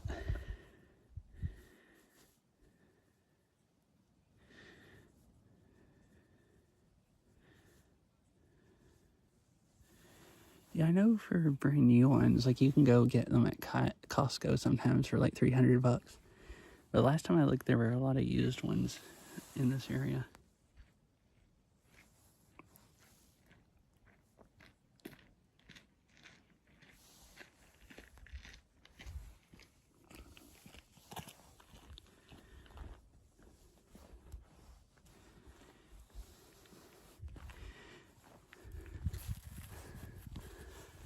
Oh no. Well, there's only like 20 more minutes of daylight anyways. But this is the overlook I said I was going to try to get to before it got dark. And just turn around here. It's the nicest views of the park, pretty much.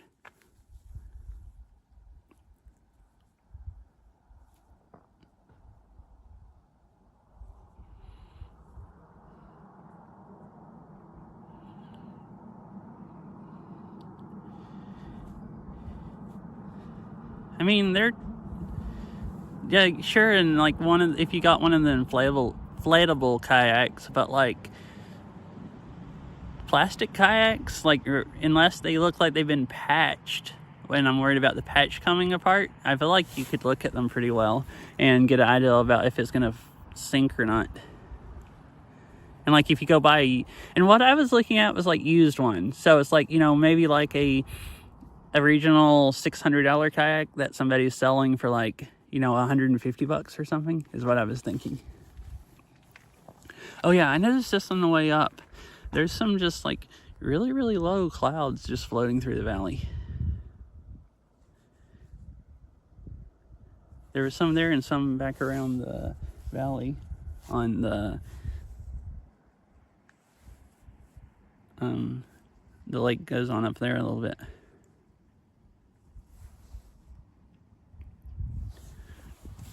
So like at least like a month ago when I looked, or a month and a half ago on Facebook Marketplace, there were like probably 20 different kayaks on sale in the metro area. So there was a big variety of kayaks, and there were a lot like $300 and below, like if you got used ones. So I don't think I would buy a new kayak unless I just couldn't find a decent used one. Cloud or is it fog? I don't know. Oh, it's floating up this way. Getting like closer. I mean, it kind of looks like a cloud. Fog usually stays down at the bottom, and when it floats up, it kind of dissipates more. And I mean, I don't know. That looks more like a cloud to me. Yeah, I guess basically same thing. Yeah, fog is kind of, I mean, they're both water condensing. This, the way it's blowing around, looks more like an actual cloud. It's just like slowly moving up the mountain.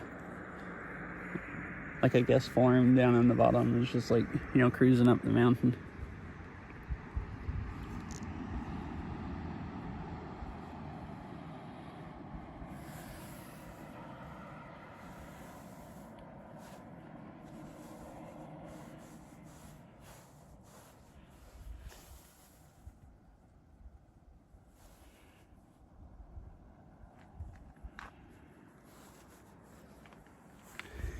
Well, I guess I'll walk around this way a little bit, and then I'll go back down. There's a place that you can park and walk out on to the edge of the lake down there and see down the lake really well. Yeah, should be just enough daylight to go see it. And then we'll head back.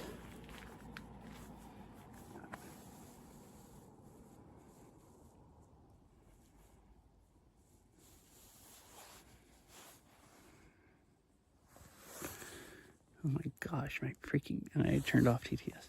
My TTS app disconnected for some reason, and it's staying disconnected, and it's just saying, could not reconnect to Twitch, retrying, like over and over and over in my ears. Well,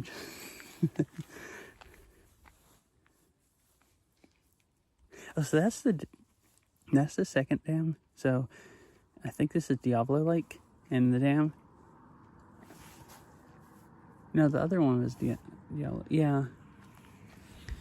About 2.5 hours back, so I'll just have to drive 2.5 hours back in the dark.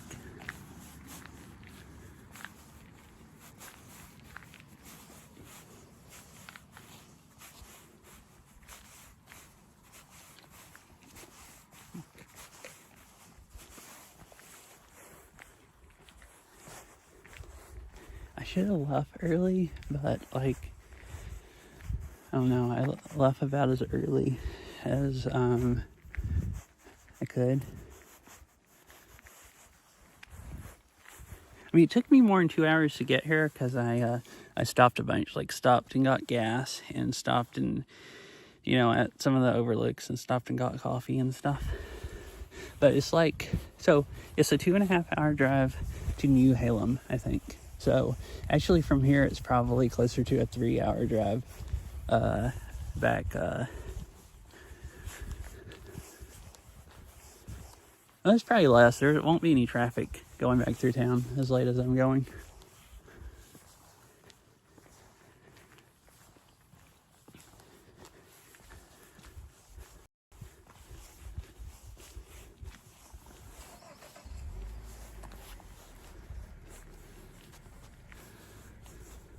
So I don't know. I've seen these before. They have all of these places in the lake.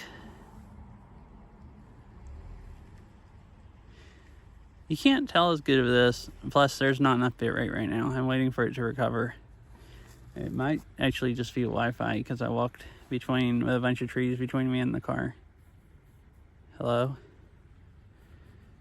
Is this...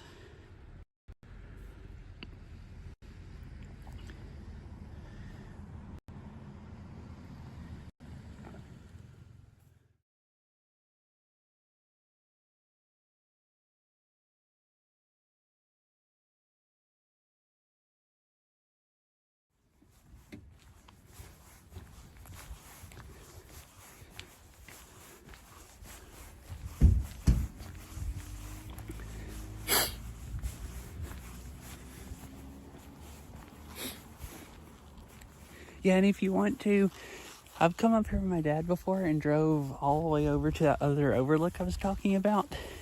But it was like one day we left really, really early. And I think they drove for like 8 or 9 hours. So it almost wouldn't be worth it, but once I got off the interstate, I really enjoyed the whole driving like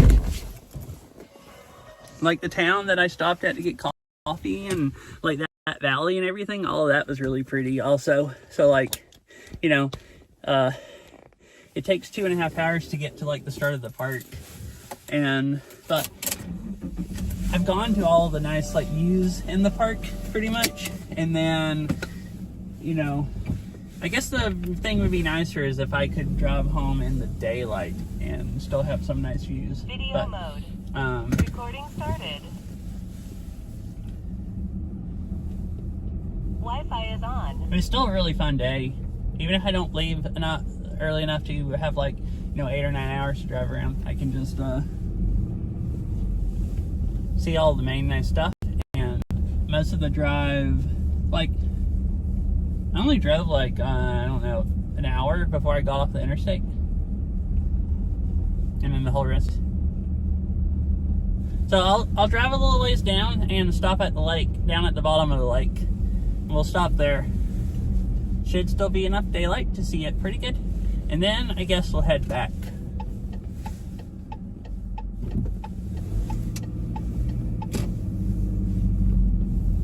Also, I wasn't planning on going past here because I thought it would be unwatchable almost all the way till here, but the Starlink's working way better than I thought. So I could almost for sure drive down to other overlook and it'd be watchable most of the way.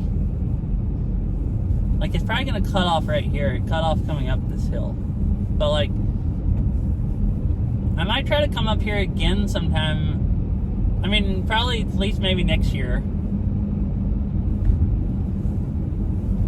Yeah, I will. None of the roads are really that curvy. Like, there's some curves here. I think the speed limit's 50. There's not very many curves. Like, I'm going like 35 right now, but I could take this at 50 if I didn't notice it. There's not really many curves here that catch you off guard. And there's good lines and everything. And once you get out of the park, then it's just flat through valleys. This will be nicer rainier. I was driving on all those dang thin roads and it started raining and it sucked. Like, it was fine in the park, but once I got out of the park, there was no lines or anything. This will be a much nicer drive home in the dark. Oh, look, we're going to go into the clouds or fog or whatever they are. The whole valley is, I guess, getting kind of like that. I wonder if it's maybe the lakes are...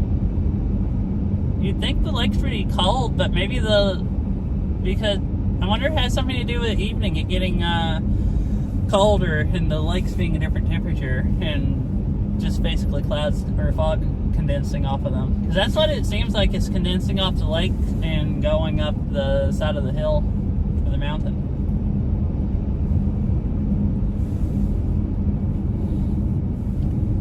Alright, now if I can find some place to pull over here where Starlink picks up, at least we'll walk out to the lake.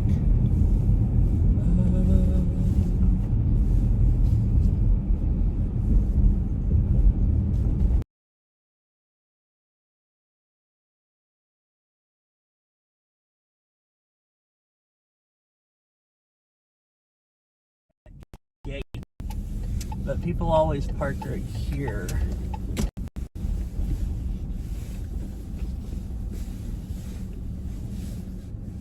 Oh, I'm almost up under the trees. It looks like it's going to make... Wait a minute and see.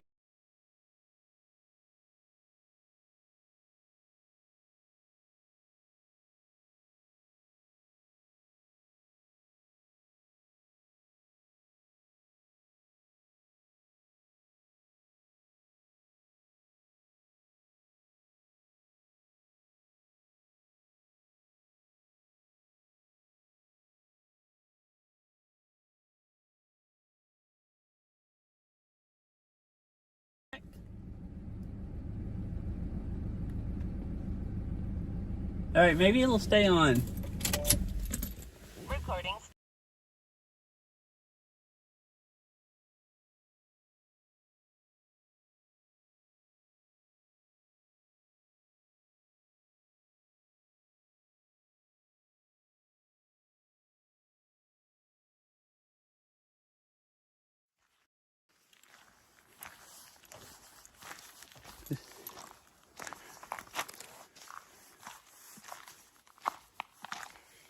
It's really asking a lot of it. See, I'm like almost under the trees, so you just gotta pick up that way.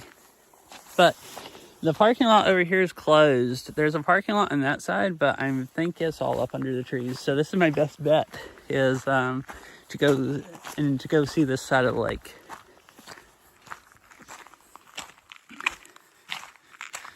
And it seems to have stabilized. It just took it a bit to figure stuff out.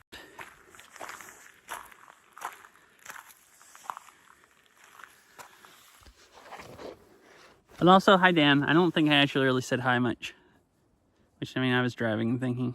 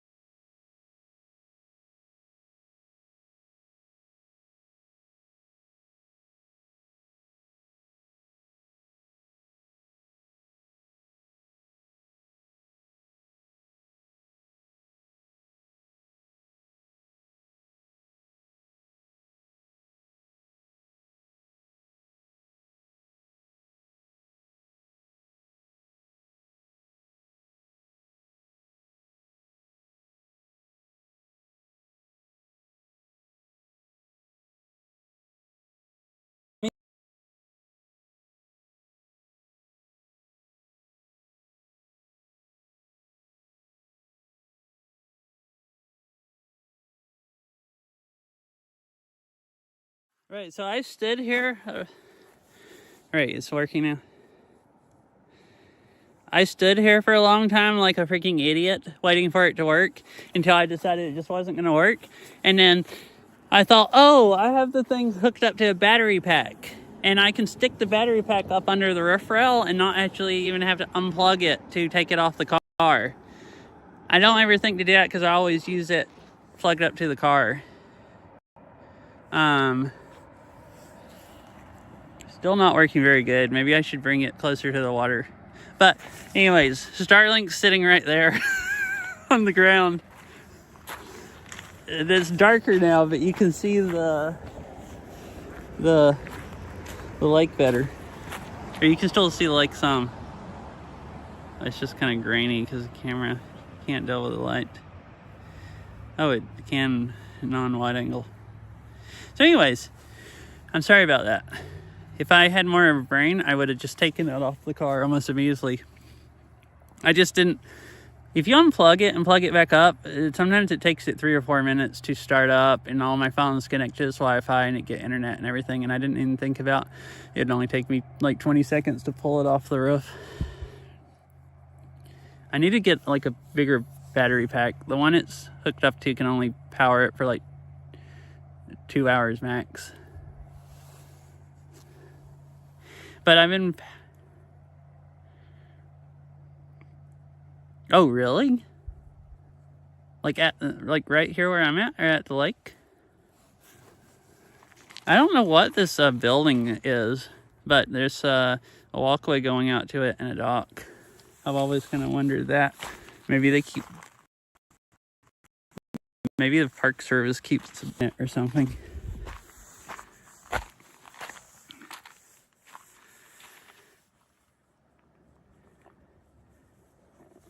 So, where I went to, these are, I think, the clouds we can see at the overlook. The overlook is back around the corner.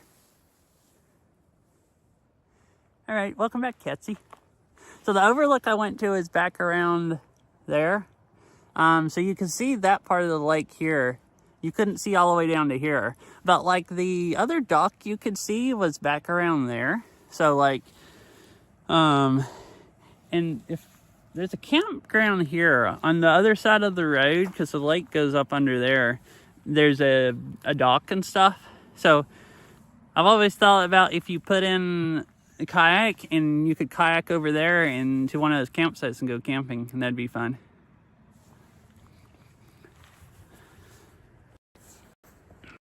Starlink. I need internet.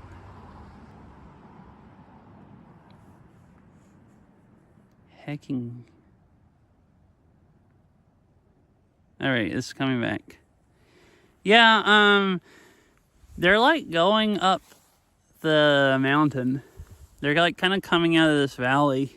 From the overlook down there, you could really see them. They're like going over and hitting the mountain and going up. Yeah. So I assume maybe,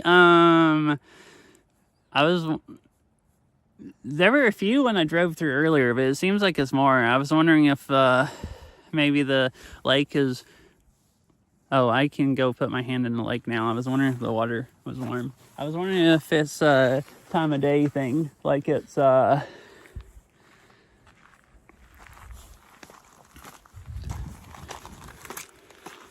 getting cold out here and the lake's maybe warm and making clouds condense off of it because they're condensing right by the lake.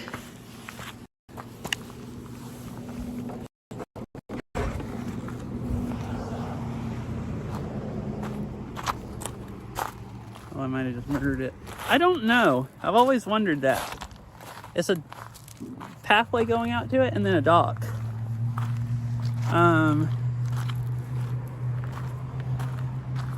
I assume maybe somebody keeps boats there. Park Service, county, somebody.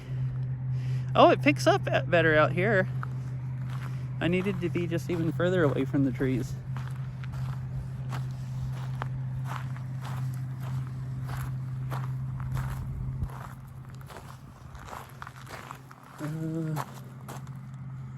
Yeah, let me...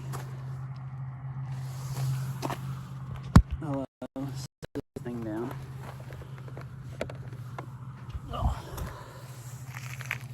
right, there's internet. I might have messed it up standing in front of it.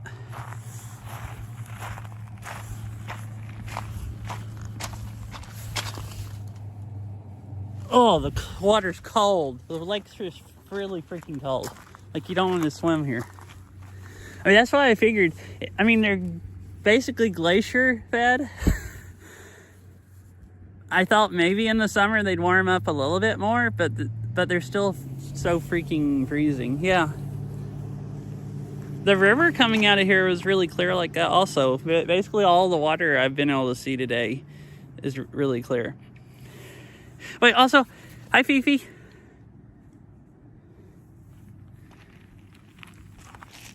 Meowdy, I did I respond to that message? I might have just not noticed it was you. I don't know if TTS read it off or if it's, you know, there's no cell service. I'm just using that. It's the only internet I have. So I'm missing some stuff. Hey, Meowdy, hope you're having a nice day.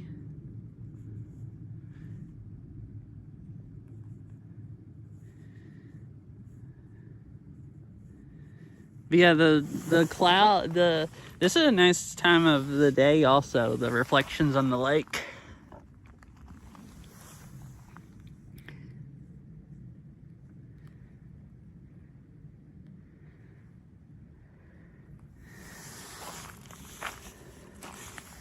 Wait, what? Needs a sauna so you can get super hot and then plunge into the cold water? Uh-huh.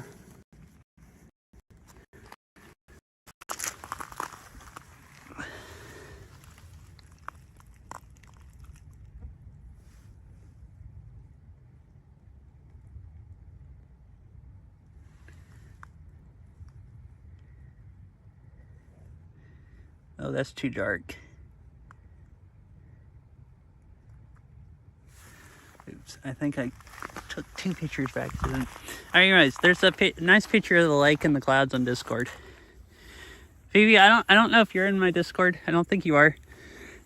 I can DM it to you if you want a picture of this, so you don't have to join if you don't want to. If you want a picture of the clouds and lake.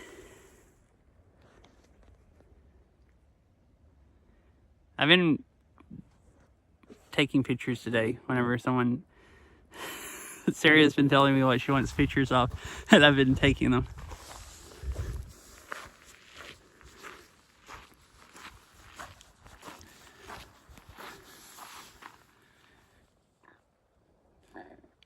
Okay.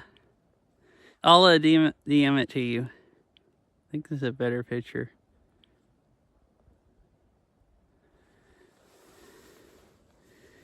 Well, it's almost dark, but this is still a really pretty view and everything.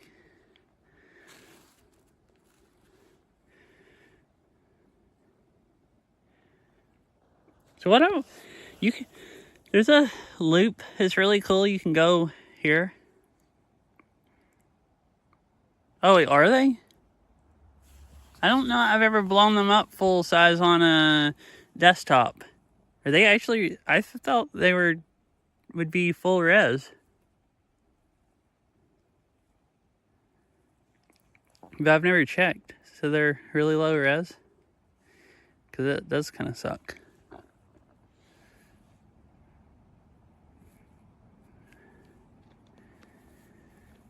I don't think there's any settings I can do to make them different.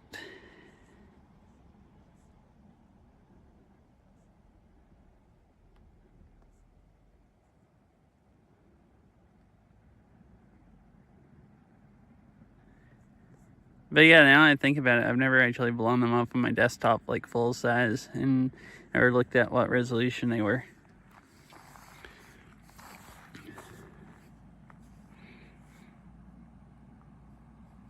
Anyways, I guess I'll start heading back.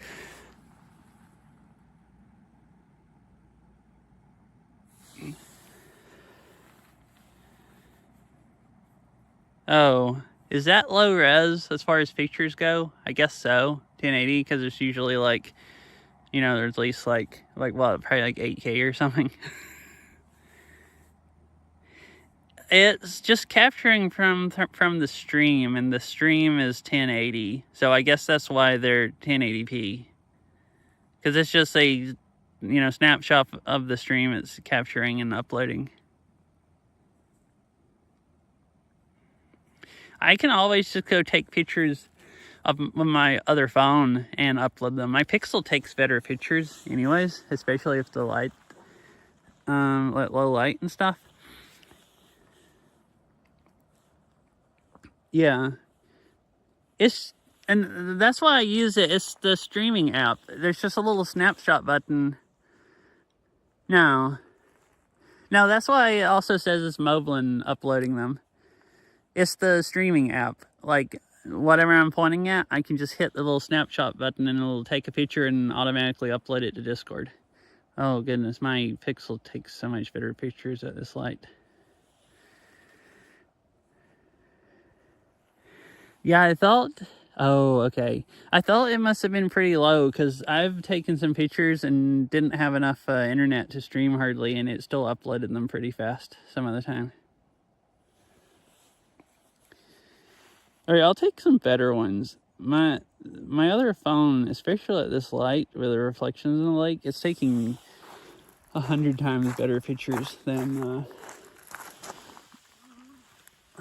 like you can't really see the lake anymore. It's so dark on an iPhone, and my Pixel's taking beautiful photos. The iPhone app would probably do better, but this Pixel 9 has a better camera for pictures. Oh, I just felt water. It might be starting to rain.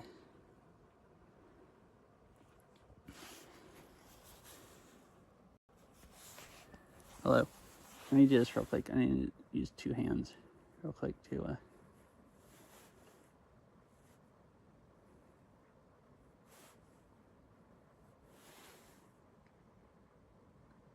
take one picture.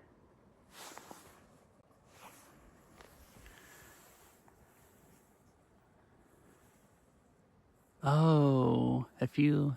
Okay. There are very few drops. All right, I'm going to upload, you can compare. I'm going to manually upload a better quality picture.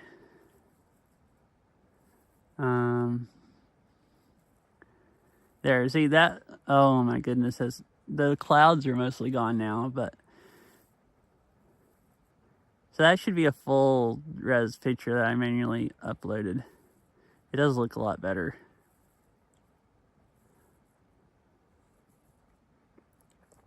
Well, it's not that much work just to take out my other phone and take a picture. I just don't usually do it.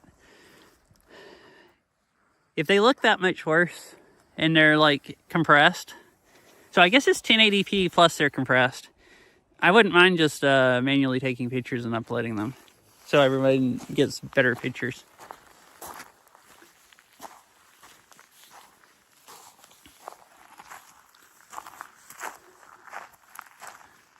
It's pretty much dark, so I'm gonna head back to the car. I'll keep streaming for now. If the lights are turned on at the waterfalls, I'll walk back out to them. I guess we'll see at the park and if all the lights are on. According to the plaques, what they made it seem like it's open after dark. Like, it didn't say anything about only certain parts of the time of the year or certain hours, so I assume it's open like this early in the day after dark. But I guess we'll go see.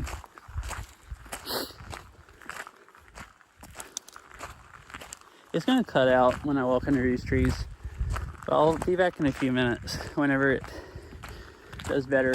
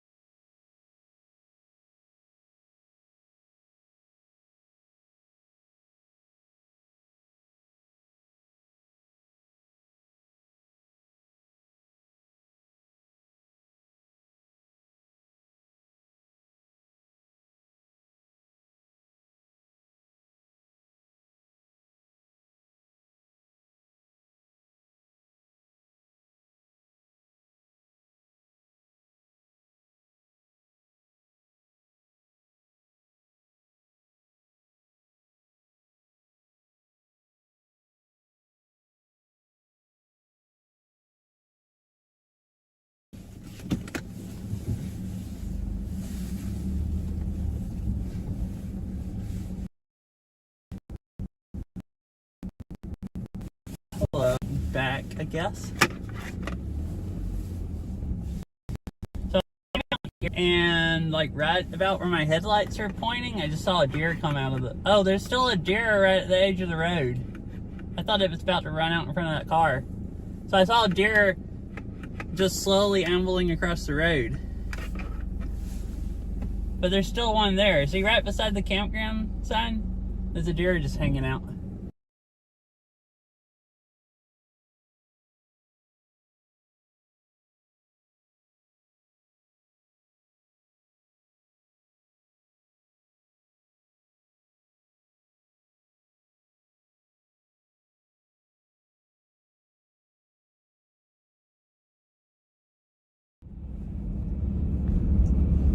He was just hanging out there.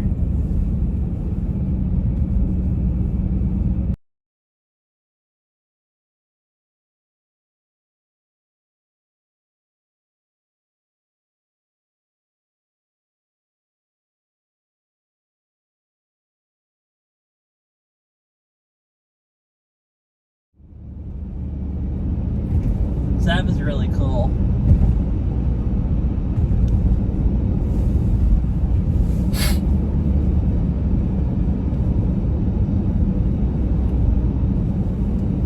Cool. Yeah, I didn't know how easy it'd be able to see in the dark with my headlights. Yeah, one had gone across the road and there was another one just hanging out there.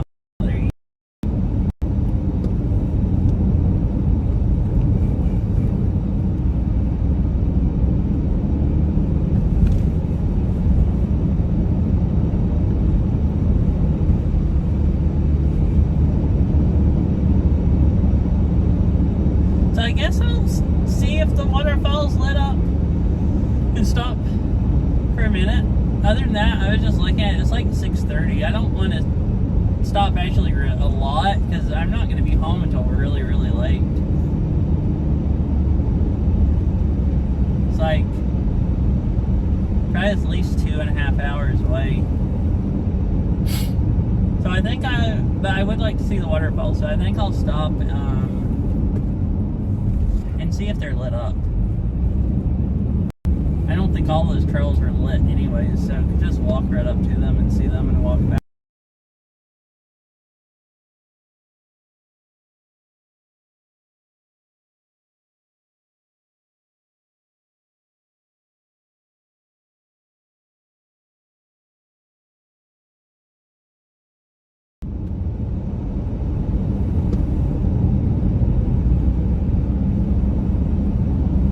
Yeah. I mean, it's cutting out some here, but there's a crazy amount of tree cover here. Like, I actually can't believe how well it's worked.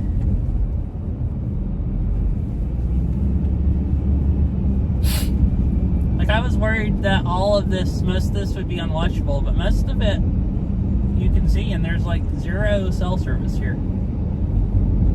It's just Starlink.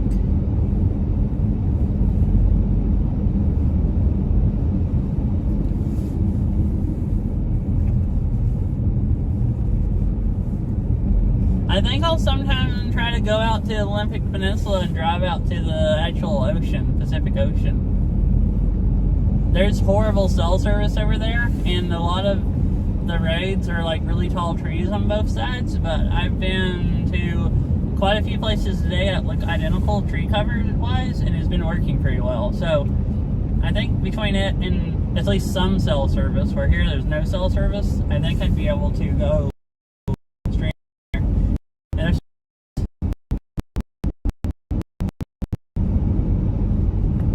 Once you get close to the beach, there's cell service, so I wouldn't have to go carry the Mini around with me, holding it, to actually go down to the shore.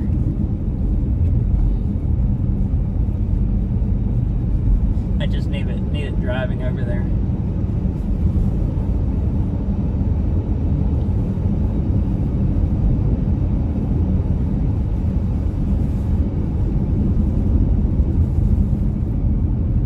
Not too bad. There's nice bright lines and plenty of signs that tell you where the sharp curves are.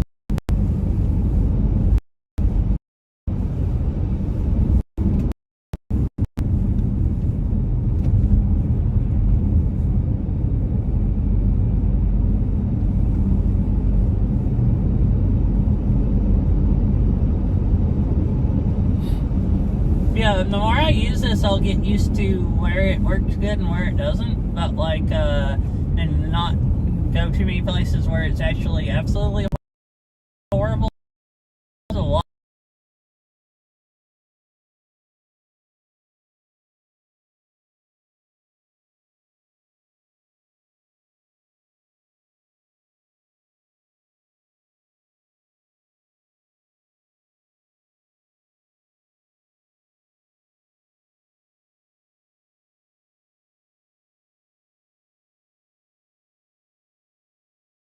Like,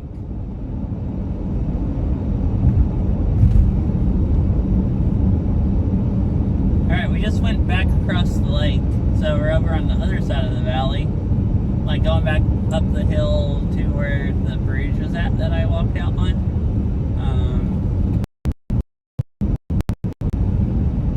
So I think we're actually about halfway back out of the park.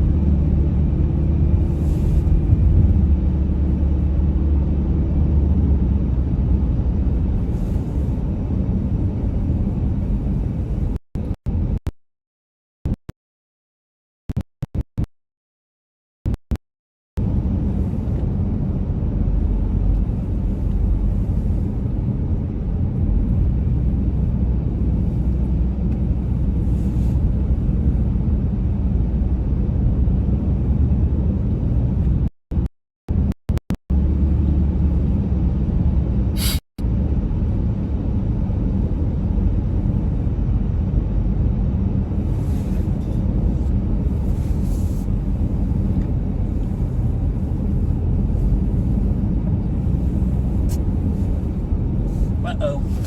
I still have a little coffee left. It's getting cold. I better chug the rest of it.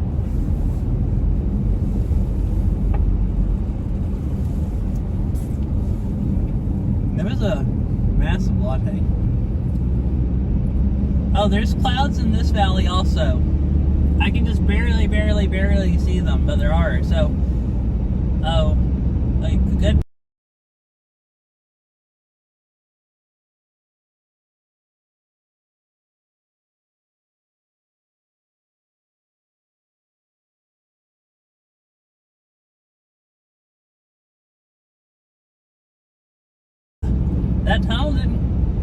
That tunnel didn't kill it the other way, but it did coming this way.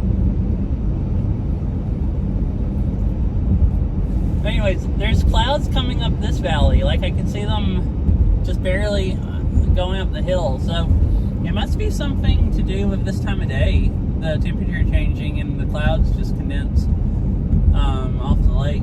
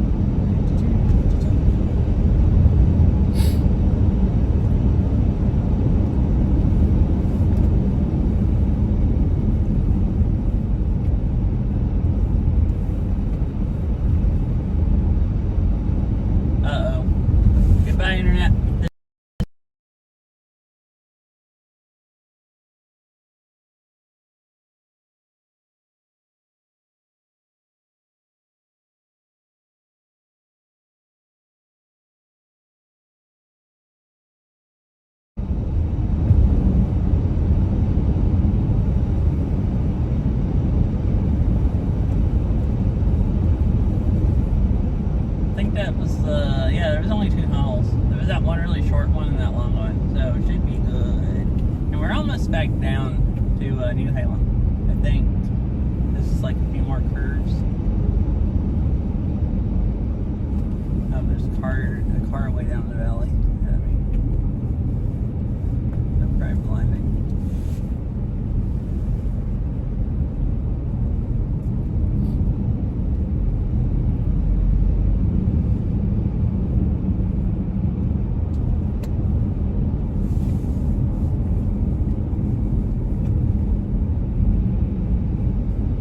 So I made sure I came here today because this road got a lot of snow last Monday.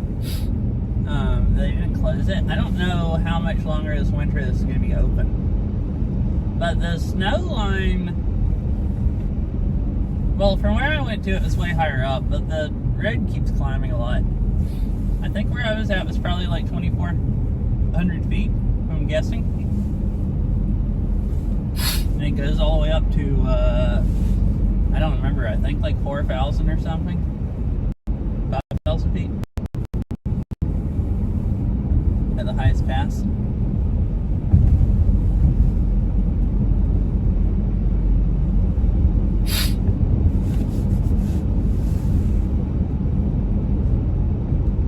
Alright, we are back, I think. I see lights. Which I think means we're coming back, getting to New Halem. Oh yeah, and the speed limit goes down to 30.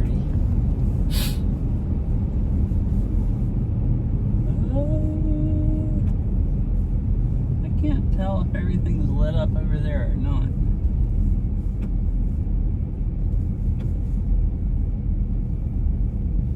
Is that?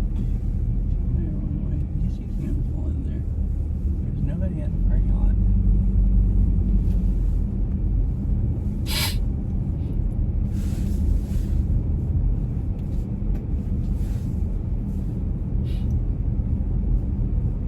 I'm gonna go drive around the other road where you can see over there better and see if from here it didn't really look like the road was lit up, or the creek was lit up where the waterfalls, so they might not have those lights on all the time.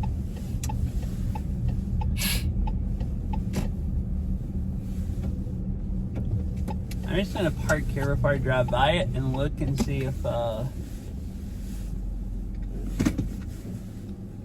there's any info on Google Maps.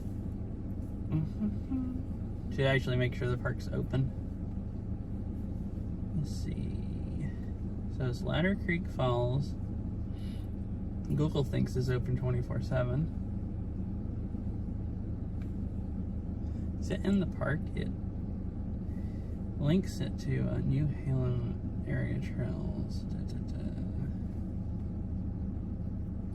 Ladder Creek Falls.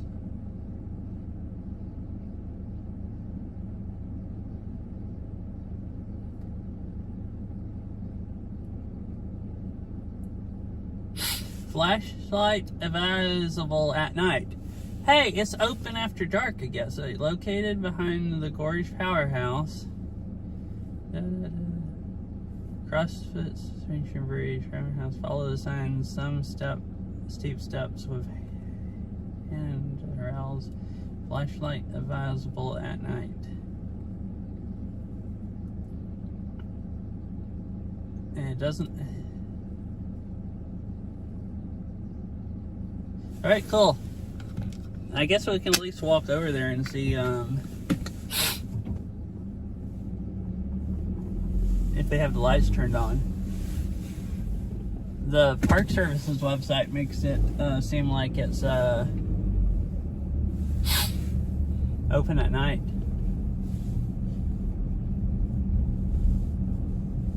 Yeah, so they have lights set up, and there's old lights, and one of the plaques had a picture and told about the new LED lights that they use to this present day, is how it was worded.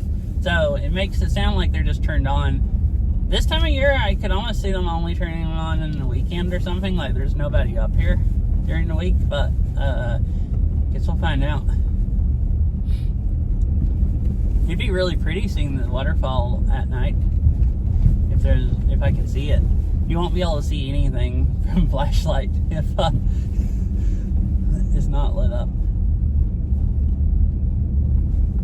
So I guess the Ladder Creek Falls Trail, which is what that is on this place on the Park Service's website. So maybe that's actually in the park kind of on that side of the river. I thought it was all, well, I don't know. It's where that garden used to be. It has to be Seattle City Lightland. Well, also, this is weird. North Cascade is really weird. All the places that we drove is, what is this? Are they backing up?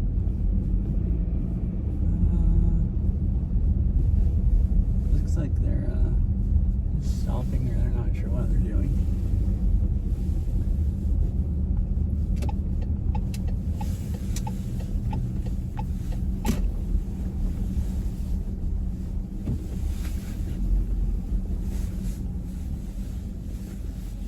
So there's some lights over there where the trail goes. But yeah, so it's weird. North Cascade National Park is the land like up in the hills. The land right along the road is what? I forgot what it's called. One of the lakes is Ross Lake. Is it Ross? It's kind of weird.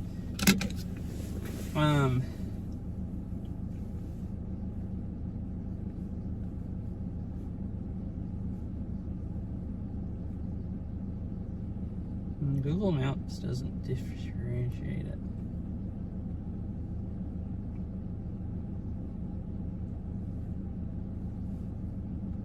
Oh, I guess Ross Lake National Recreation Area. So it's it's not a national park. Now that truck is driving back down the one-way road. Oh no, they're just turning around and coming back down this way. Huh. So, I think I remember that it was a national recreation area that they made, like preserved it right along the road, and then they made and I guess it was national forest maybe, and then they made the national park later. So, like, there's a visitor center here for the national park, and driving on the road is like what people call going into North Cascade, but you're not actually technically on parkland. Like, you're in a different area. But it's just weird. Like, all the other national parks I've ever been to, they're not just like bordering a different like area or whatever.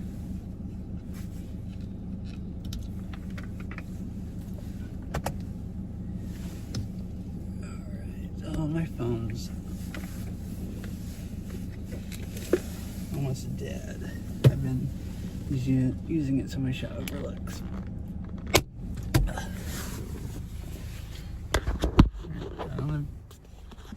Battery pack that I stuck over the camera because I keep forgetting it's turned around the other way. All right, it's time to go see what there is to see.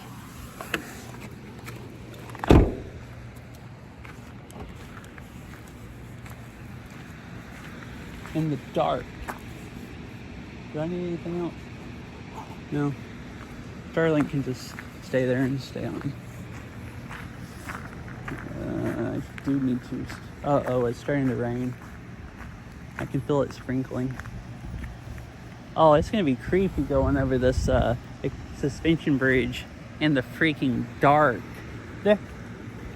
It is light over there. Like, it's dark here, but I can see all it lit up over there. Like, all the lights along the trail are actually turned on.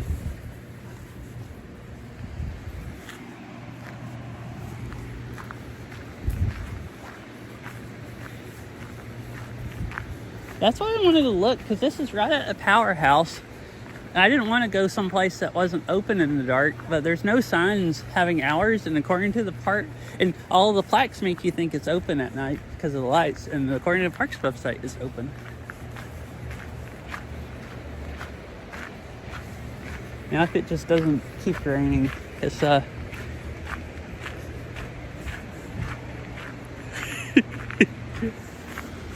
and the bridge, oh goodness, this is creepy. The bridge is lit on this side. There's a light on the other side, but it's out. So I'm just walking out in the middle on the bridge that goes across the river into the darkness.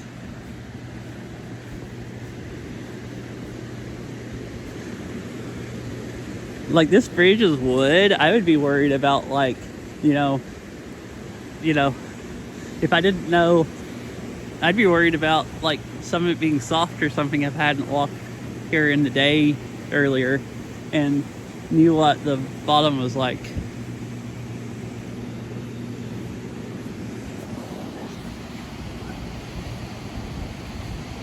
I could always, you know, if you guys want to see stuff too, I can turn on a flashlight.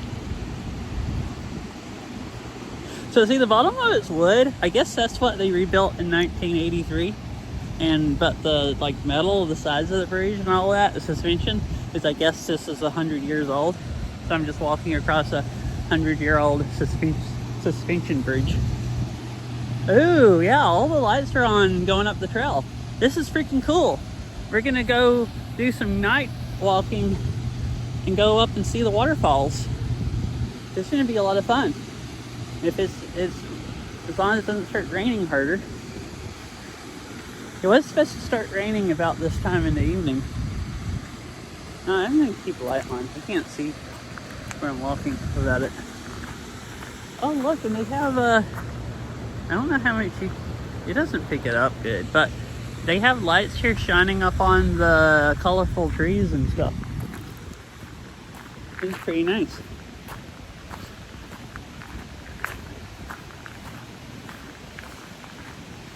Oh, there's lights out on that bridge also, I think. It is nice coming here in the day. There's lights, but there's not enough lights where you can really tell what you're doing if you hadn't seen it in the daytime.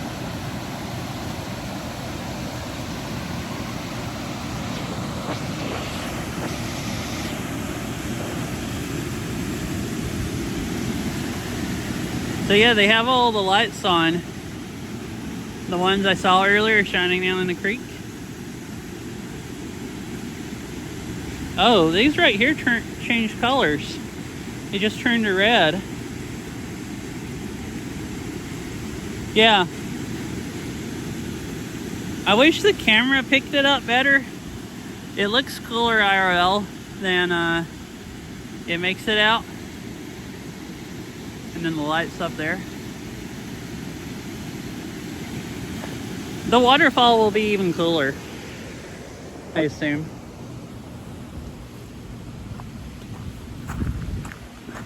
And it's kind of cool, the trees all being lit up.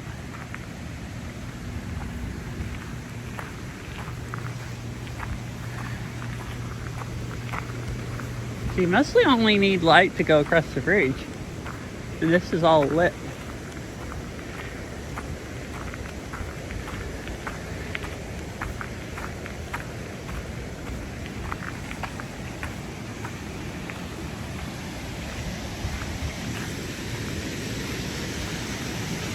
And there's the bridge I walked out on earlier.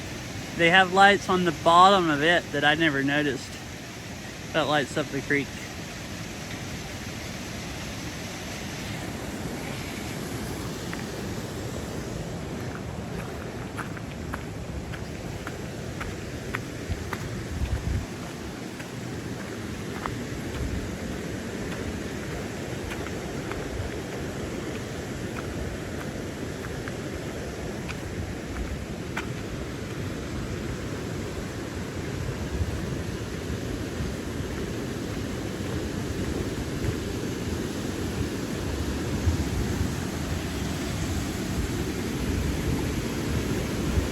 Oh, they have lights on the bridge so you can see how to walk. That's kind of cool.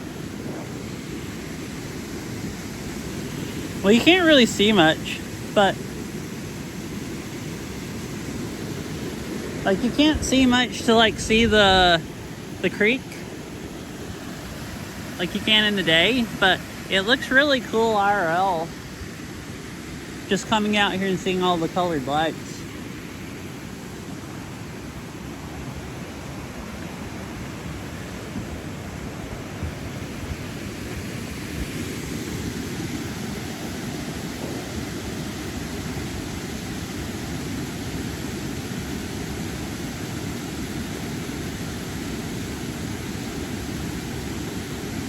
Ah, okay, cool.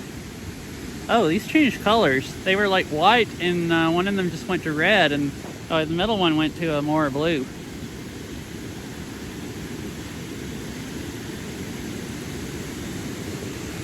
I'm glad I read the plaques that said about the modern day lights, and was looking at these, and I was like, well, they put all these like light poles up. They probably actually use them. And decided that this might actually be open. There's no lights at the parking lot, and the bridge isn't hardly lit up. Like, just from the road, you would never think there was a lit trail here going up to a waterfall that was open at night. It looks so sketchy parking and walking up. But once you get over here, it's like, I don't need a flashlight for any of this.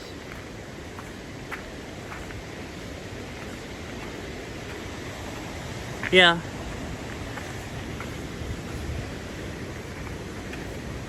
True.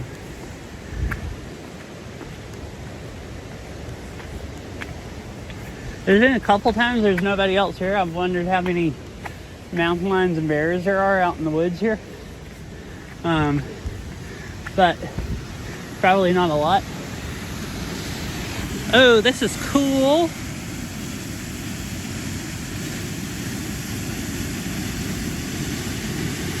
I'm yelling at my phone anyways, so if there are any, they'll know I'm coming.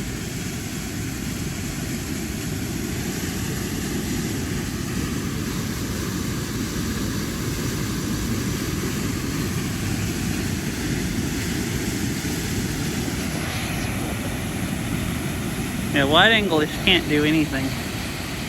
Oh yeah, this is where I should be taking pictures I was talking about to put on my regular phone. I think it'll capture some really good pictures in the dark. Better than this will make the stuff look. Sorry, I'm pointing it away from the waterfall. Actually from here, they're both about the same.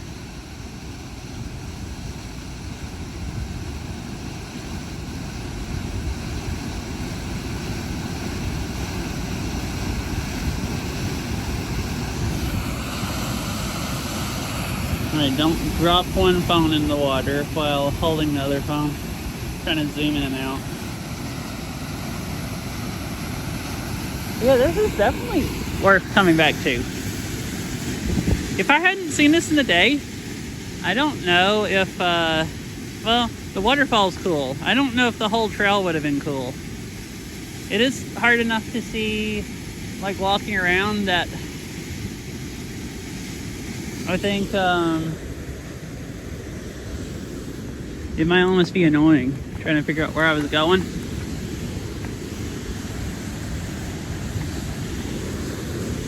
Oh, I guess maybe so, yeah. I usually just let my phone do everything on auto. It does a pretty good job most of the time. But I mean, you can do like long exposure on it, and like with the waterfalls where it makes the water, you know,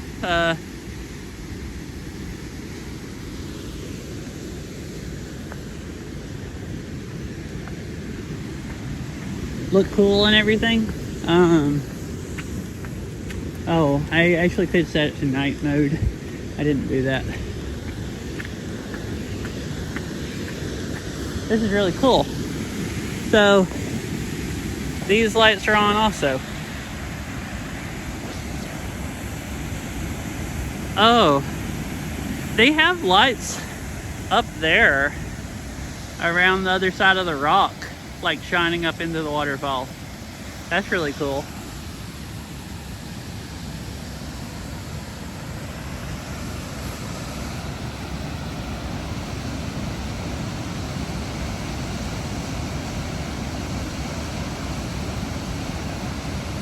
Yeah, I mean, a phone can do pretty good without a tripod.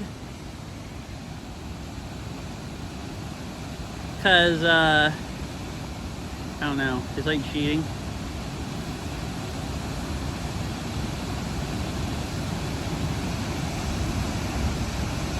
Oh, it just took a decent picture at night mode. It's like cheating. Not really cheating, but you know.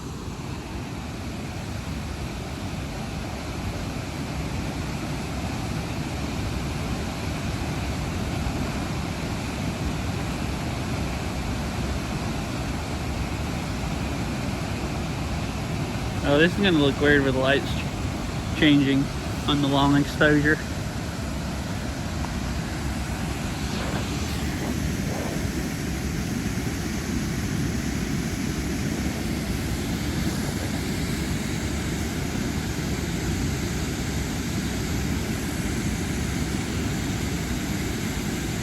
Well, I mean, like, you can, the phone, like, touches it up, kind of. Like, you'll take a picture and it'll touch up all the lighting.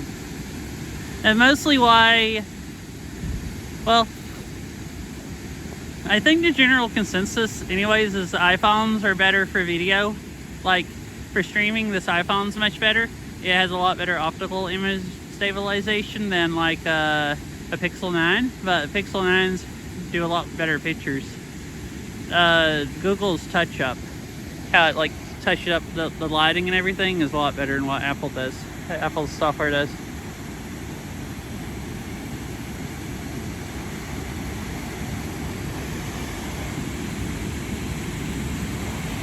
Oh, I was gonna zoom out where you can see both of them at the same time, but it's too dark for the wide angle lens to do anything. It's raining pretty hard now. You can see all the rain going by the light.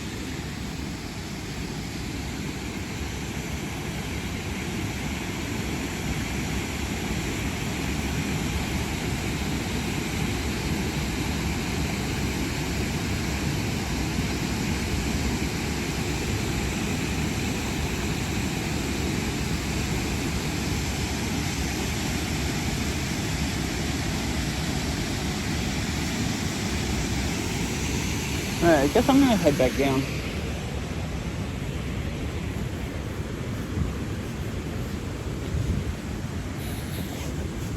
I don't feel that much rain hitting me, but the steps are wet and my jacket looks pretty wet. And it's not raining super hard, but it's not like super light either.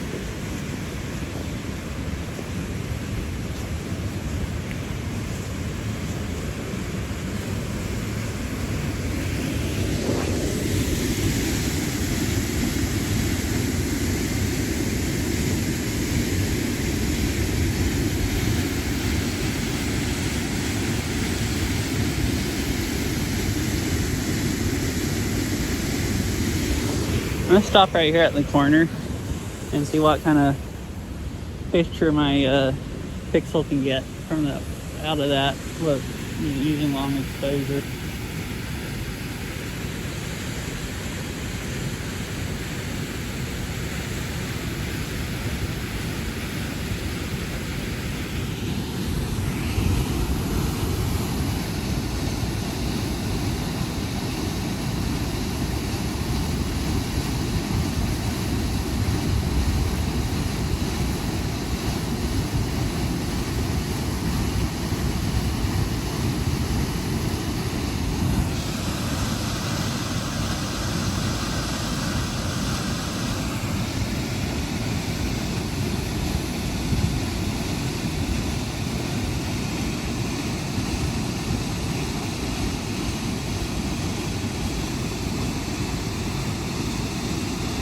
Yeah, and I like how they change colors.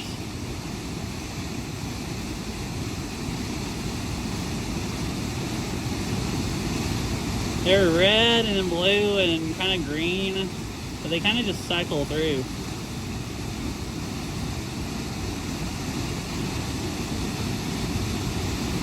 It went through red really fast there, and back to blue.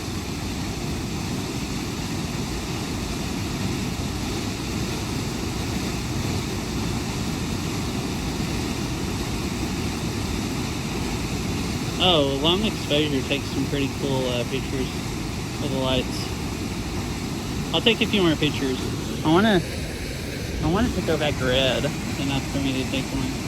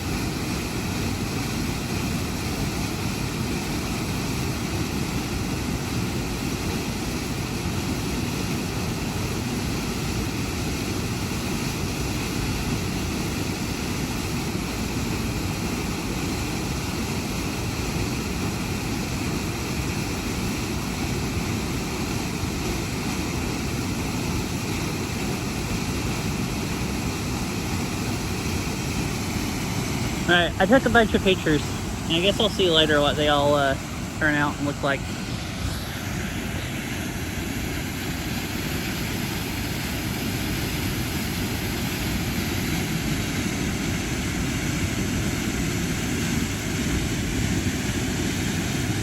This is the nicest one that actually looks nice on camera, and really the one that looks the nicest IRL also. This one just looks really cool with the lights.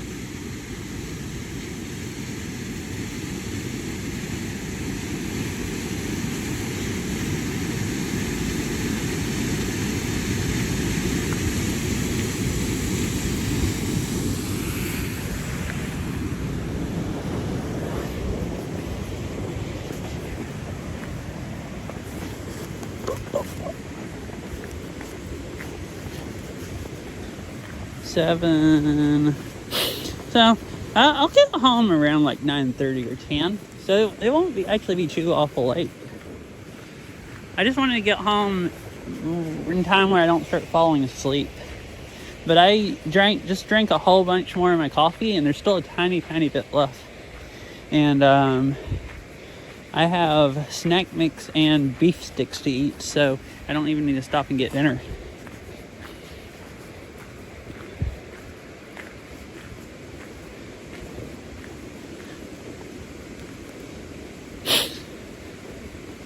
Trying to decide if I should stop stream or just keep going.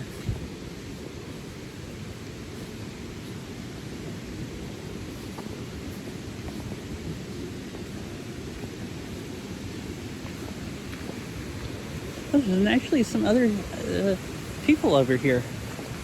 There's a few people that's figured out that this is open at night and to see really nice lights. I mean, this you can't see much of the water, but it looks pretty cool just lit up at night. And the lights change color there also. We'll go down here to this little lookout place. This is probably the easiest to see it.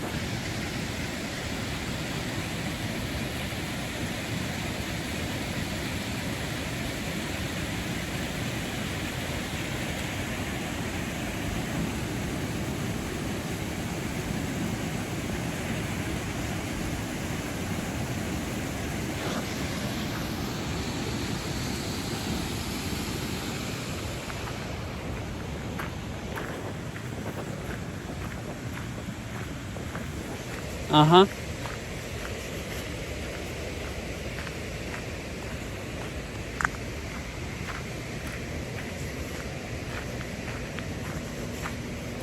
I think when I came here last year, I think when we drove through this part, it was dark. But nobody thought about, just like I almost didn't think this time about, or either, yeah, I don't think we even talked about stopping. Just nobody thought about that the lights might actually be turned on. And that we could go look at the creek.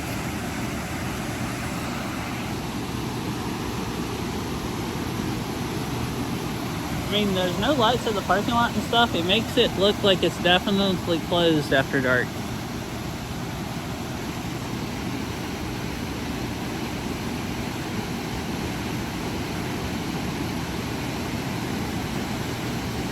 Oh, that's weird. Like, that light went off, and then it came on, another one went off. So they cycle colors, but they also cycle on and off.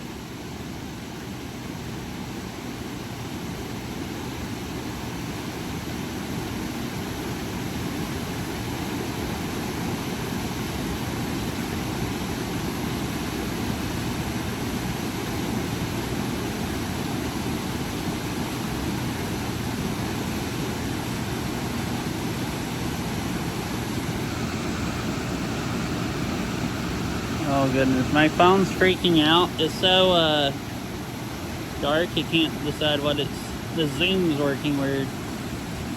I think it can't decide. The digital zoom, I just zoomed out a little bit and it zoomed way out. Like, I think it couldn't figure out how much it was zooming in and out because there was nothing for it to see. I don't know. Or maybe the screen, maybe I did that.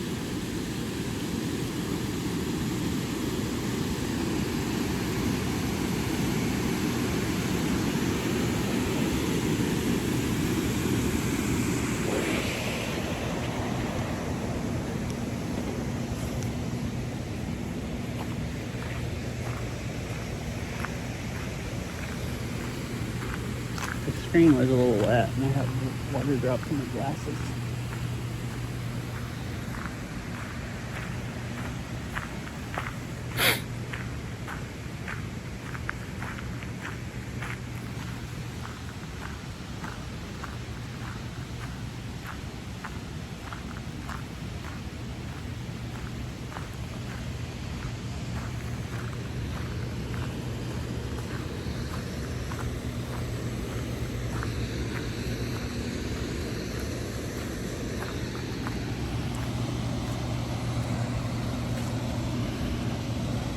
Oh, that area is real muddy.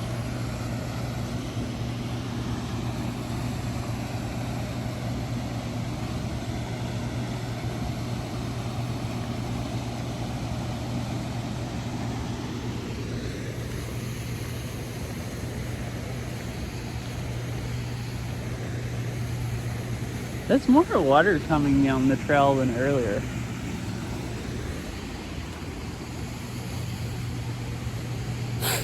Like it runs off of the building there or something, or out of a pipe into the trail or something.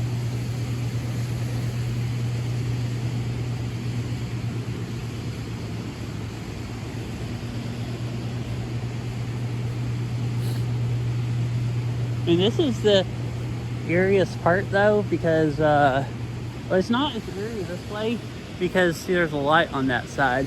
Going back this way, other than the lights from the trees, the light up there on the end of the bridge is out. And it's just crazy because you can just kind of see the light reflecting off the water under you, and you can hear the river like kind of roaring. You can't see nothing.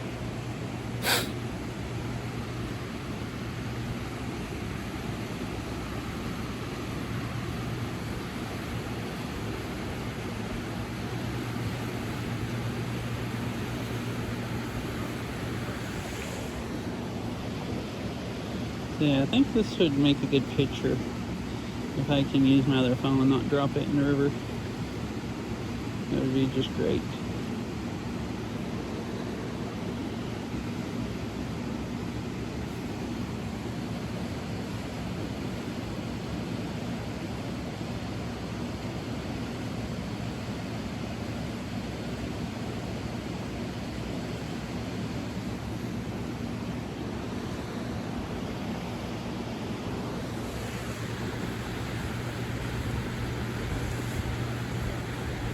I guess I gotta decide what I want to do. So, I could keep streaming. It would just be just chatting in the dark while you watch.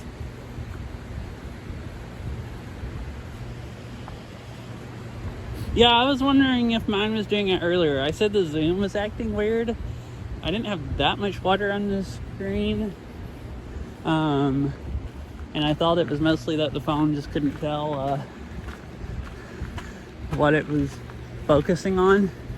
But I did kind of move my hand through a water drop also, and that freaks it out usually. So mine kind of goes crazy a little bit also sometimes.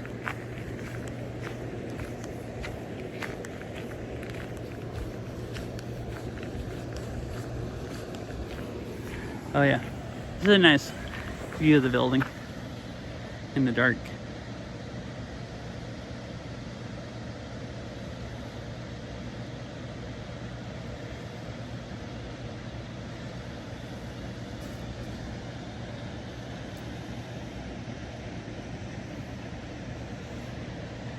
I'm actually take another picture of it from here. It's cool. Yeah, that's the name of the building.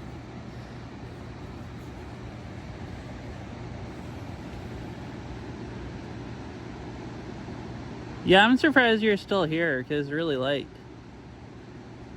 I figured it was just must have been really entertaining. Yeah, good night, Mr. Winnie Cat.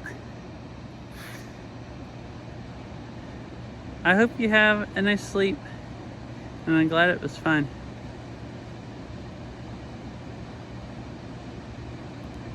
Huh.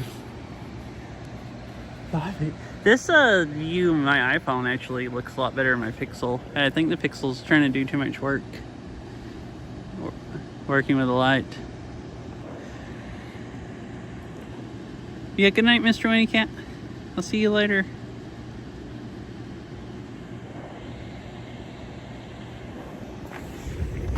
Alright, is there any...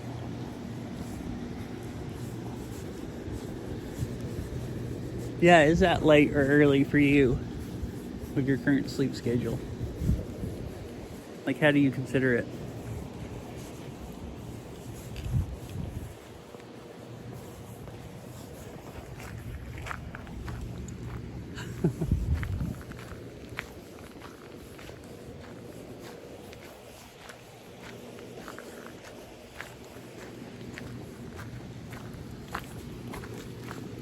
Right, do I have any votes for or against IRL driving stream?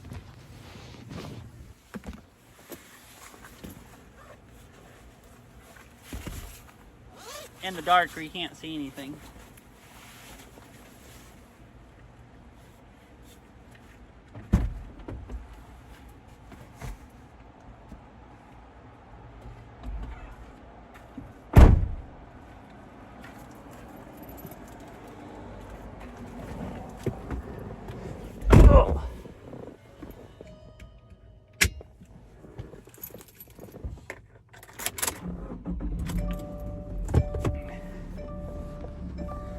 Hello.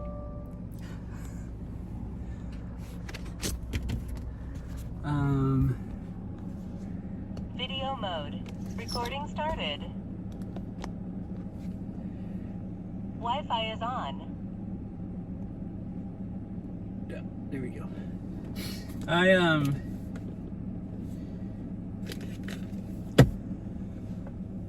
Let's see. I'm gonna tilt this down a little more too, since I have it zoomed in, because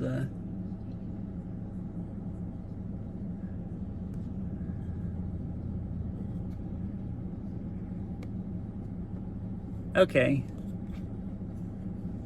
Yeah, I mean, it's just gonna be driving in the dark.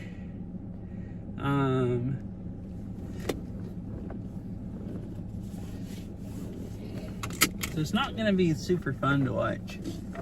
And oh, I want a burger and donuts. Actually, both of those sound really good. The main reason I wouldn't.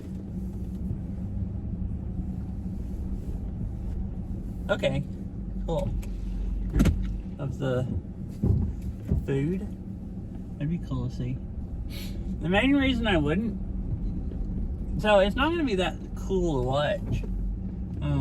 If anyone does hang out, stick around and hang out, it might just be, you know, more of my entertainment and keeping me awake than anything else.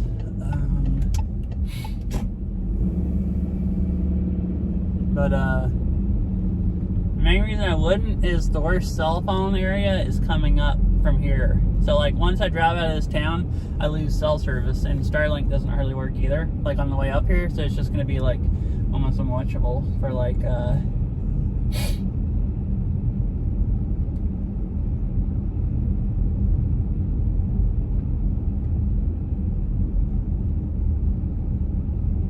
10 minutes or so,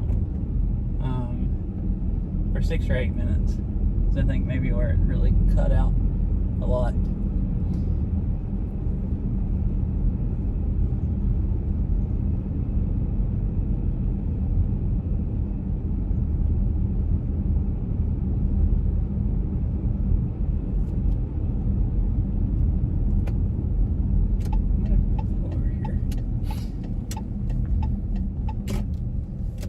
I ran by the other road because I thought it was a different building for a second at first. I'm gonna pull in over here and use the restroom. Then I should be good until we get home. This is where the other visitor center was at. And then either end the stream and raid somebody here or keep going. But yeah, basically it won't be watchable for a few minutes, and then it will the rest of the way home. I had good service, but it's just gonna be headlights in the road for like 2 hours.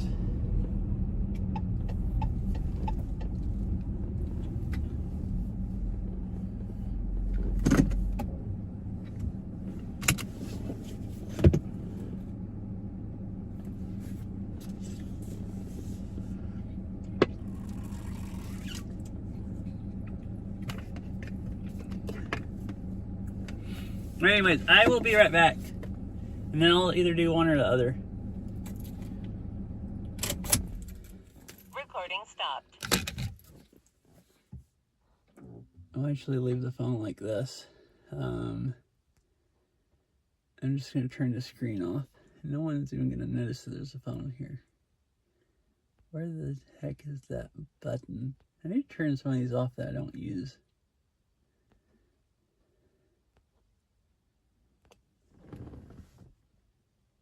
There we go.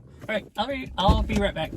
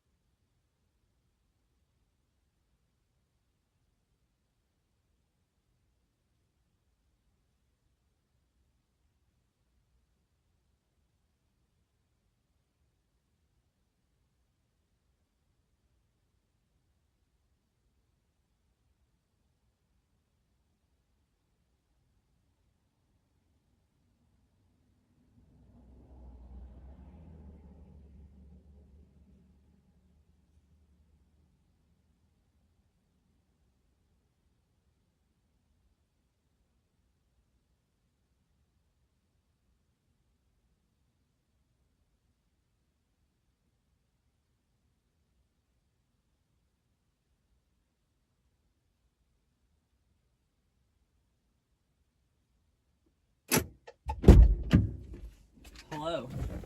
Man, I was so confused. I was just walking and I heard that, is that a omelet or whatever? And I'm just like, what the heck on stream looks like an omelet in front of the car? And then, Video is that an mode. omelet on a Recording salad? started. Wi-Fi is on. And then figure out you were talking about food pictures in Discord, so I'm gonna go look at it now.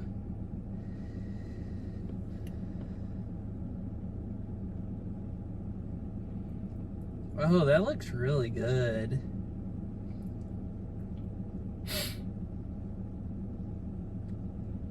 With the like, well, what kind of sauce is that? Stir-fried veggies over rice with an egg on top. Yeah, it looks quite yummy. I'm hungry, obviously. Looks pretty tasty.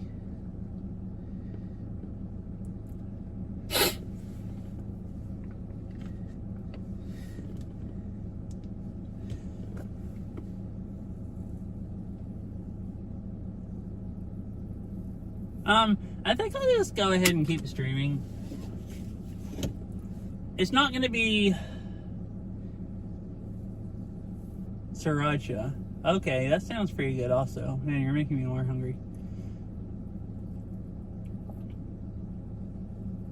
I think I'll just keep going, at least for maybe until I get to the interstate. And then, if anyone wants to stick around and just chat, you can. My battery pack's almost dead, so I am gonna plug the Starlink back up to the car real quick. I just thought about that.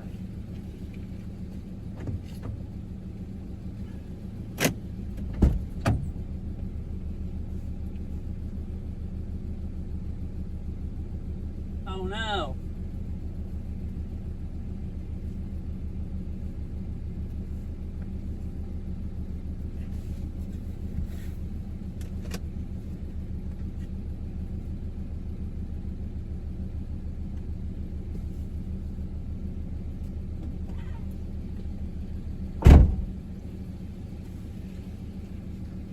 Yeah, it looks nice. Like, looks yummy.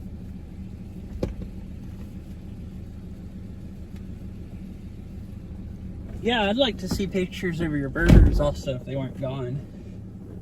That sounds pretty yummy also.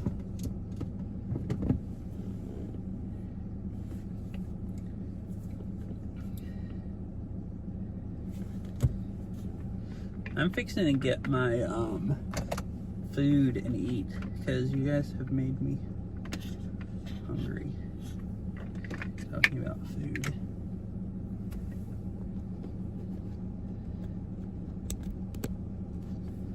Let's see, plug that up to there.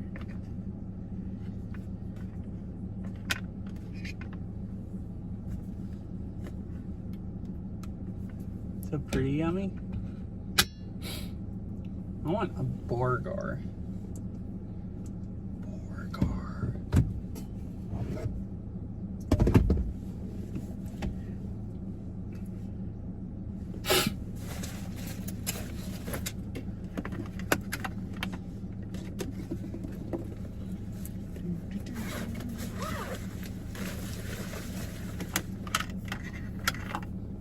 I'm gonna eat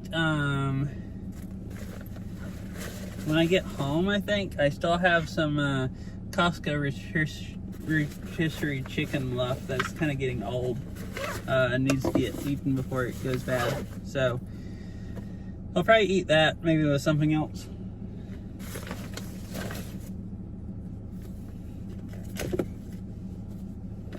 That's what I'll probably have for dinner.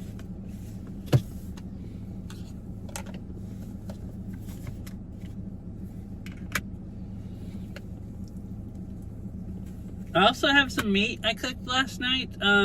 You know, like the really, really thin sliced meat you can get at like Asian grocery stores? I think it's mostly to eat with like vegetables, and they'll usually fix it where it's kind of sweet. But I don't really like sweet meat that much. But I'll get the stuff and fix it in the frying pan with like, I actually did fix it this time with some soy sauce. Basically I just fried it yesterday in the frying pan in butter and soy sauce and some salt. And that's really, really yummy. Yeah. I don't usually get it because it's really expensive, but so there's a Wajimaya that I go to sometimes, but I went to, and they're kind of expensive, but I went to H Mart when I was in a different part of town, when I was up in Redmond, because I didn't actually realize it was there, but there's an H Mart there, and they sell it really, really cheap. Like the sliced really thin beef there is like the same price, I think, as the not sliced thin beef.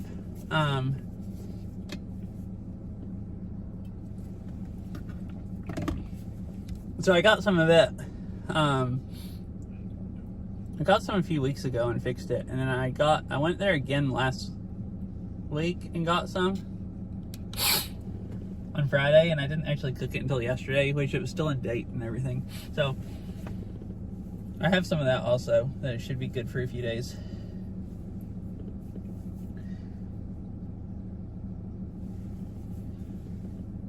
So I have a bunch of yummy stuff. Sliced beef and rotisserie chicken.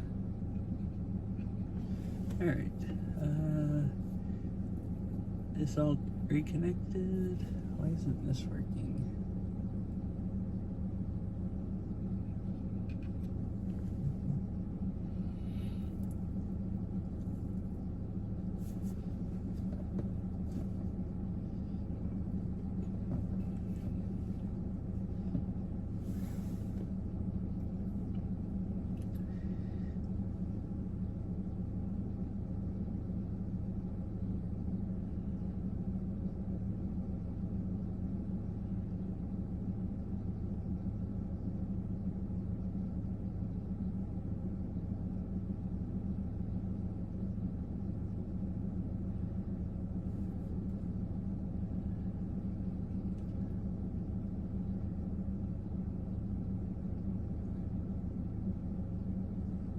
Alright, I guess I'll head on out.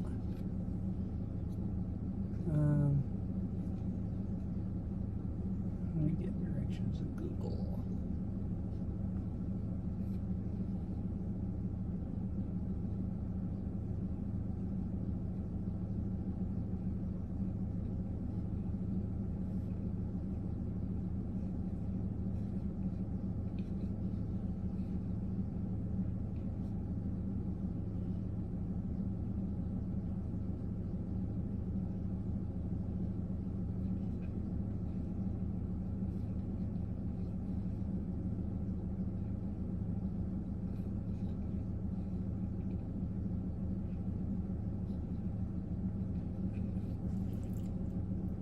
Oh, hi, Cora.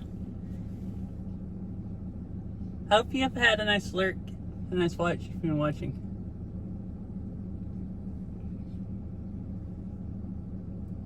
I'm going to keep streaming.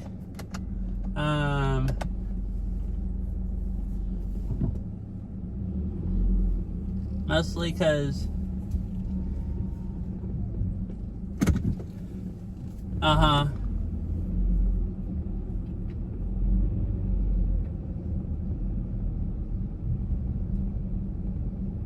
I've been eating more meat recently because I've been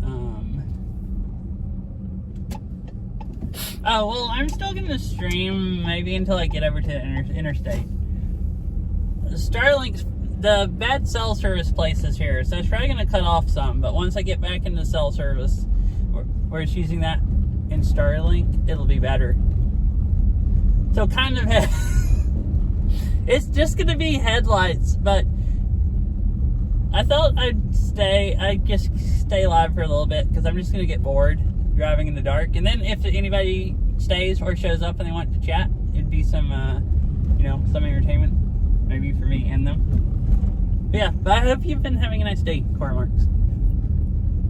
Yeah, I've been, my muscles recover faster if I eat a lot of protein, like meat and stuff. It seems like when I'm playing Catsy's squat map and stuff. So I've been eating more meat lately, mostly just meat and vegetables, and I've been feeling a lot better and losing weight. So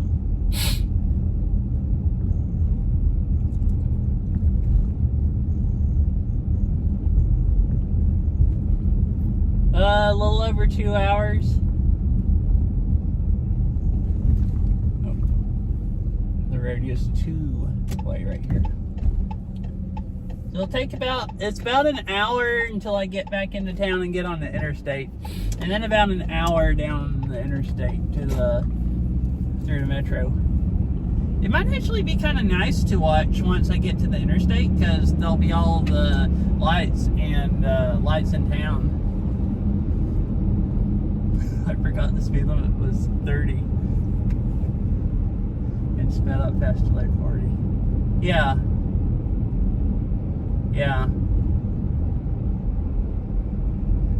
It's a really nice drive in the day. It'd be a really nice drive if it was daylight. Like, it's super pretty. I mean, it won't be bad in the dark. It just would be, a little boring.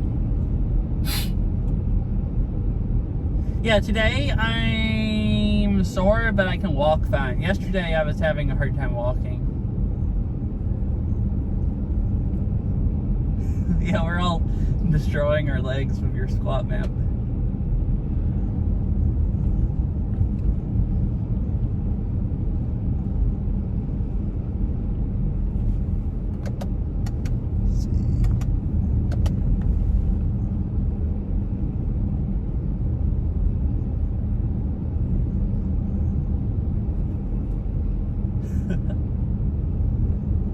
Wait, do you get that sore when you play your own squat map?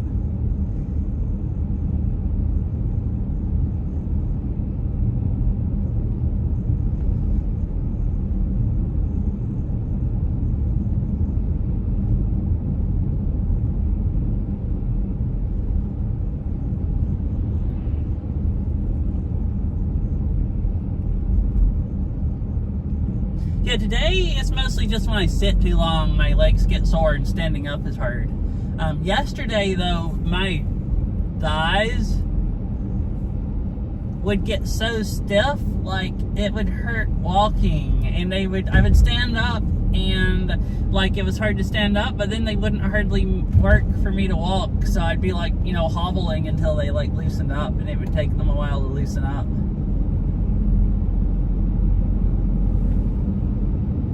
Oh, okay. Like you don't do any squats for a while and get out of practice, and then it kills you when you do more. I just need to work my way up to do as many squats as you do. I've been mostly doing them often enough to not get out of practice.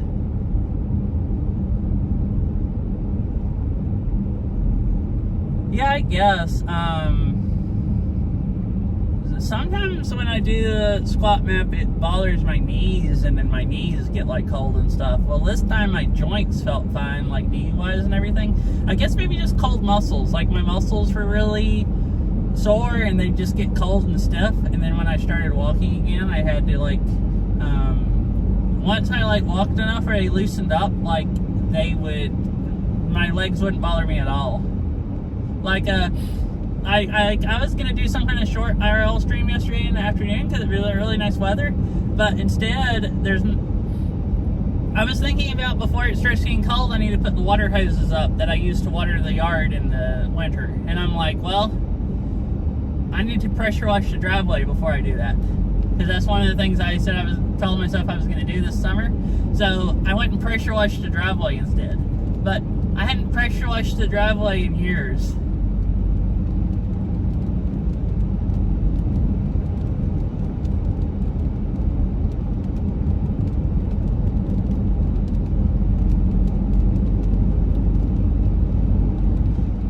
Yeah, you wouldn't think this map would be that hard, But doing like 12 minutes of his squat map or 11 until the first break just kills me, makes me sore more than like, you know, any kind of hiking I ever do or anything. But yeah, I ended up pressure washing the driveway yesterday and my legs felt great then while I was doing it because I was walking around constantly. But then I went inside after that and sat down for a while and my legs got stiff again and then I like couldn't hardly freaking walk.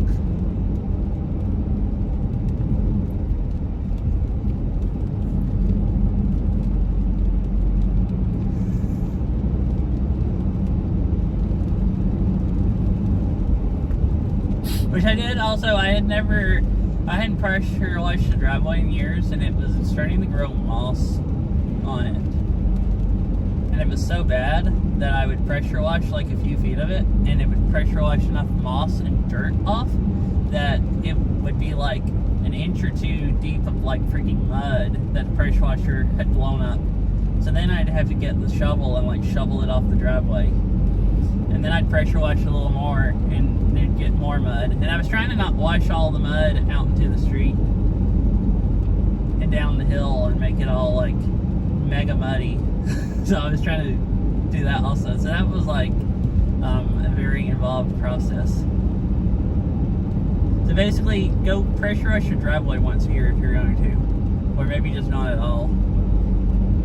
If you don't for years and then you all of a sudden do it, it's, you know, it's a lot.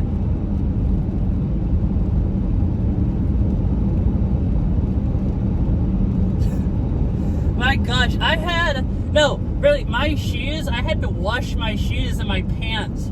Like, because everything waist down was just, I had splattered enough mud on me, like where I was trying to get the stuff pressure washed off the driveway and then holding it right close to the driveway and then some of it was splattered back, that I was just freaking waist down was pretty much covered in mud. Like, I really was.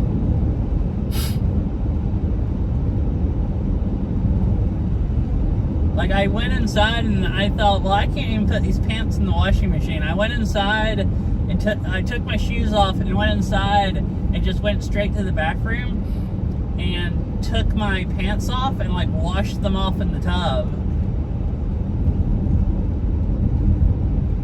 Because I thought, well, this is just gonna like, they're gonna get, if I put them in the washing machine with any other clothes, they're just gonna get everything dirty.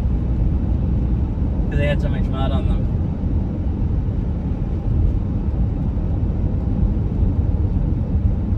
Like, I had thought about wearing shorts, and I'm like, no, I'm smart enough for that. Like, yeah, actually, that's smart. I'm thinking, like, normally I'd wear shorts. I'm going to be smart this time and wear long pants. And it was good, because, you know, otherwise I would have had mud got on my legs and run down my legs into my shoes. It would have been much worse. Anyway, the driveway looks really nice now. Nicer than it has in years.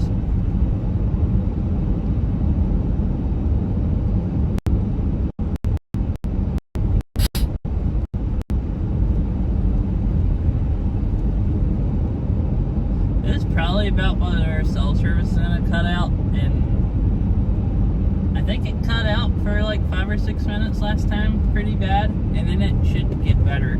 Well, it's because cell service is about to cut out and it's only Starlink and there's a lot of trees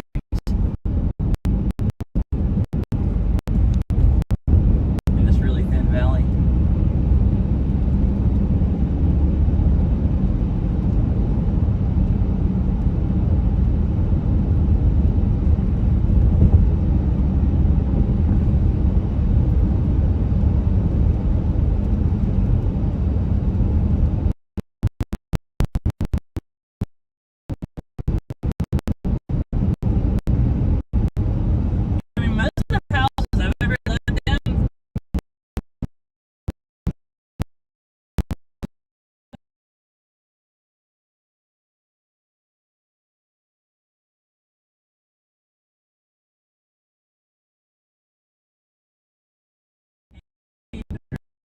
But it also stayed out in the sun and never grow anything.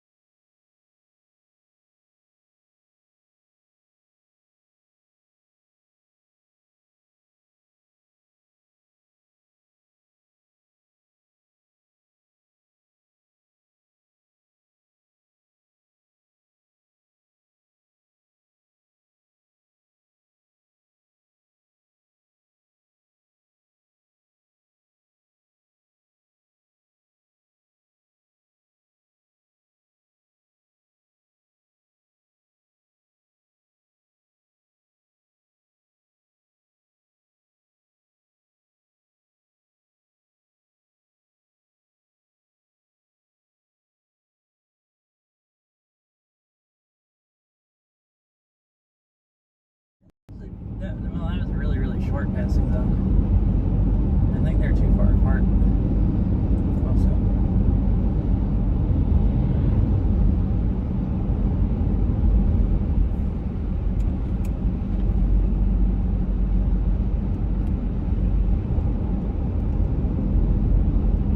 Oh, it's working better. Hello. I'm just cruising. I got stuck behind someone driving really slow through the curvy valley. Oh, this is the part of the where you're under the high voltage power lines, so Starlink works good. I didn't know where I was at because it's so hard to tell in the dark. Oh yeah, I don't know if cell service cut out last I was saying, but I was saying mostly everywhere I've lived growing up had gravel driveways. The last house I lived at in Tennessee had a paved driveway, but it like stayed sunny, like basically it was in the sun, out in the open year round, so it never like grew anything. And I guess it rains harder there also, and the rain pretty much just washes everything off of the driveway. It doesn't rain as hard here, so stuff gets, I guess, stays dirtier and dustier, especially if your driveway's kind of flat. But like ours is shaded most of the time. And like in the southeast, you don't have moss grow on stuff as much. But Washington is like so dank in the winter that you really have moss grow on a lot of stuff. So our driveway is getting, very mossy. But like, yeah, I've never pressure washed a driveway either until yesterday. I guess is what I was getting at.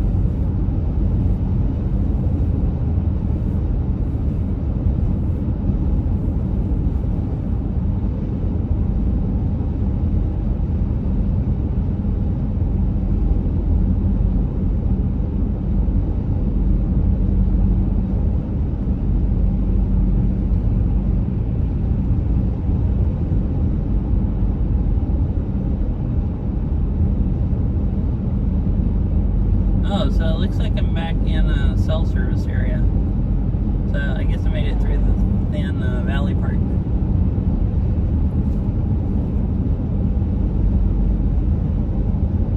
This didn't take too long. So other than a few little parts of the road, it pretty much works the whole rest of the way. The service coming up here, I was worried about it a lot of places, but it was much better than I thought it might be.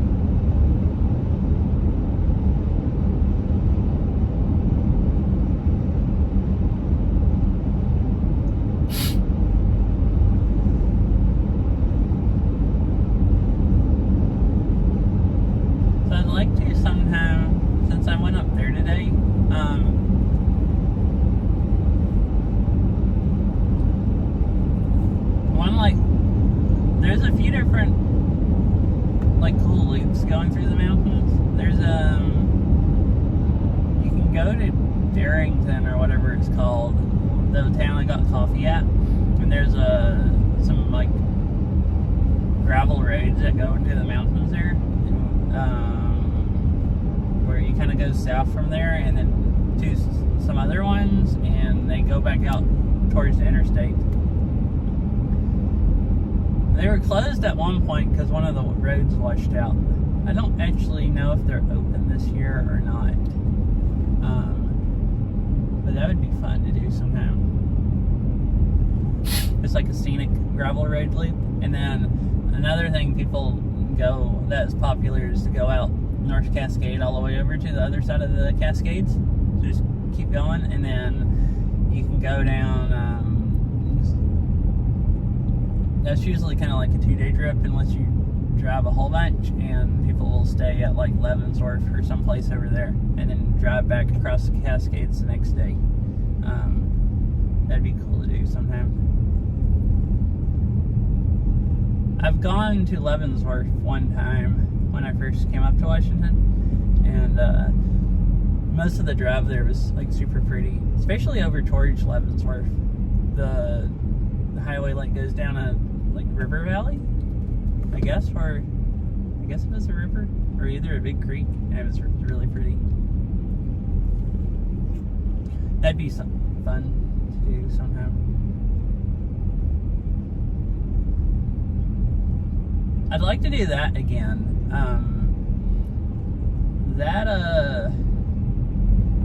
I thought about driving over to Leavenworth sometime and back. You can do that in a day. It's just a bit of a drive. I actually, not really. It's like closer than, it's less than what I did today.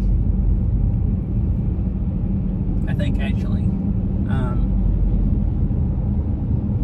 Mostly there I was worried about cell service, but it's about the same as what I've had today, and how, maybe not quite as good, but how Starlink was working so good up in North Cascade that I think it would work good enough almost that whole way, because you're on a highway. There's not too much tree cover and a little bit of cell service. That'd be a fun thing to drive and stream. Some nice views.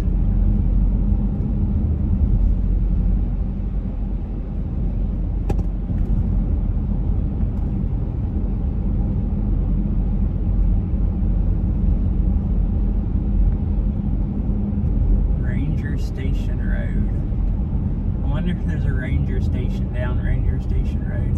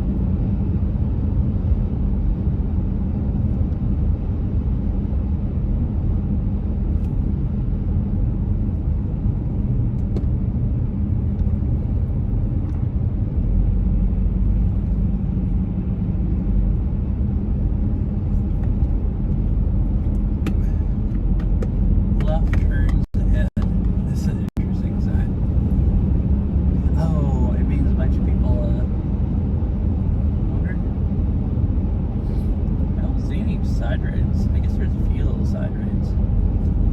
Oh, I guess because it's a passing zone. They don't want someone passing and then somebody be about to left turn in front of them. Because they're passing multiple cars.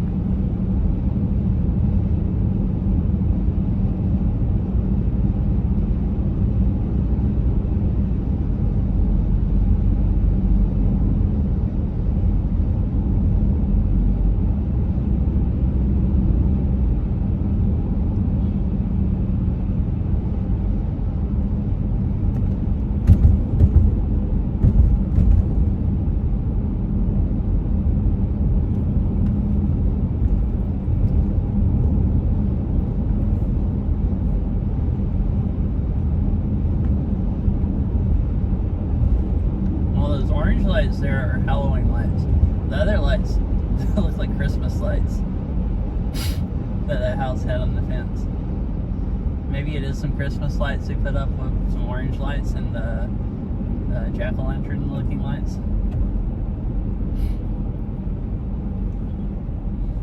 Just to have more lights.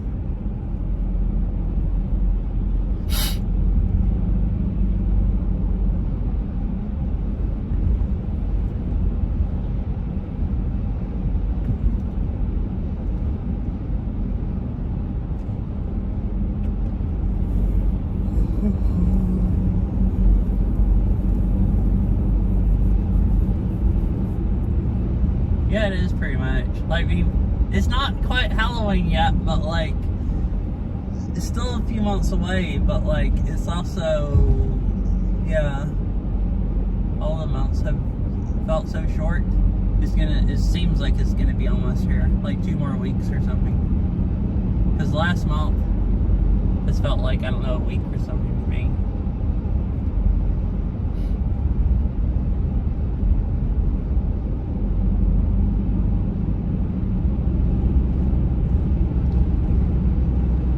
Sign there says wildlife viewing area. I don't think is that the place on the side of the river that I stopped earlier? Or is there another place? I don't think this is at the river park.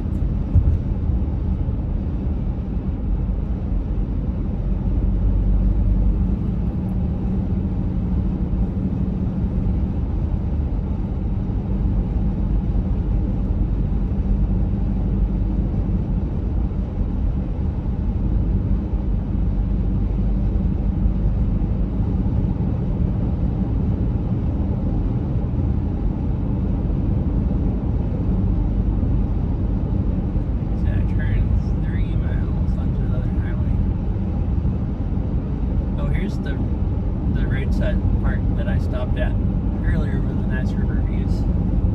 So yeah, I guess that viewing area was a different place.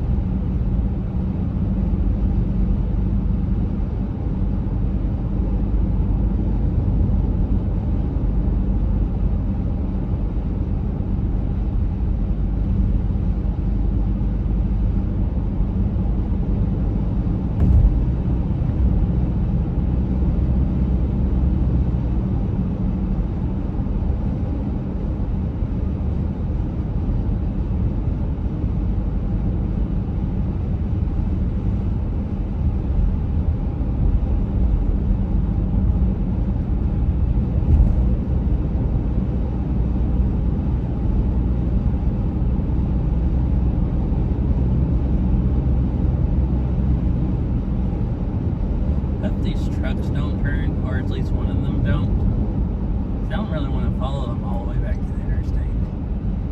This truck, the one in the front has a trailer with a backhoe on it. So he drives like the speed limit or over on the straightaways, so you can't really pass, and then slows way down on curves. I would just pass them both, but they're staying just far enough apart where I'd have to have a massive passing zone. But like half the time we're going like real slow around the curves.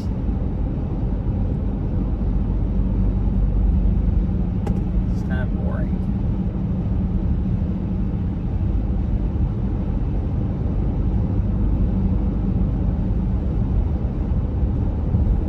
They're not going that slow hauling it back home. They seem to actually know the highway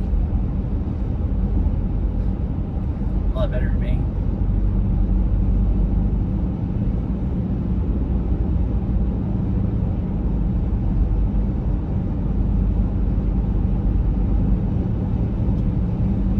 Alright, so turn half a mile.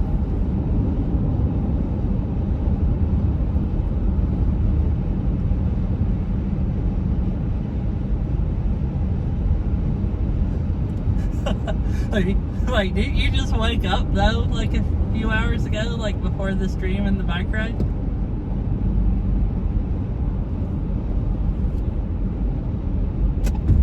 Oh, they're going straight. Where do I turn? Okay, I turn right here. I couldn't tell if this was like one way and you turn up there to go, or what. Alright, they all went that way, so I'm glad. This road's real curvy. And that truck was going really fast. Like, the speed limit was 50, and they were going 50 except for the curves that they were going, like, 35 around. And this road has a lot of those curves. I didn't really want to go, like... Oh, okay. So it's actually pretty close to, going back to sleep. Like a few more hours.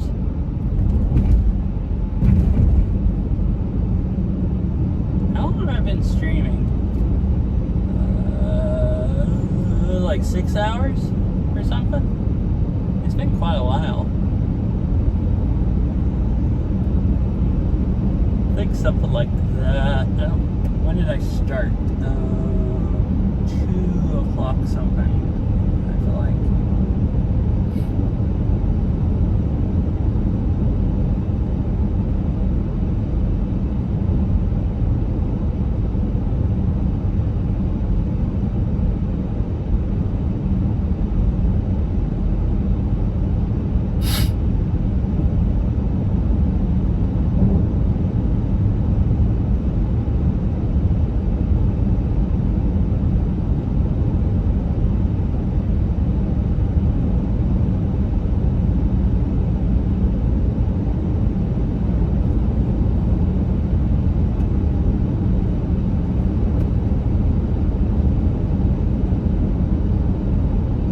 Oh, I see. Oh, that sounds like an interesting day. Yeah, get up, watch some streams, eat some food, work out. Alright, eat some food, watch some streams, work out, eat some more food, watch some streams.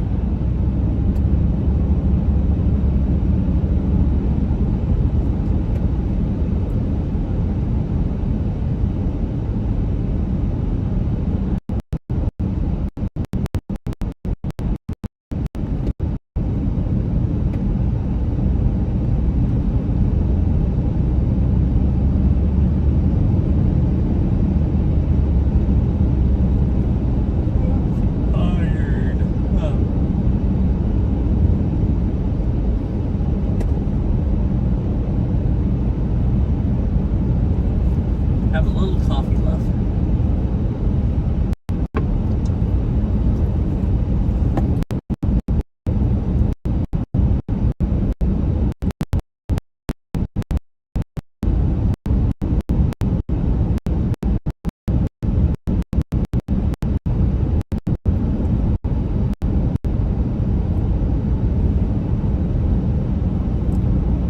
Well, this is the other part where the cell service goes to crap. And Starlink's not picking up at the same time. I think this is about the only other part. A few places here where it cuts out. It's about the only other time it doesn't work good.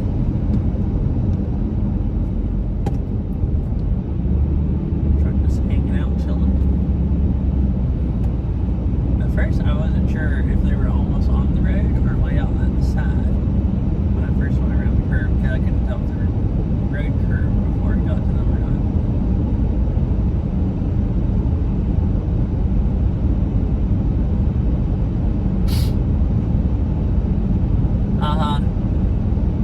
Yeah, I drink coffee a lot of times, like 3 or 4 hours before I get to bed, and less than 3 hours, it definitely keeps me up. But like,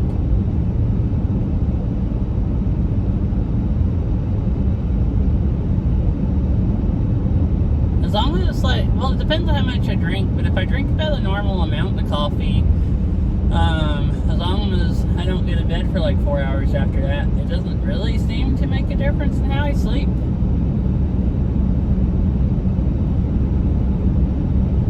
Like sometimes I think it actually makes me sleep more. So like, there'll be days that I just won't drink coffee in the evening because I'll like go someplace and I'll get home and it'll be like late and I'll decide, well, this is too late. I'm not going to drink any coffee because I'll be worried it'll keep me up.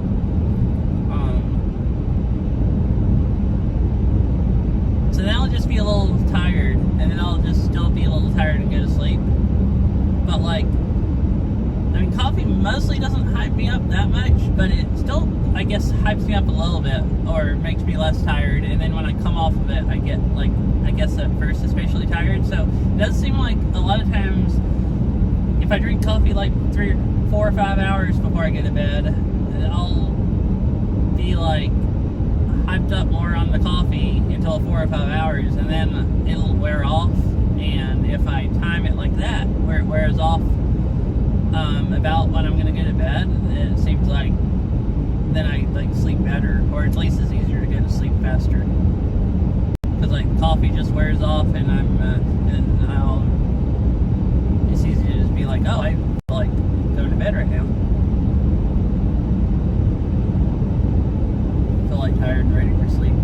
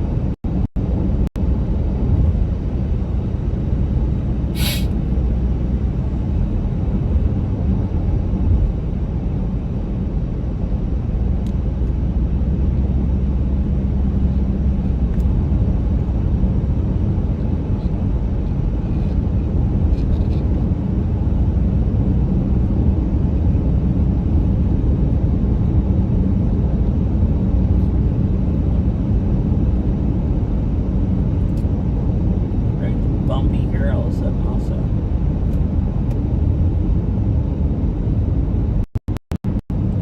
It bounces here.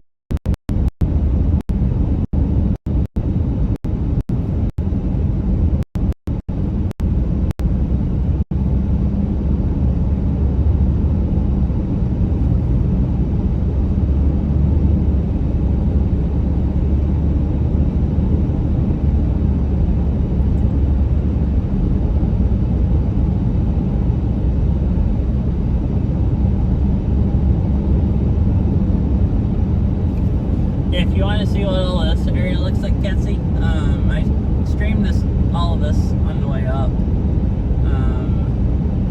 Oh, there's no bit rate right now. Oops. I didn't even notice the chat just disconnected.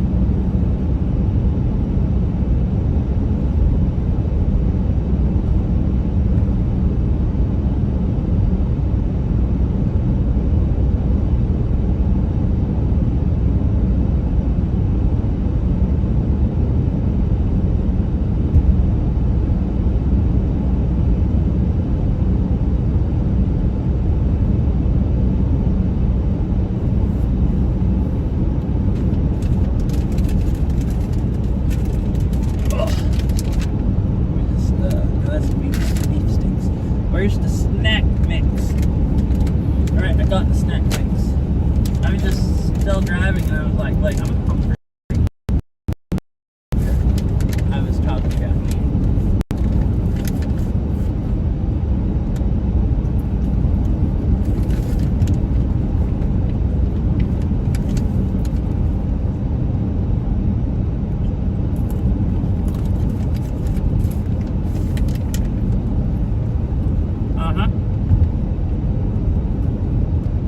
Costco snack mix.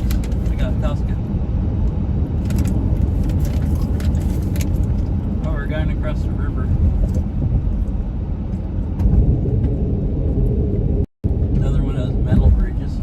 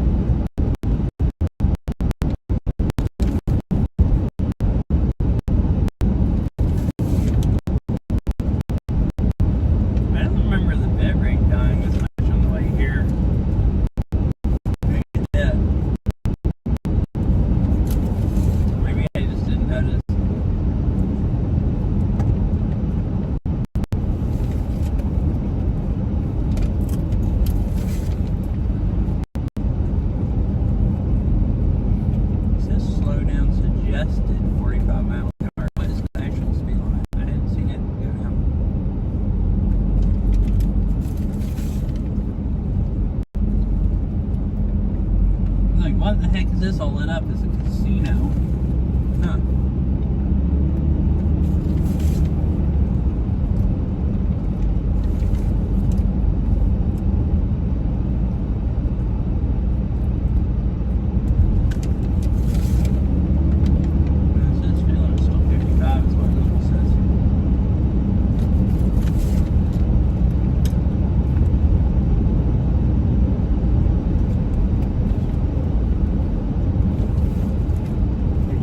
Car.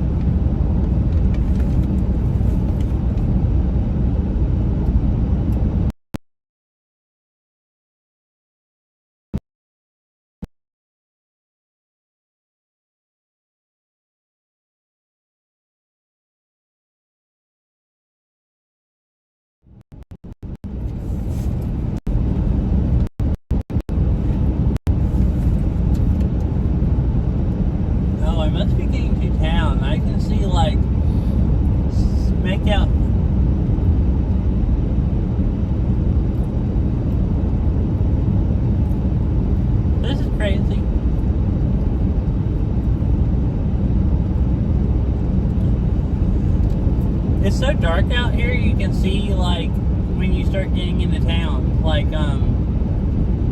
it's been so dark, I can see the sky, but I can't tell the difference between like the mountains and the trees. But like it's starting to get now where I can see like over the trees, make out what was the trees and what was the mountain, because it's like lit up more, the sky between here and the mountain. I guess, what's the next town? Darlington or something? I guess maybe I'm getting close enough to it that there's the sky's lit up just a little bit, just to basically none.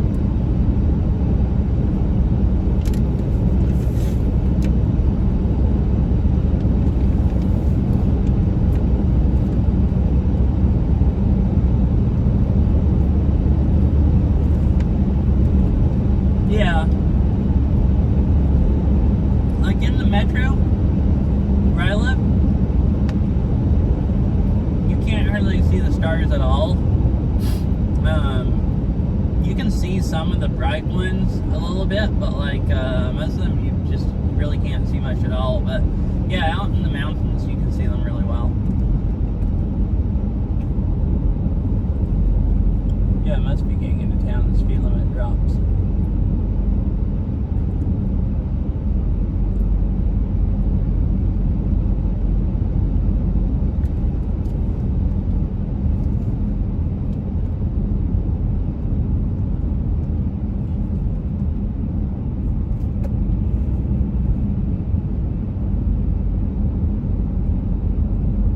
Oh yeah, here's the wood, the sawmill or whatever to the left that I drove by. So we're getting back into Darrington, or whatever the heck it's called.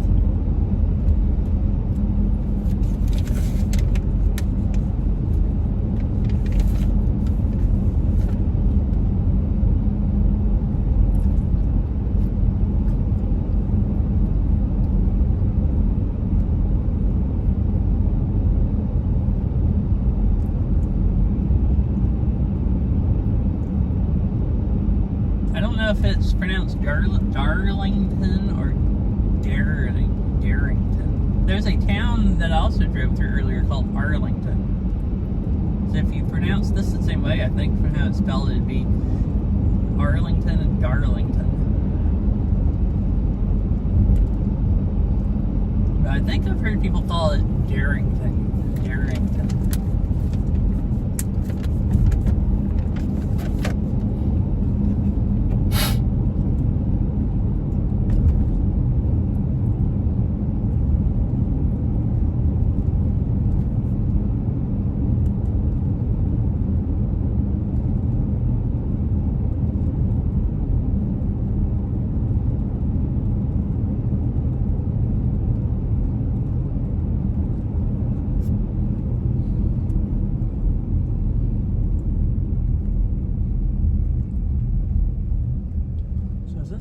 So I came here before, normally turn there. I'm gonna go down here and see, is this the road to the park I usually go to?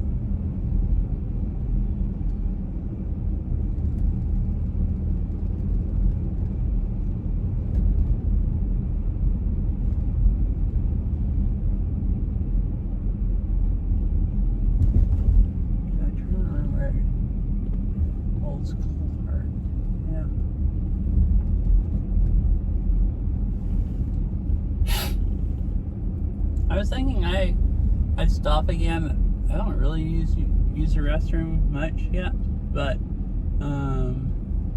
there's not any other place to go. I did drink the rest of my coffee, so I probably will need to before I get home. And there's not really any other place to go that's not at a store. And I don't really like parking at stores. I don't really like going to stores. There's that rest area I stopped up on the way up here, but there's only a northbound rest area. There's not one southbound to stop there.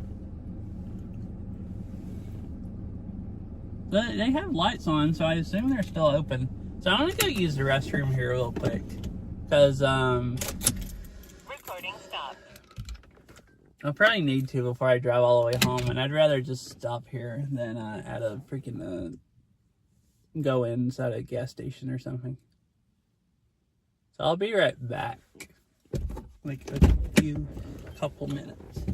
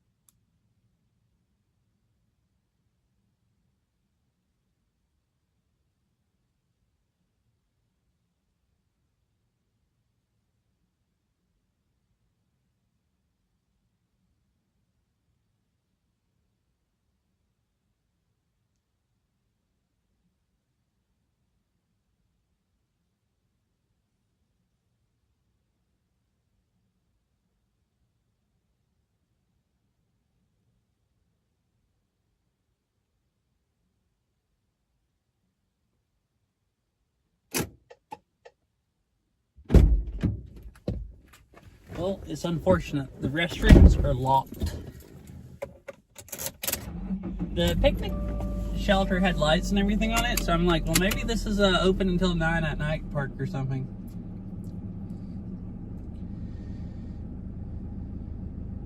Video mode. Recording started. Wi-Fi is on.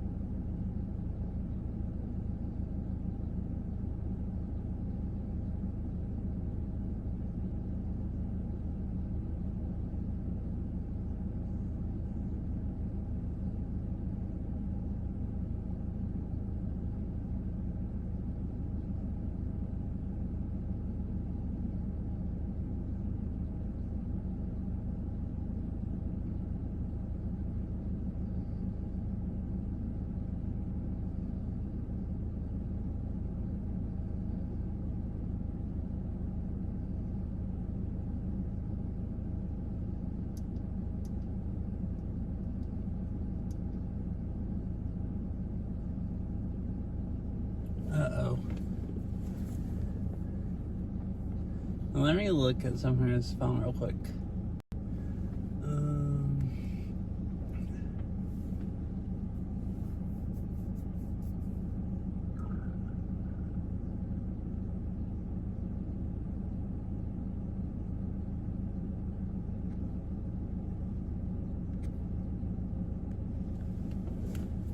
Oh, there may be a problem. Let's see.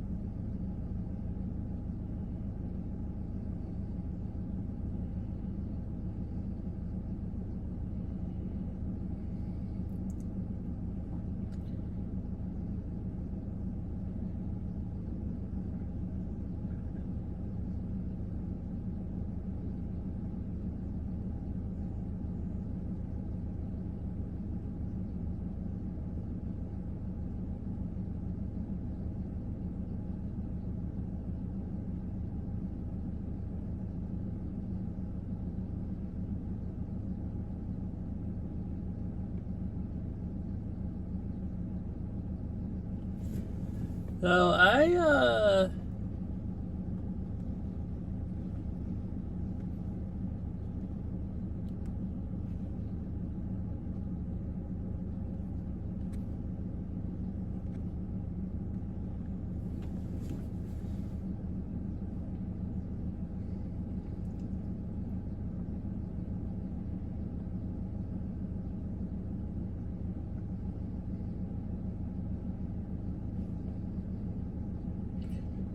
I think our power just went out at home.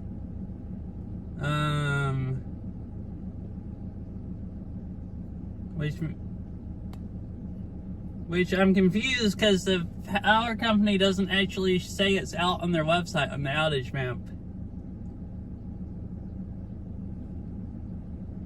Is my computer actually running off a battery? I really don't want to just let my UPS run until it kills it down to 0%. It's not going to run that long either. Oh, I never installed the software for it on this computer.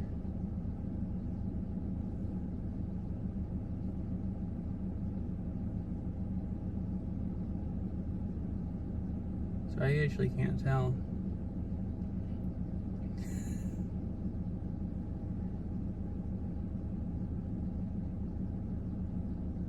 Because I have everything running on a UPS.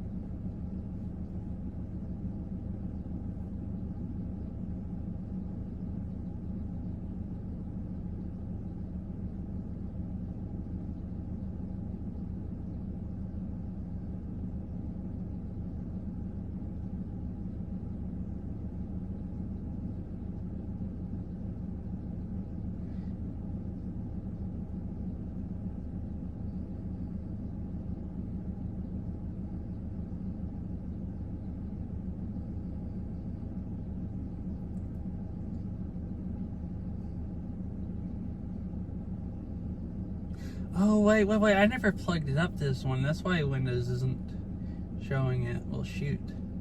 Alright, let me minimize this out real quick again.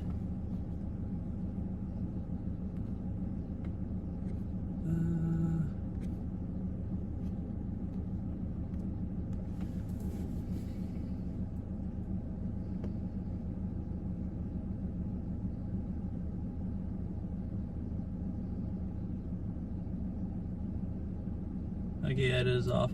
Alright, I'm gonna end the stream because my computer, I can't unplug the router anyways, but I don't really want to just run it until the computer dies.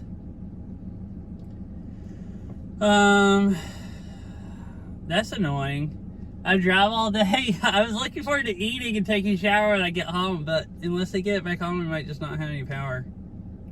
Which is confusing. It doesn't actually show on the outage map that it's off. So there's no like estimated time I could see or anything. It's a bit annoying. There's a few other outages it shows. Yeah.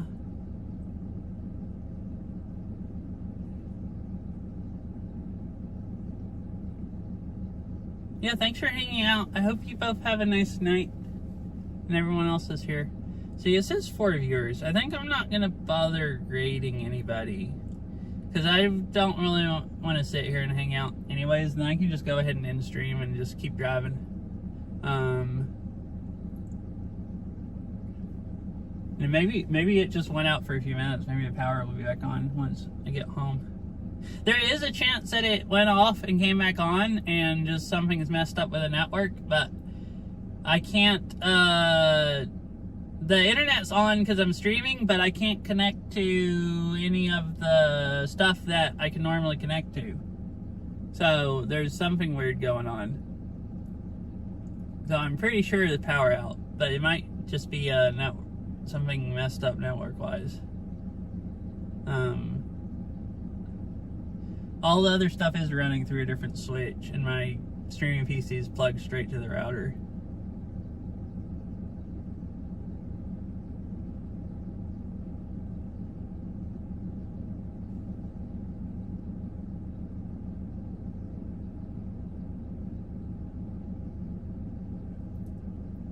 Yeah, I'm just gonna go ahead and end. Like I said, you guys can go watch whoever you want to watch.